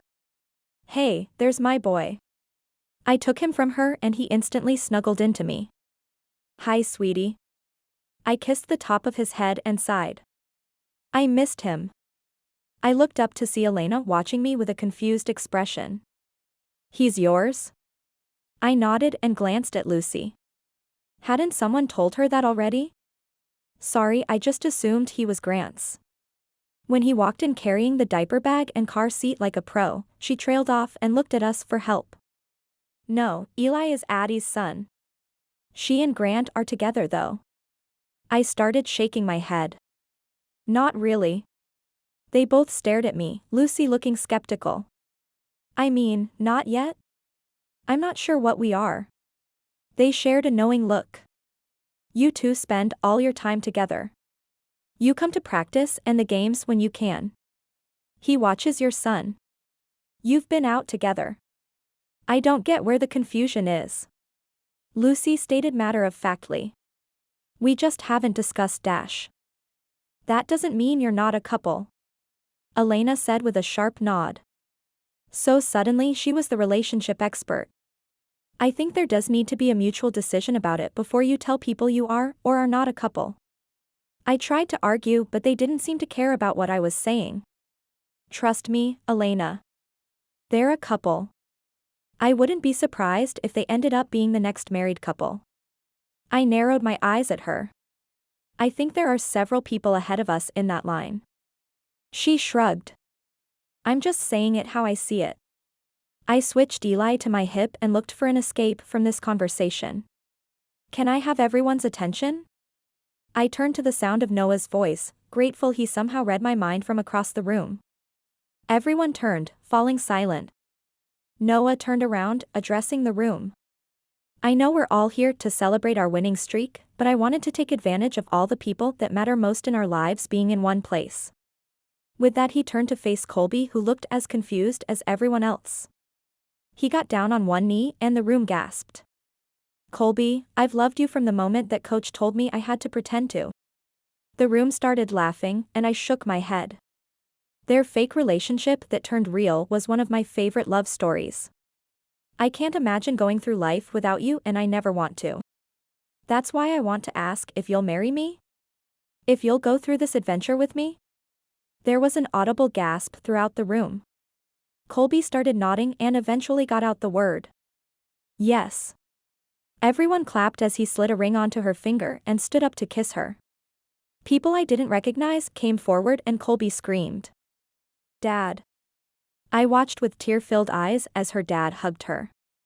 Then Noah's parents came forward hugging and congratulating both of them.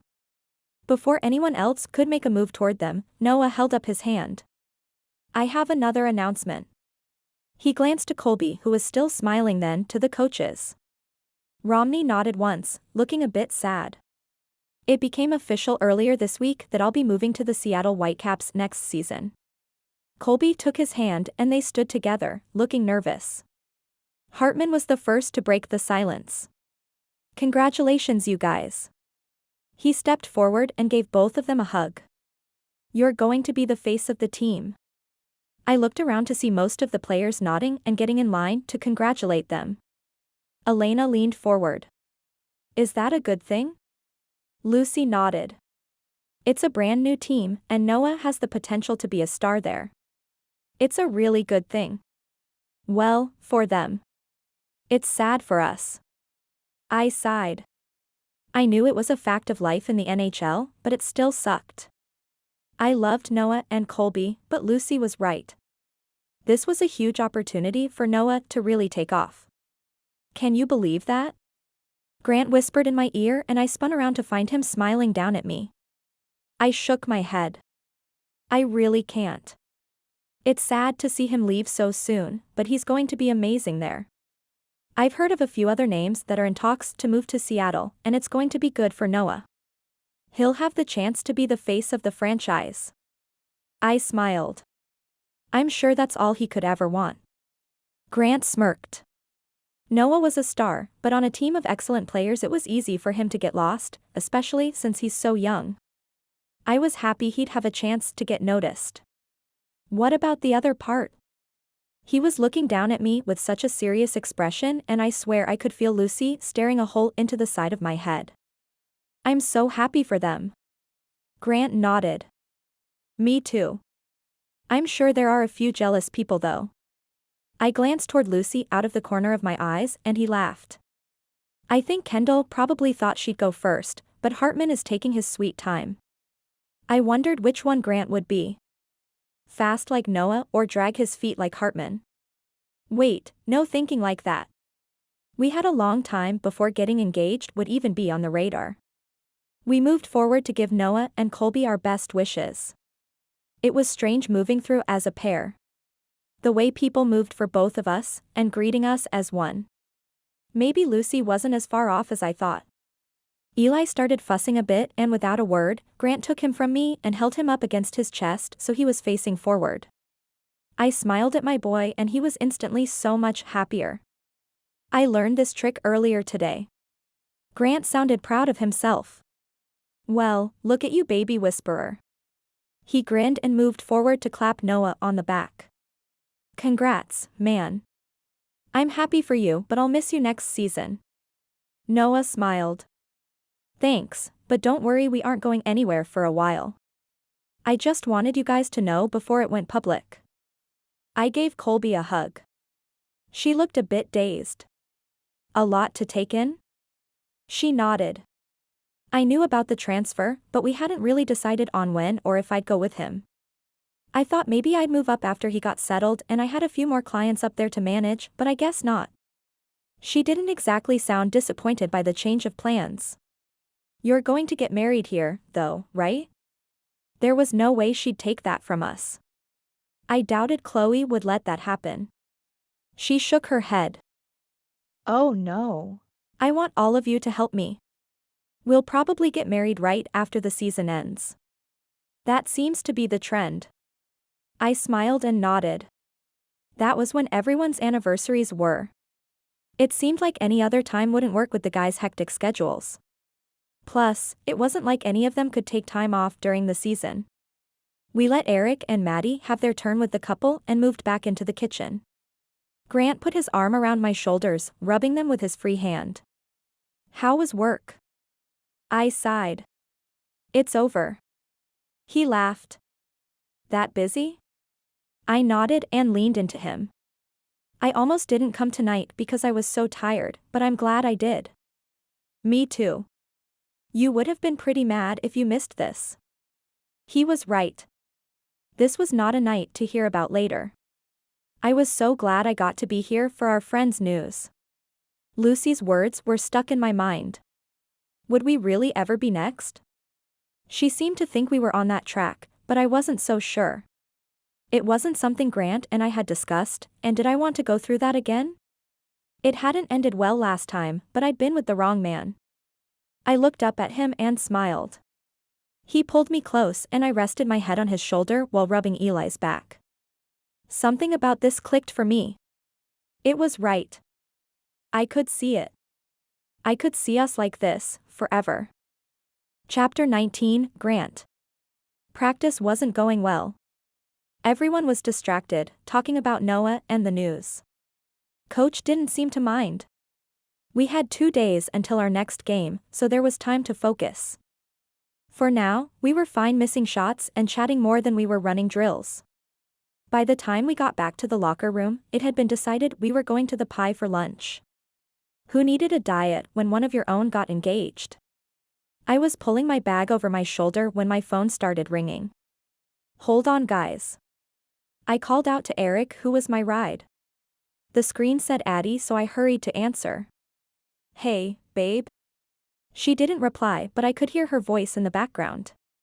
What are you doing here? I froze and turned up the volume, listening close.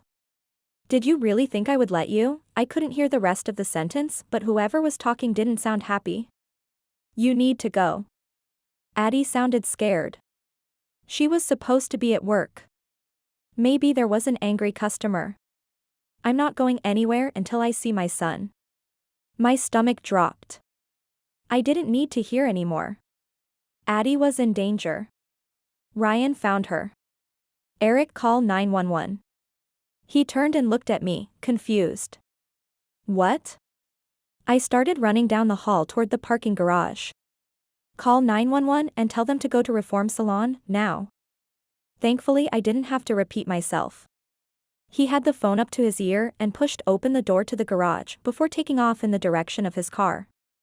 I followed him, still listening to the conversation. I didn't know if Addie had called me on purpose or not, but I knew I had to get to her fast. What do I tell them? Eric asked while starting the car. Addie's in danger. Her ex is there and threatening her. His eyes widened while he relayed that information to the operator. You need to leave, Ryan. I heard the sounds of traffic, so Addie wasn't inside the salon. I prayed they were close to it though, otherwise we were heading the wrong direction. She had texted me on her way to work, so unless she left, she had to be there. My heart was pounding against my chest. I couldn't afford to be wrong. I trusted my gut and held my breath while Eric sped down the road toward the salon. Where is he, Addison? I'm not letting some other man raise my son. I'm taking him. This guy was seriously delirious. He'd been out of the picture since Addie was 2 months pregnant. Now he was going off about caring about his son. We were only 2 blocks away when the line went dead. Addie? Addison? I looked at the phone, but the call had ended. The police are on their way. I nodded and Eric made the last turn. I could see the salon ahead, but no one was standing outside. Go around to the back. I pointed at the turn-in and held my breath as he drove down the small lane to the backlit. There they were. Addie was pressed against the brick wall while a tall man stood in front of her. I didn't even wait for Eric to stop the car before swinging open the door and running toward them. I headed straight for Ryan, tackling him like I had 100 times before on the ice. Except there was no padding to take the brunt of the impact. He has a knife. Addie's warning came just before he swung. I caught his arm, bending it to an unnatural angle. He dropped the knife and I pinned his arms down while he screamed.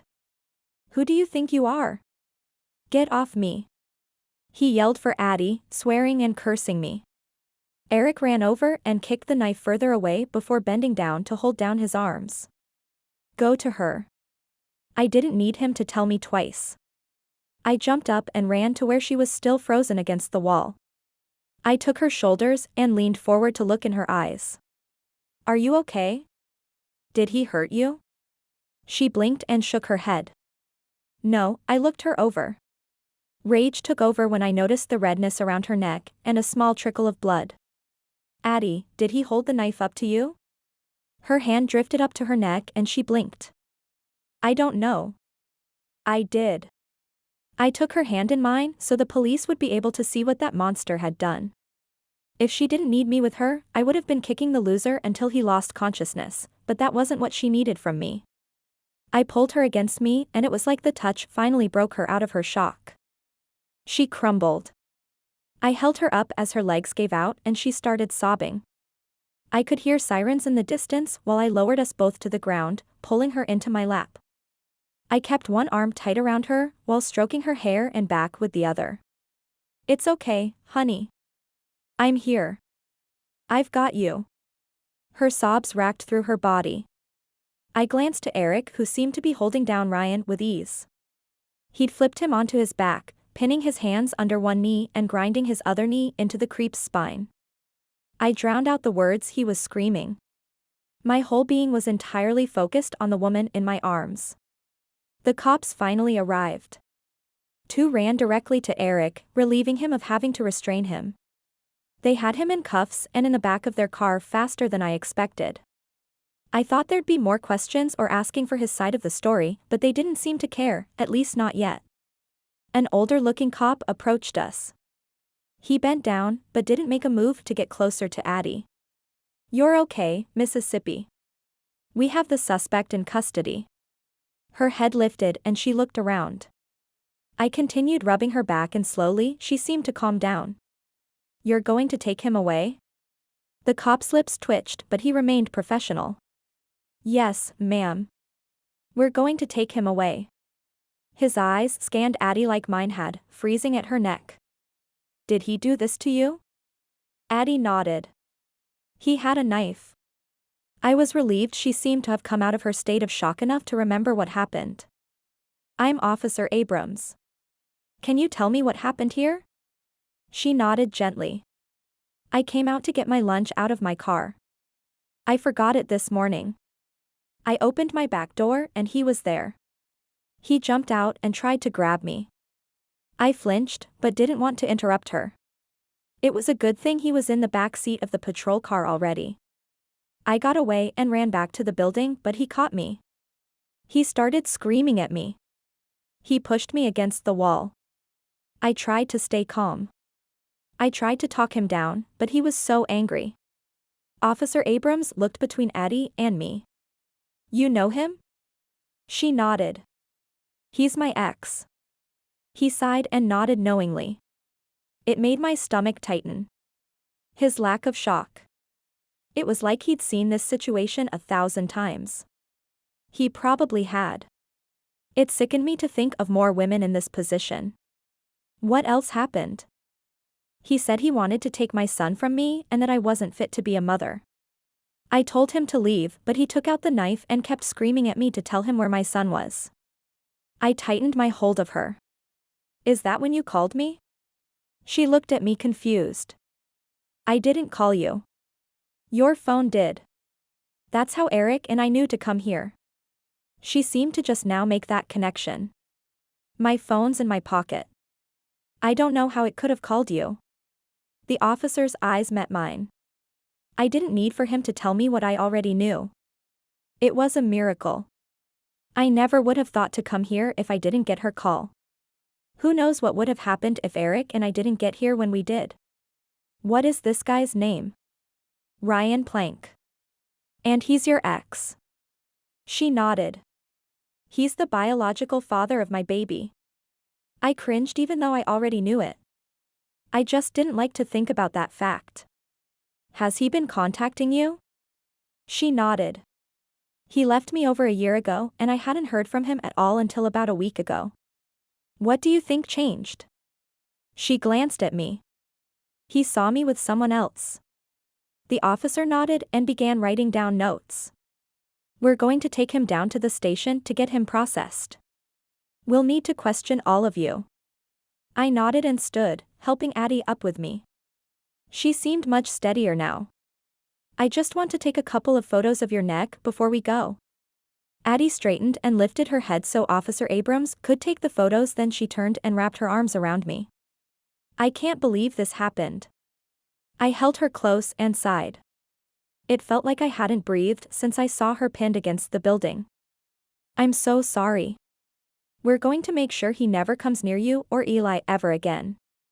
Eric walked over. Are you okay, Addie? She nodded. I think so. Thank you for coming. He shook his head. I'm glad we got here when we did. The back door of the salon swung open and Ronnie came walking out, looking confused. What's going on? He saw us and hurried over. What happened? Her ex showed up. I said, and the meaning of what I said seemed to hit him immediately. No. Addie, are you okay? No, of course you're not. I thought you were in the back eating lunch, then one of the girls said she thought she heard sirens a few minutes ago, and I went back to check on you and you weren't there and now. He shook his head. How did I miss all of this? Addie reached over and held his hand. It's okay, Ronnie. You couldn't have known anything was wrong. He shook his head. I can't believe it. I'm so sorry. Guys, we've got to head down to give our statements. I was grateful for Eric's interruption. I couldn't blame Ronnie. The music in the salon was generally blaring, and if he thought Addie was in the back room, there's no reason he would have noticed her absence, but I didn't think Addie needed to be consoling him at this moment either. Let's go. I took Addie's hand and led her to Eric's car, opening the passenger door and making sure she was situated before sitting behind her. Eric got in and we drove in silence for the few blocks it took to get to the station. This wasn't how anyone expected their afternoons to go, and the reality of what happened was finally hitting me. There was no way a judge would give Ryan paternal rights now. He would never, ever see his son. That almost made this worth it, but Addie had been hurt and for that he was going to pay. I feel a little bad. This whole time I thought it was that creepy guy I had to watch out for. I hadn't released my grip of Addie's hand since we walked out of the police station hours ago. I needed to keep her close. What creepy guy? The one that demanded a haircut the day I brought you lunch. She almost laughed but caught herself. Oh, Steve. He's a bit demanding, but he's not a creep.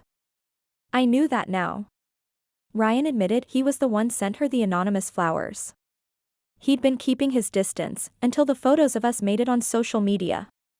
His friends and family had brought up how happy she looked and how happy they were for her.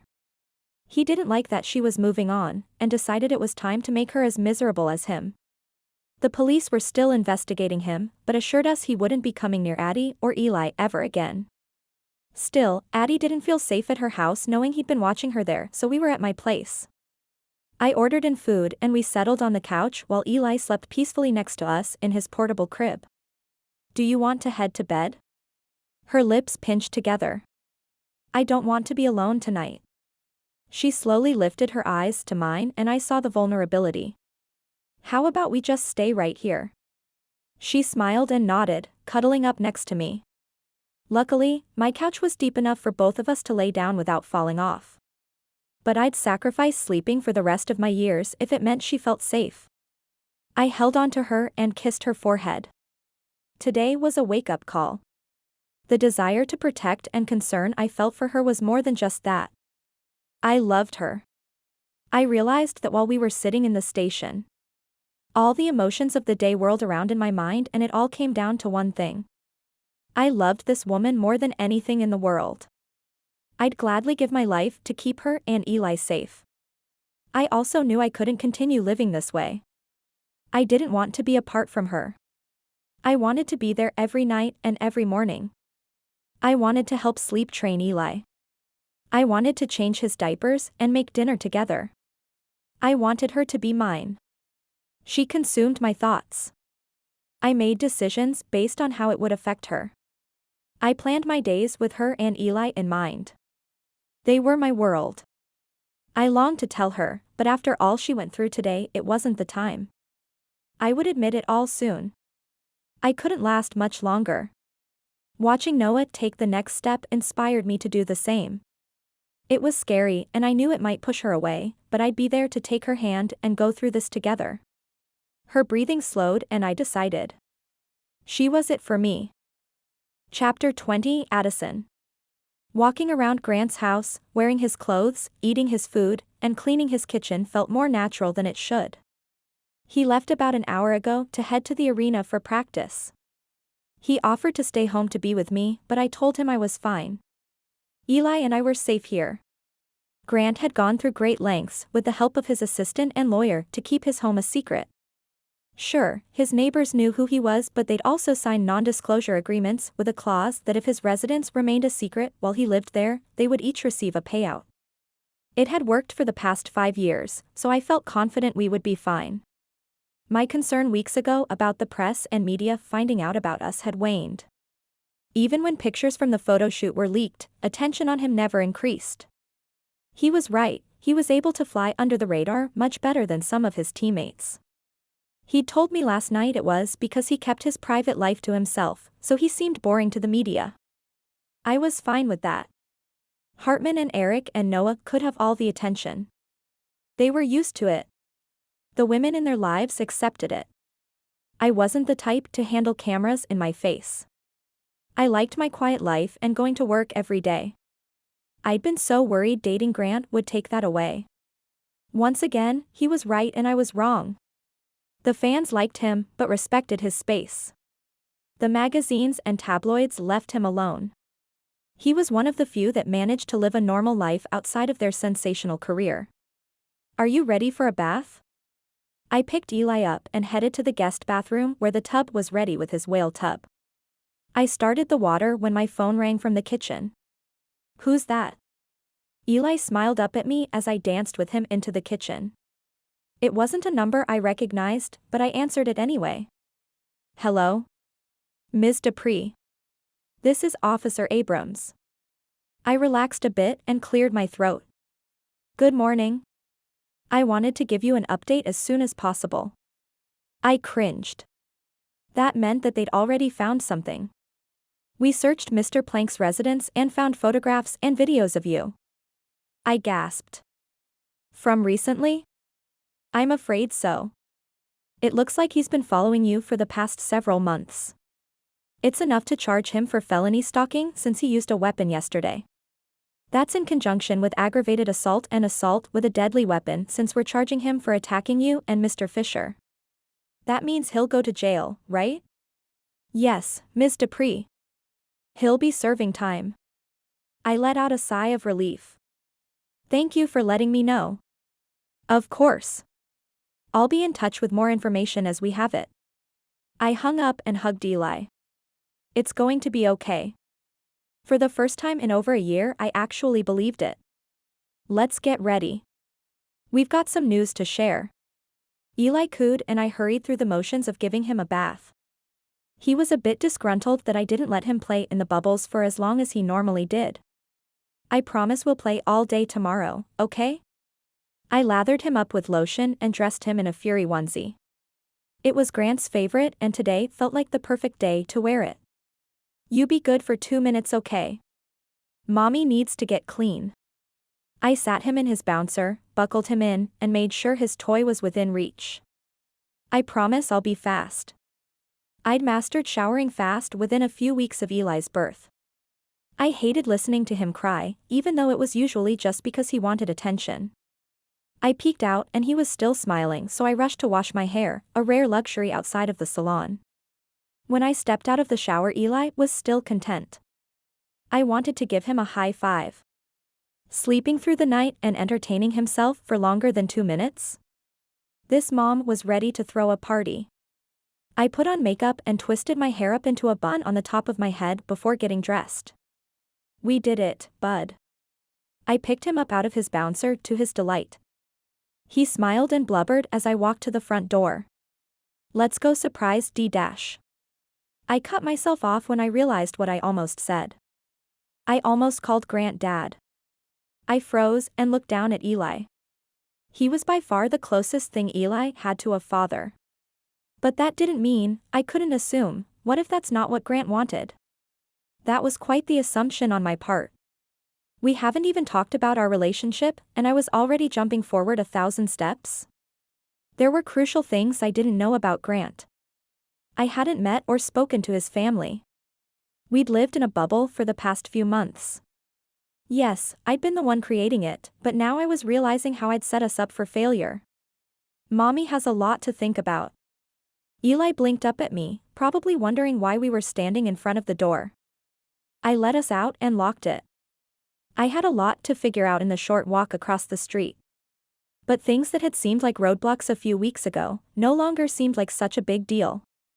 Grant was completely accepting of me and my decisions. He was a support, a cheerleader for me. He took the time to learn how I did things and became a part of the process. He inserted himself so seamlessly into my life that I hadn't even noticed what a huge part of it he'd become. He protected me and Eli. He loved Eli more than I could have ever expected. I'd never thought about meeting anyone else after Ryan because I never really thought a man could accept and love me and my son the way we needed to. I'd been so wrong. Grant had done nothing since we met but proved me wrong in the most wonderful ways. I headed through the arena to the section where the Pride usually sat. Chloe, Colby, and a few others were already there. The team was on the ice, and I scanned the players for Grant. He was standing up against the boards in front of the bench. When I got close, Chloe noticed me and squealed. "You're here." I walked down the row and sat next to her. Yeah. I got a few days off work. She raised an eyebrow and looked around. Everyone already knows what happened. I sighed. I should have figured, but I was hoping it wouldn't turn into a big deal. We're all here for you. She gave me a side hug before holding her arms out for Eli, who willingly went to her. I appreciate that. I just don't want it to get blown up. She nodded. Then it won't. When I'd first met her, she would say things like that and I thought she was just being optimistic or generalizing. But I'd learned that when she said something would or wouldn't happen, she made it so. If I didn't want this to get out, then it wouldn't. It was part of what made her so good at her job, but more importantly, it made her a wonderful friend. How's Eric? I felt guilty that I haven't reached out to him already. He'd been involved, and had to hold Ryan down. The police even interviewed him for his statement. Oh, he's fine. I think he likes telling everyone he's a hero. She rolled her eyes, but I nodded. He really was. Don't tell him that. His ego is big enough. She was allowed to tease her brother all she wanted, but I was grateful he'd been there to help. Because of him, Grant was there for me when I needed him most. How are they doing today? I was looking down at the ice, finding Grant sprinting across the ice. Is he okay? Addie? He called up, sounding panicked. I stood up and hurried down the steps to the glass. Are you okay? He searched my face. Yeah. Are you? I nodded. What's wrong? He pulled off his helmet. I wasn't expecting to see you. I assumed something had happened. I felt ridiculous shouting back and forth to each other, so I waved. I'm fine. I'll talk to you after. He hesitated, but finally nodded and went back to the rest of the guys.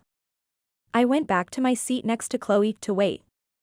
Luckily, I'd arrived toward the end of practice, so there was only another 20 minutes left. Can you watch Eli for a few minutes? She nodded. No problem. I hurried around the arena to the tunnel that led to the locker room. A few of the guys were milling around and waved to me. I smiled and greeted them, but kept looking for Grant. I finally found him still in his gear talking to Colin Brassard. They stopped talking when they noticed me and Colin walked away. Hey. I was just going to come out and find you. Do you want to go change? It felt strange having to look up so far to talk to him. Normally, he had several inches on me, but with his skates on his towered. He shook his head. I'm fine. What's going on? I heard from Officer Abrams. He straightened. What did he say? They found evidence of stalking in his apartment. Grant's face turned to anger, but I kept talking. They're charging him with felony stalking, assault with a deadly weapon, and aggravated assault. He seemed to calm with that. So, he's going to prison? I nodded, feeling incredibly relieved now that I'd said it out loud. Yeah. I looked around the hall and walked toward a bench that was a bit further away from the locker room. I wanted privacy and to be on even ground when I said what I had on my mind. He followed and sat next to me, looking concerned. What else is going on?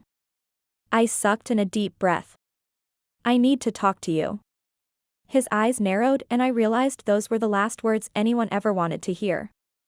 I know that I told you I wanted to take things slow and that I didn't want a relationship because I didn't want our lives in the public. He nodded, remaining silent. I've been a complete fool, Grant. He leaned back like I'd just shocked him. What do you mean? I was wrong. I thought I could do this on my own.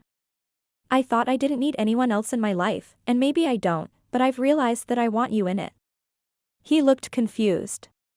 What are you saying, Addie? I reached out and took his hands in mine, staring down at them. I'm not sure when it happened, but I've fallen in love with you, Grant.